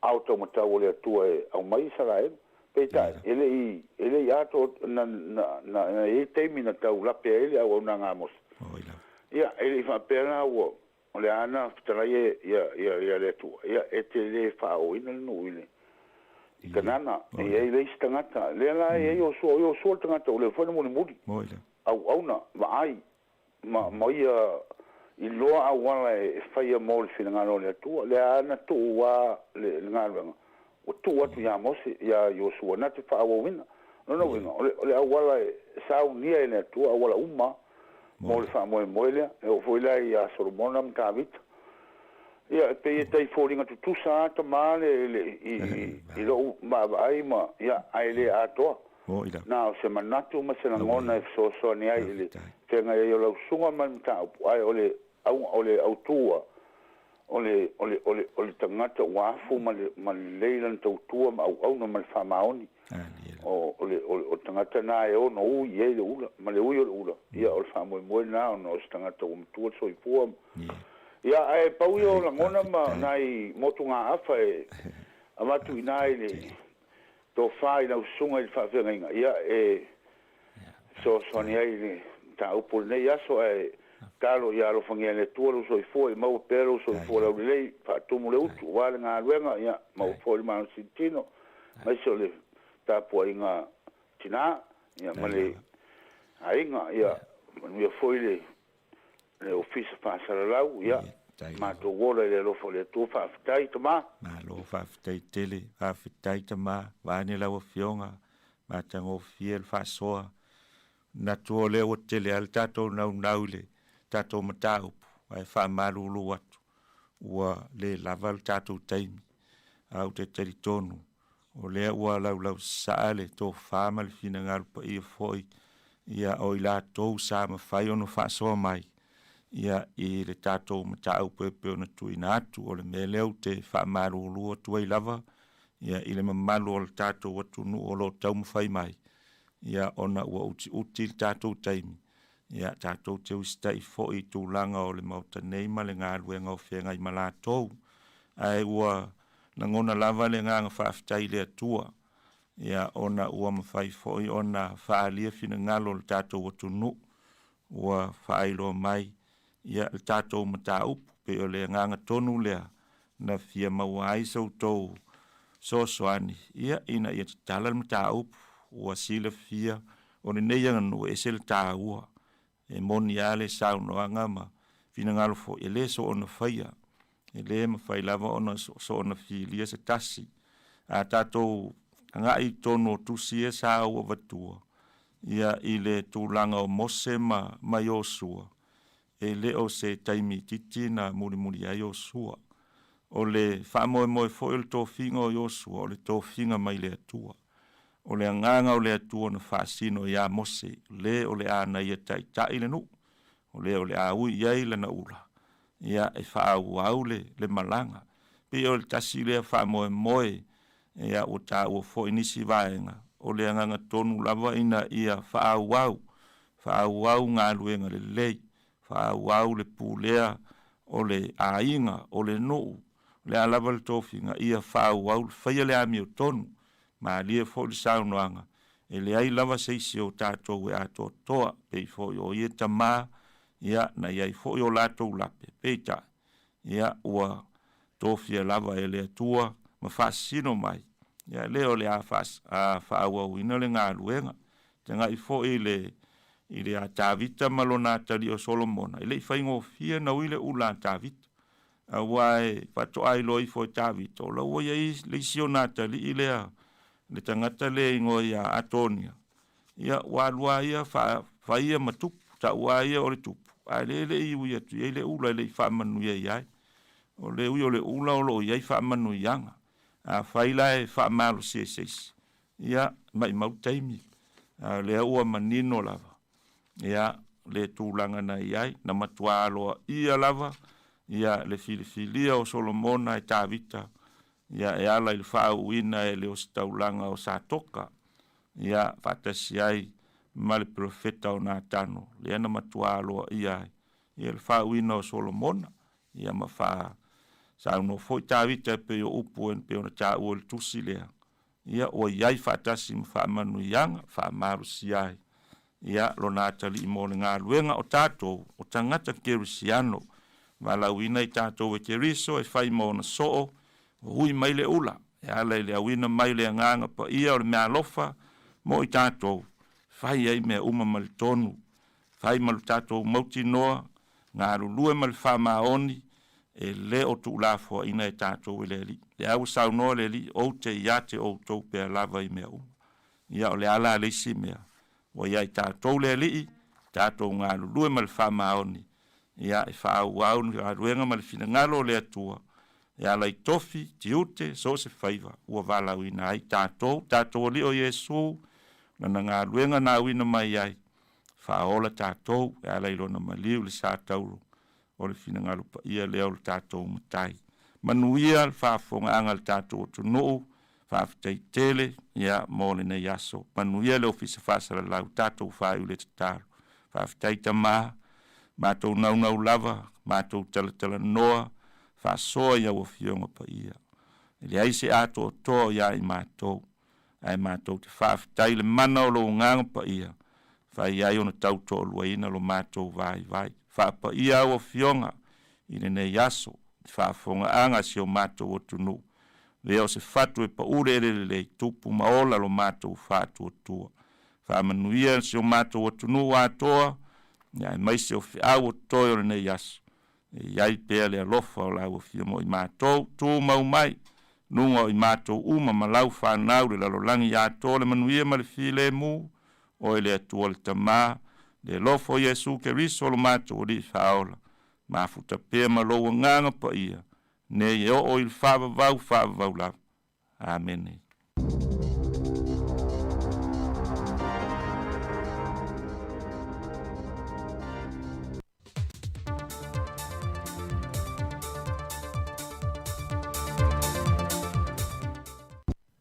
Fe lava te whaatala whātou i lo tātou tunu ai o se whaopoponga o tātou telefon mai Samoa.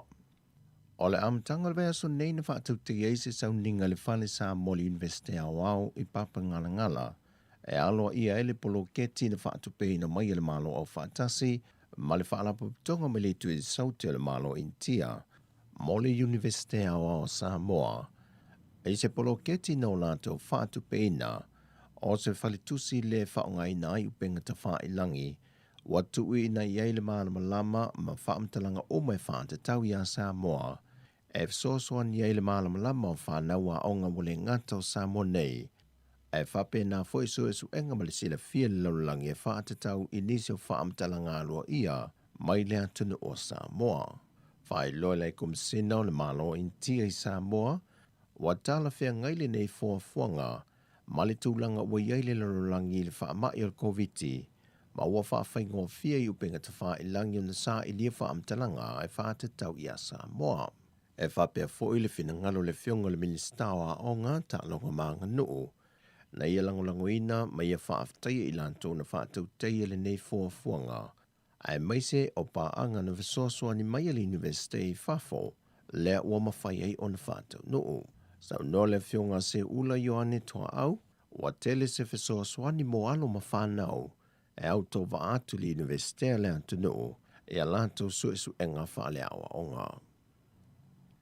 E le urua i whontanga le Parliament mole nei tau sanga lua whelua se fulmale lua le aso le anafi, na mua i wha ai loa ai le whongfitalai o le mota, le fionga papali i te eo ma se pau. Wa ia tau li maina mo le Parliament mai o se tasi leo ngā luenga i te tau wana toi ngā lulua i ai, mo le whaale leia, o lea ngā luenga na whaalia le fionga e papali i, o le toi ngā lulua lo le Parliament e toi teu le tulafono whanua maswafa lua whelua se fulu, o le tulafono whaamsinongo soli ngā tulafono lua whelua se fulu, o le whaavai o Samoa lua whelua se fulu, o pili e tolu na mua i pāsia i le Parliament, lea sa toi tu i nātu le ofisa le loia sili lantou te toi va ai iai, ma mawai e iei le SSN o le pili na pāsia ma whaatala no ine te tono le Parliament, ma le kopi na tu i nātu le ama malo le malo na te saini a ina. O le mea moni, ua fse tai kopi na whaatino ai lea ngai o inga, ma kopi moni o ia tu la fono na tu ina i ai le marienga a le ao le malo.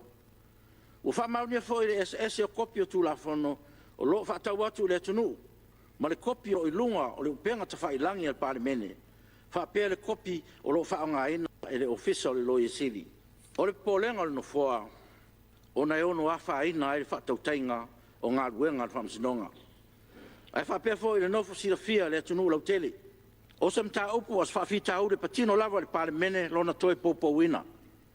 Nā le Parliament fo i e mawhai na ia toi whaamautu, ma whaatu langa, mo le sanga tonu ai, o le whaatau tainga o le pitola au al whamsinonga, mo le aimia tonu, ma le whaamaoni o whaai unga i mta upu le tunu, o lo whaatu ai atu le whamsinonga. Le fionga le whongfitalai o le mauta, papali i li o ta euma se pao. O le so, e toi wha ua wenga luenga le Parliament e le tu lai a whau le iwa. Wa whamaunia mai al sui komisina o nitanga luenga o leo a wa paulungu i tēnu Filippo. Le whamalo lo le tu mawe o se tasi o tamaita i ta ai lua o nitanga luenga. E mōli angolo na whiolo ni reporti wha leo, mo ilanto na talo sanga i ngā luenga whawai teimi. Whamaunia mai a wapa au, o lo tau fia le whaelo ino le swafa o le tamaita i leo, ai wā fia i tua ingo saini whamalose, o le saini a se tasi o sui komisino leo i le isi fo i mata opo. O le masina fau, wa ta tia toe vana a wai lana mata opo i lo mo le whamasinonga.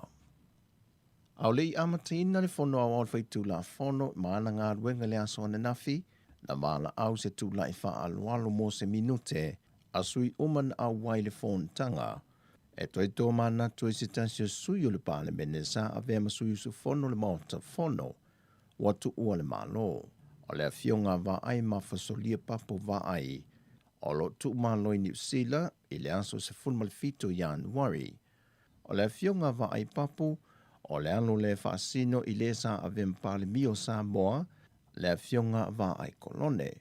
Na ulufale va ai papu i le Parliament i le tausanga a feiva se lau iwa se fulmaleono, se io antu i le a feiva se lau iwa se fulmale valu. O le sui su fono mai li tu malo fa ala al fanga o fale a lupo, na avea ma minista o whaamsinonga i lalo o le whainga malo le JPP. Ai mai le a feiva se lau iwa se fulmale valu i le lua fe maletasi, na tōwhia ai o le minista o whātoanga ma whainga whaiva. Na whaase ese ma le vaenga whaupo whai le JPP le whiunga wā ai. Ma avea mataitai o le vaenga whaupo whai le tautua Samoa. Ai le lava whontanga na whonga loa ia i nai foi. Le tuk malo se tasi foi o suisai le pāle mene. Le whiunga tampasa tele mauteni e sera. Le na tuk malo i le aso valua te se malua whelua se fumaltasi. Na veo ia masui fai pulo le tu malo vaisi ngano numero mua. E lano le taita ingal vaenga whaupo whai pui puia ia te tau tangata le JPP. O tanto tala fawia mai sa mōmole nei fo yaso, manuia le tanto tunu i tiute ma fai vole a whenga iai, whasoi foia.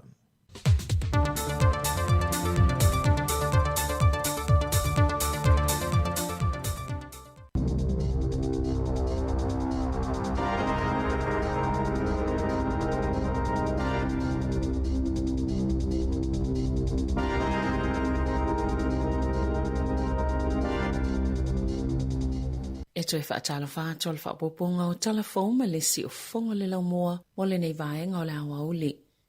E mo umia le malamalama o tangata ni usila ia a fianga ma vaenga mata utia, la tau te whianga ai pe a whai, a e pāse maunga mui te tono le atunu, e tu sai ma se whaamatalanga ale komisi mau mafui e.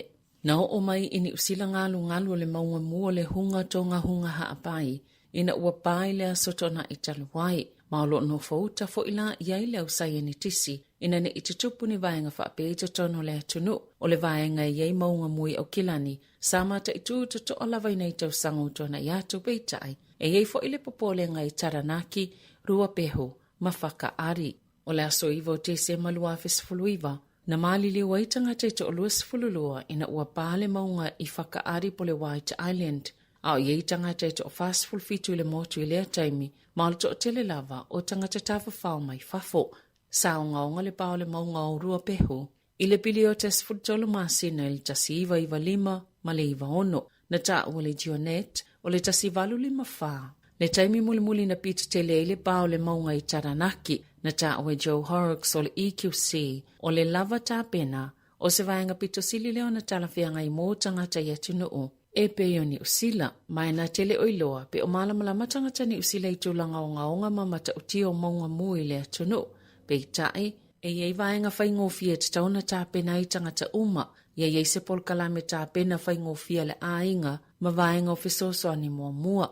E mawhaiona maua whaata ita inga o ia vaenga umailunga o le upenga ta whailangi le malo, o le Get Ready. Ai olo iei fo i fautuanga le GNS Science, I vaenga e tauna whaia I taimia to ulu I whaile lefu, ma le taimia tawhia I le lava. E le whaapeo le awhewhewhe I tangata ia vaenga, ai ia iai ni tāpenanga whaingofia I le whale. E ma whaiana whausani le ainga, pea o atu se whaatonunga e tu uolatou ainga I se taimi whaafua sei. O whaaputu oloa supermarket e tāpenai mo le taimi ofi masao mai ai I tua I le atunu o le isi swinga fo le vairusi, le Omicron, po le a lava le taimi, ma le aso. Wano fauta supermarket le countdown I whaafita auli, o lo whengai malato supermarket I Australia. I le ngao, po le lea I whaioni o loa I lungo fata, o fale o loa, o na oitu I e poloka, ma whaatua iei a lato uta o loa. Na ta ue Kiri Hanifin o le countdown, a ngase aveloli, whaapea fo I matangata I e mo mai sapalai o loa. Pe ngase o mafoila au whaila fumanu ma le au whai whaatoanga, o na mauolole le whaafita auli, o le lava o loa. Mai mo umia le malolo ina le lei ma le saunga le mua tangata uma mai le COVID-19, wata ue ripoti. Wa lewa na whaaputu I a lava o loa supermarket le countdown, e tāpenai mo ia tōlanga. E iei nisi whaila fumanu ma whaatoanga ua lewa na whiangai matōlanga whaingata, I le whaataungo masini mai whafo. E ua whaaputu a lātou vaenga mo umia, a wāso leanga pēna ta ue Karen Williams, o le sweeper steno le whaalaputuputonga le au whai whaatoanga.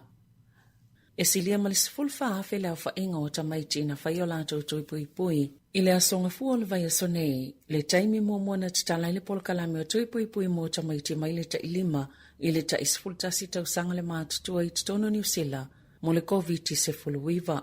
E tu samale 5 se la wafe la whainga o tamaiti e I lea au ngā tupulanga I tutono le atono. E Canterbury e tu samale afe ma le siful male 5 le au whainga o tamaiti na whai o lātou tui pui I le aso. O le taimi nei, ele o mawhaiona whaelo i nātua le matanga luenga wha mo tui pui o whana witi i vaenga wha ai tō mālo. Mai tū ainga o tangata nu o tamaiti, o nei le titil whai numero o whanau, o whaia tui pui nisi o vaenga le tunu.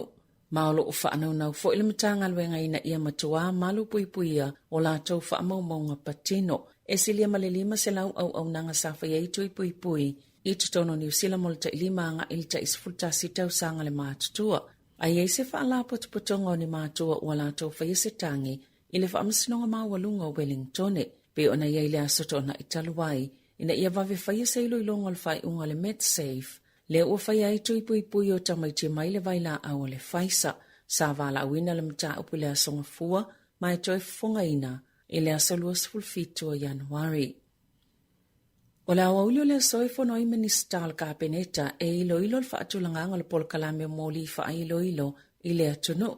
I ono ilo ai foi, pe sifi Northland anga ile moli ilanu mumu. E whaasele sila loa i le whai unga le stofi, a poto ai whai pulo le leipa i New Plymouth, mo la tau whaata singa o le tau sanga fau. O le itu lai whai la wauli, le ua fuafuanga i eile a whanotanga le ka peneta. Ma o le atala no i nai mata upol COVID se fuluwiva, e na o Northland le itu malo, le olo i ei pe tu ungo le lanu mumu, au isi vaenga le tunu o lo i le lanu moli. E la loi fol valu ono pasene i la tau, i la loi fol ta isfululua tau sanga le mātutua malunga atu i te tai toke rau. Wa whaio la tau tu i ta ilua le COVID isfuluiva, fa atustusel fai numero, wa iei le atunu u atua iwa tolu pasene. O le vaia soneina fa alotu tele inai el tuma ita i pale mia Jacinda Ardern, le atunu ina ia fai tu i lona tolu, ona wa le o iei le tūlanga fasilingia, Bea a fia ni usila le Omicron ai ua ile teimi whaatalitali po o a fea o le apipisi atuai e tangata o le atunoo.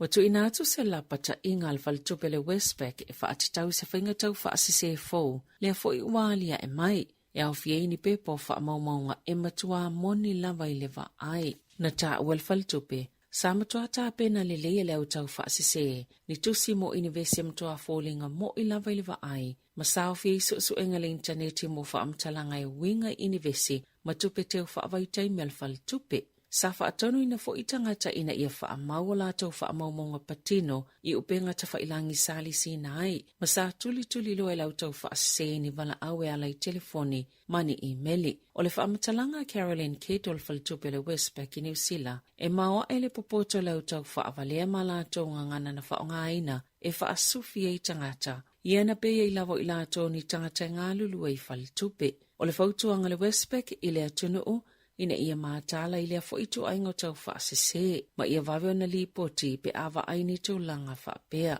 Wala aule o valu selau, wha selau, ono selau. E tala noi se tasi, mai le faltupe le Westpac and said, pe a fiaini tau langa whaapea. E ta alonga, sa mana malola unia tipola New Zealand limas fulfal fas fultolu a Afrika i sauti. I le ta amilisanga le Quad Series leo lo wha solo i lone tona. Na ta wefa apea e leo se manu malo na ato atoa i eile le leo le Silver Ferns pe tai, o se tūlanga le leo na o le manu malo mo mua le ta amilisanga. Ai maise ai, o ana tape nanga i ta alonga malo le tau pulenga i le isi ono masina o lumana. Lea fo i ufa amasani a lato meto tia fo. Ai maise o teine ta alo i o lato tūlanga taitasi, o se tūlanga le leile mo o le manu malo, pe ona sauno le whaia onga Dame Nolene taurua. Tala fawia ma le si ufonga le lau momo le nei vaenga o le awa uli.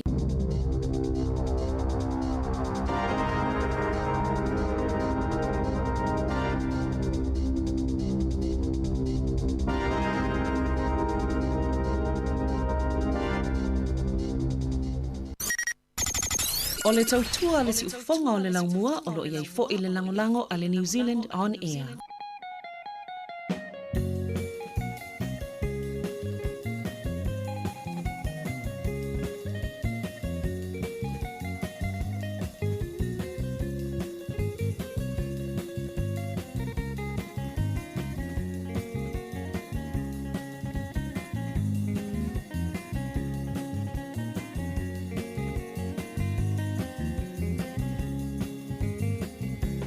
Lava, lava.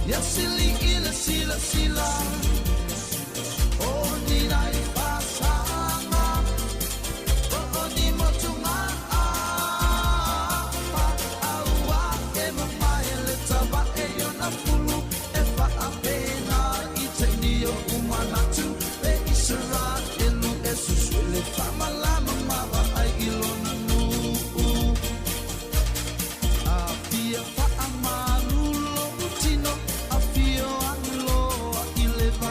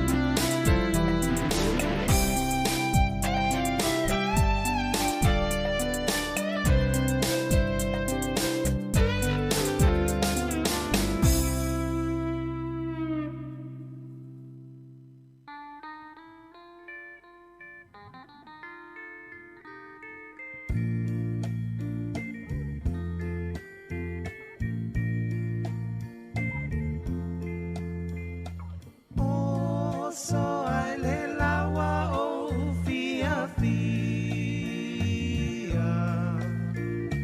mana tua le o tio te talia o funga la awa teu teu ina unia le vala au ya e talia ina ua le ai se tuina nau matala le tunga mau lau tiu te ia longo mai ia usa o atu ai a pai ua o le lango na taua tua i ua o le alofa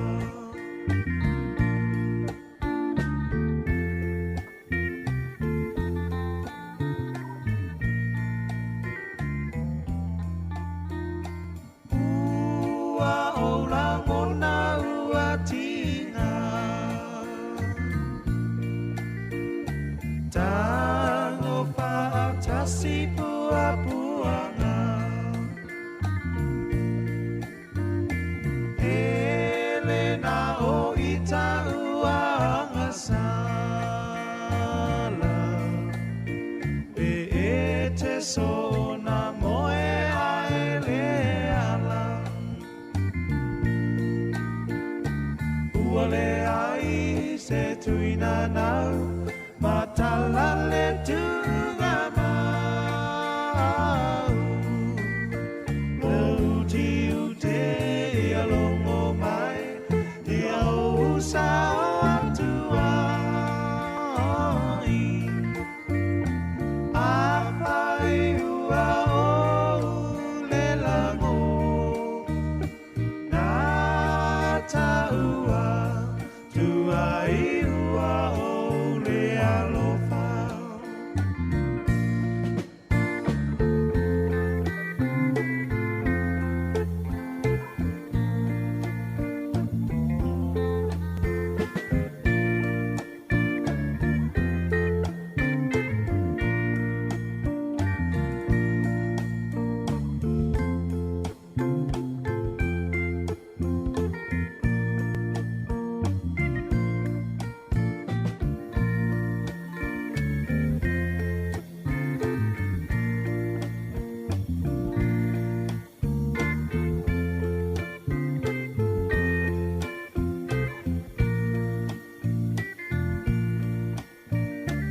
ua le ai se tuina nau matala le tunga mau lau tiu te ia longo mai ia usa atu ai a pai ua o le lango na taua tua i ua o le alofa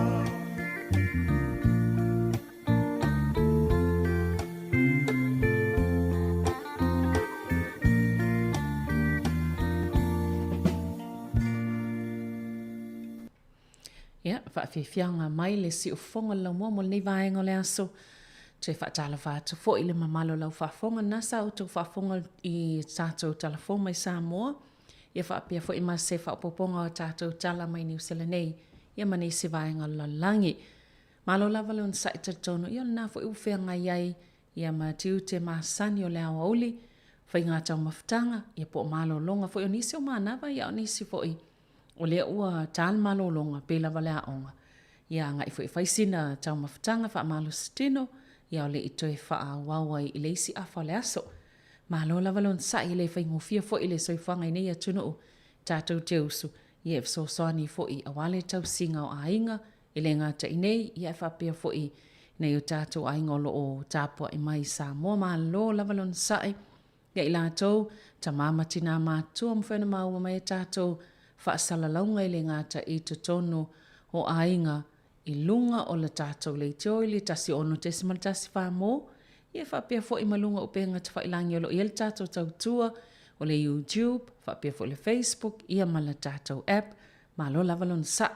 Whao tātou whawhiwhianga nei vahenga o le awauli, ia whawhiwhiai fo i oe, ia o whiangai ma tau mawhitanga o le nei fo i aso.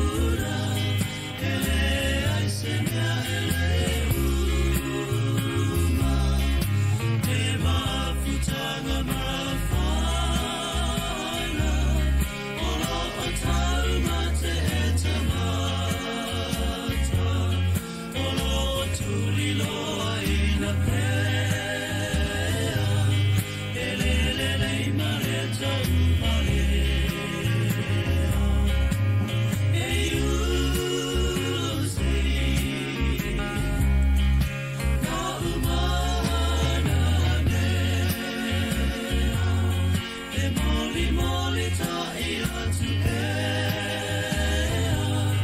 o lua no fa iso o se e you don't stay la umana uale ngalo atu oe isi o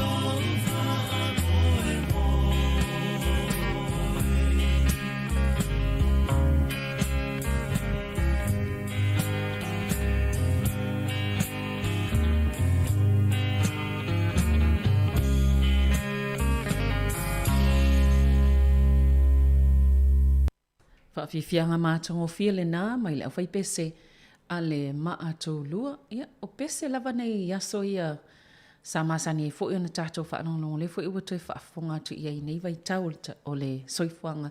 Ia mana ia nei pese tuai ia le whaanongongo. Ia manisi lava musika lo mwhena au inatu ia wafo ili nofu sila fia ele mamalo lau whaafonga. O le ua tui sfulma le iwa minuta ntalo le tu lae tasi. Ia tāwha le tasi ona malolo leo tātou whaasalalanga i lunga le tasi ono tesi ma le tasi whāmo i le ala leo le nei. Ia ai whaawau pia le tātou tautua i lunga o la tātou app. Ia whaatasi ai ma le tātou Facebook live.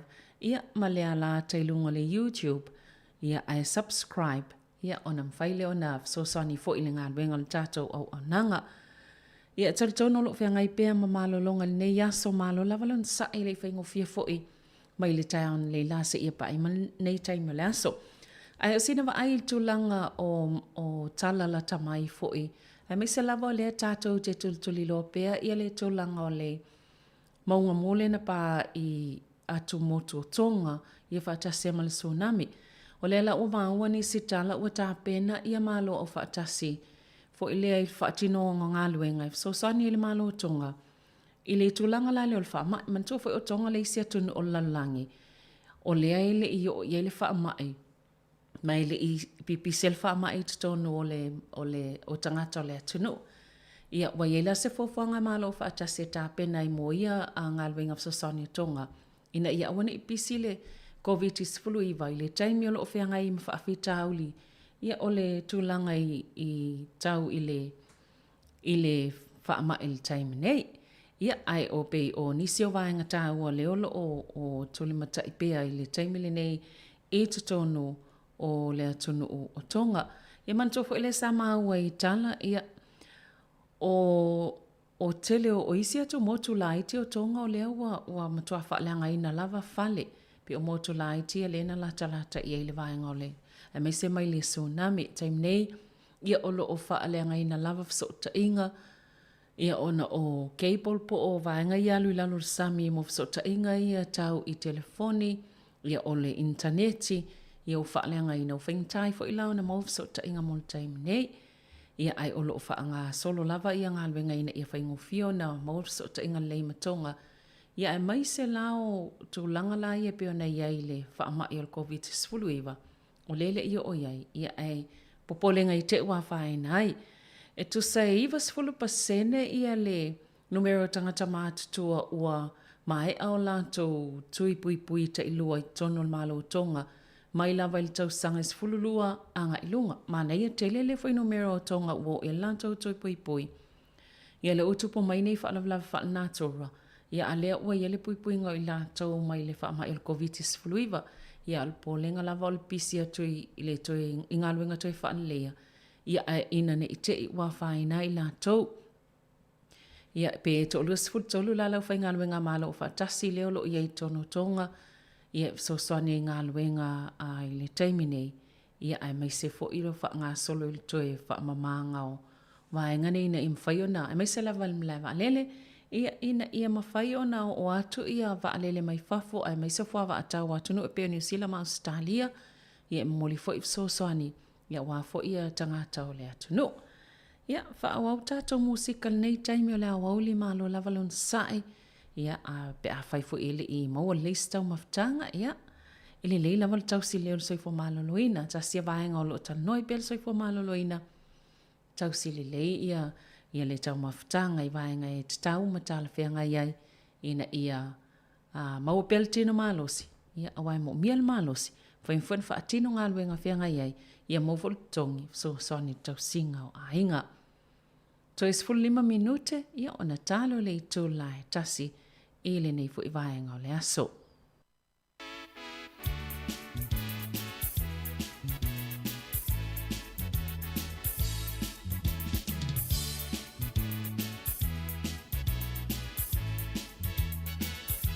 Tinono tia i se fala fala, ta fea i le moana au e ta fea i toma.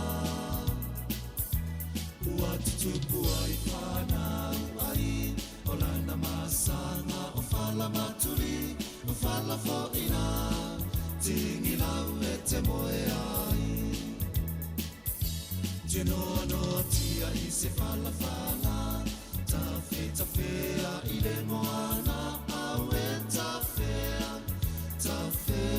i toma. Ua tutupu ai whanau ai, o lana masanga o fala maturi, o fala foina, tingi lau e te moe ai.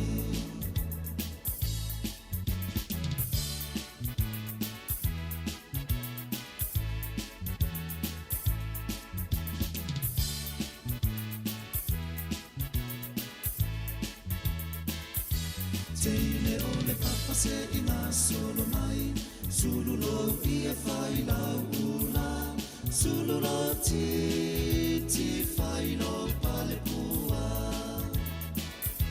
Tau si te fa Samoa, au alava ne i fa angaloina, ne i malo mai tu fa Europa. Teile o le papa se ina solo mai, sululo ia fai lau ula, sululo ti fai lo pale pua. Tau si teu fa Samoa, au alava ne i fa angaloina, ne i malo mai tu fa Europa.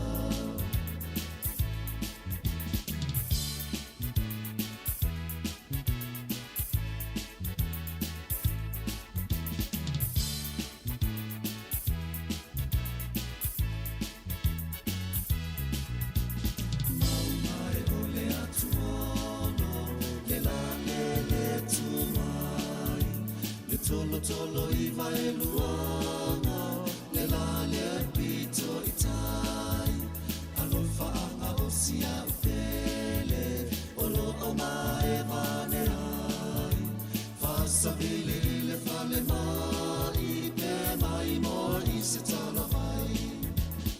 Auro e manai, o le lupe mai manue, o oe ona usei rosa, tau mai tumu e, oe o le wha maoni, o le moe o no taofi, o la ume o whai tupe, goodbye pia la upele.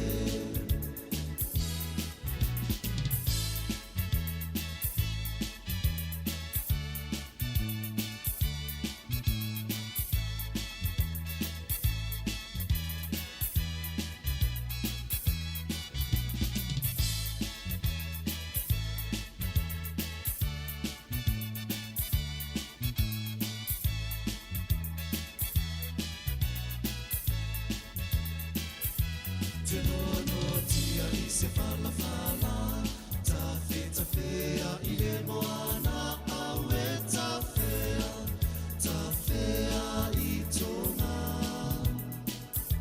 Ua tutupu ai whanau ai, o lana masanga o fala maturi, o fala foina, tingi lau e te moe ai. O fala foina, tingi lau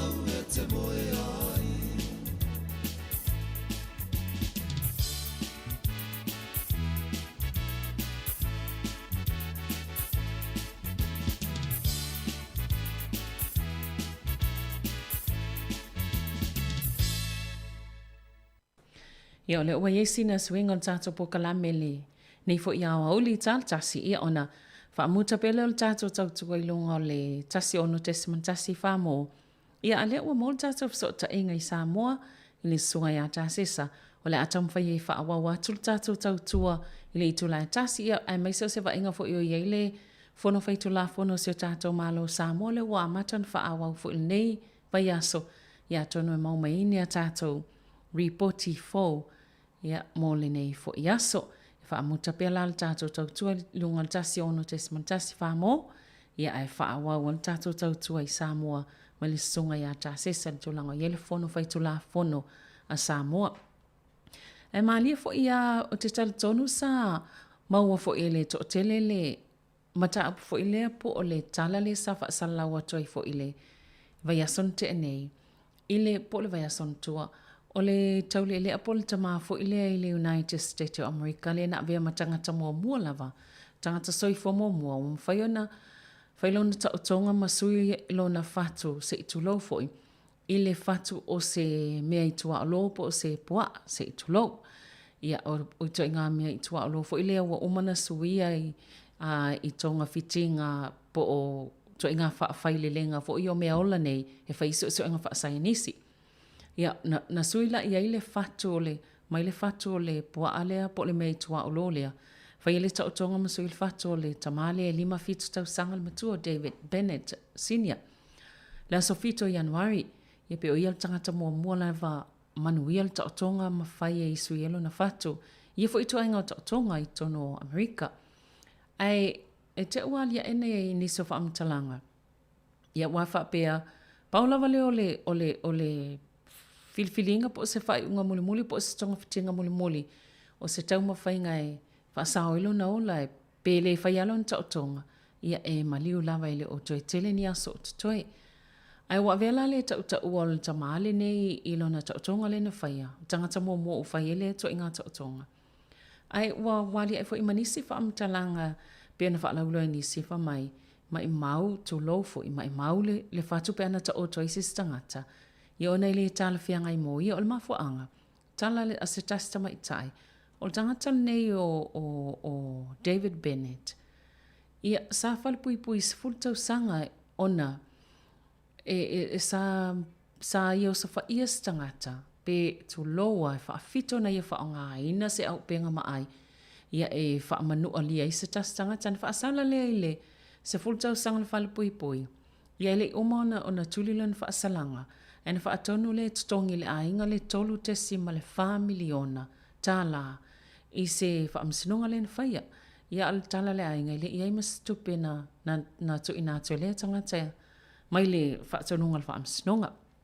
O le talala le tua fine o le tangata lea na maliu mulimulia e aina ua a fienisia fianga mai leo sifa inga lea le tangata nei o Bennett.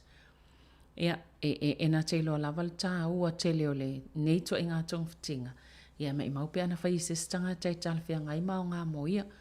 Ona tele tau sanga o fianga i la tau ma le ti ngā ma wha afi tauli. Ia ona ole ngā yo inga le tangata nei lo o whaile tau tonga. Ia le oto e maua le isi awa no e maua ilo na fatu fo. Ia e pe o le whaanono angal nao o le na ainga. E pe lo wato e alia e le mena tupu. Po o le vaitau o le tasiva o le tausanga tasiva valvalu. Le na whai e le tangatane o Bennett le na whaile tau tonga le o le fatu o le meitua alo. Ia le o se whainga le tangata lea. Ia. Pe wali e mai wholna wha amtalanga ina ua ta ua le nei ali i o Bennett. Ona o ia le tangata mua la langi ua manuia le tonga suia i le fatu o le mea i tua alo. So ona minuta talo le tu lai tasi ia whaawau tātou pesenga se ia mai alawa le tātou tautua i le nei ia o auli ma lo lava le onsa.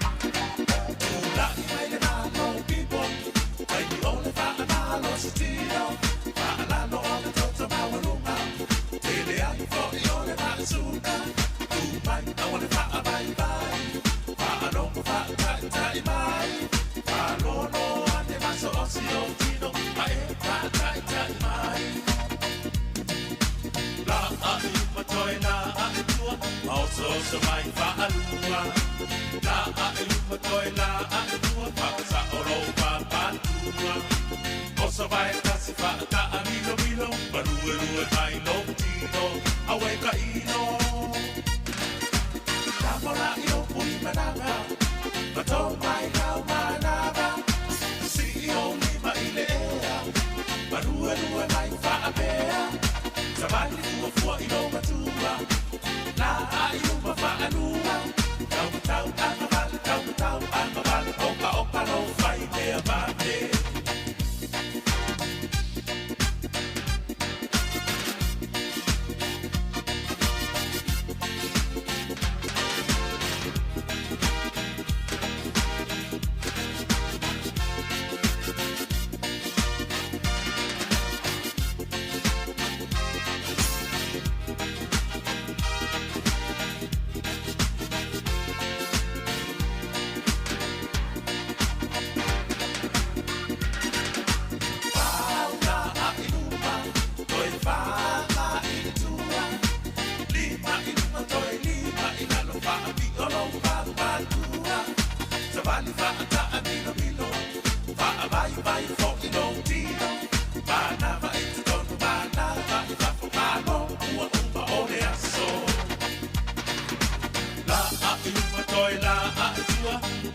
so mai fa anua la a iluma toi la a etua pa sa oro pa pa tua o so mai tasi fa ta amino mino balue lue mai long tino awe ka ino ta kora ilo pui manava ma to mai lau manava si io li pa ile balue lue mai fa apea sa vali fuo ilo matua la a iluma fa anua tau tau amavale oka oka no fai me abate la a iluma toi la a itua oso sa mai fa anua la a iluma toi la a itua pa sa oro pa pa tua oso vai tasi fa ta amino mino malue lue mai long tino awe ka ino fauna a iluma toi fauna itua lima iluma toi lima ilana fa pi oro pa pa tua sabali fa ta amino mino fa vai vai fo ino tino pa na va itu tono pa na va fa fo pa no ua uma ole aso yes sabali ro tau anda va ro tau anda va ro tau anda va Talo fai fa mai le pese ua umale aso ia ele umale aso monisi ua uma moisi ia ele i mai a monisi fia ngai pia mga luenga o le nei fo iaso ia ai o le tātou tautua le nai lungo le tasi ono tesimal tasi wha mo ma lo lavalon sa i whaftai te le laval lang mai i la tātou tautua mai laval tai on le la manuia toi taimi o tol ne iaso e o le a wha awau pia le tātou tautua i lungo o tātou upenga ta whailangi ale Samoa Capital Radio ia po le si o fongo le lau moa i le nei fo iaso ai so i fua mo i la toi lungo le tasi ono tesimale tasi wha mo.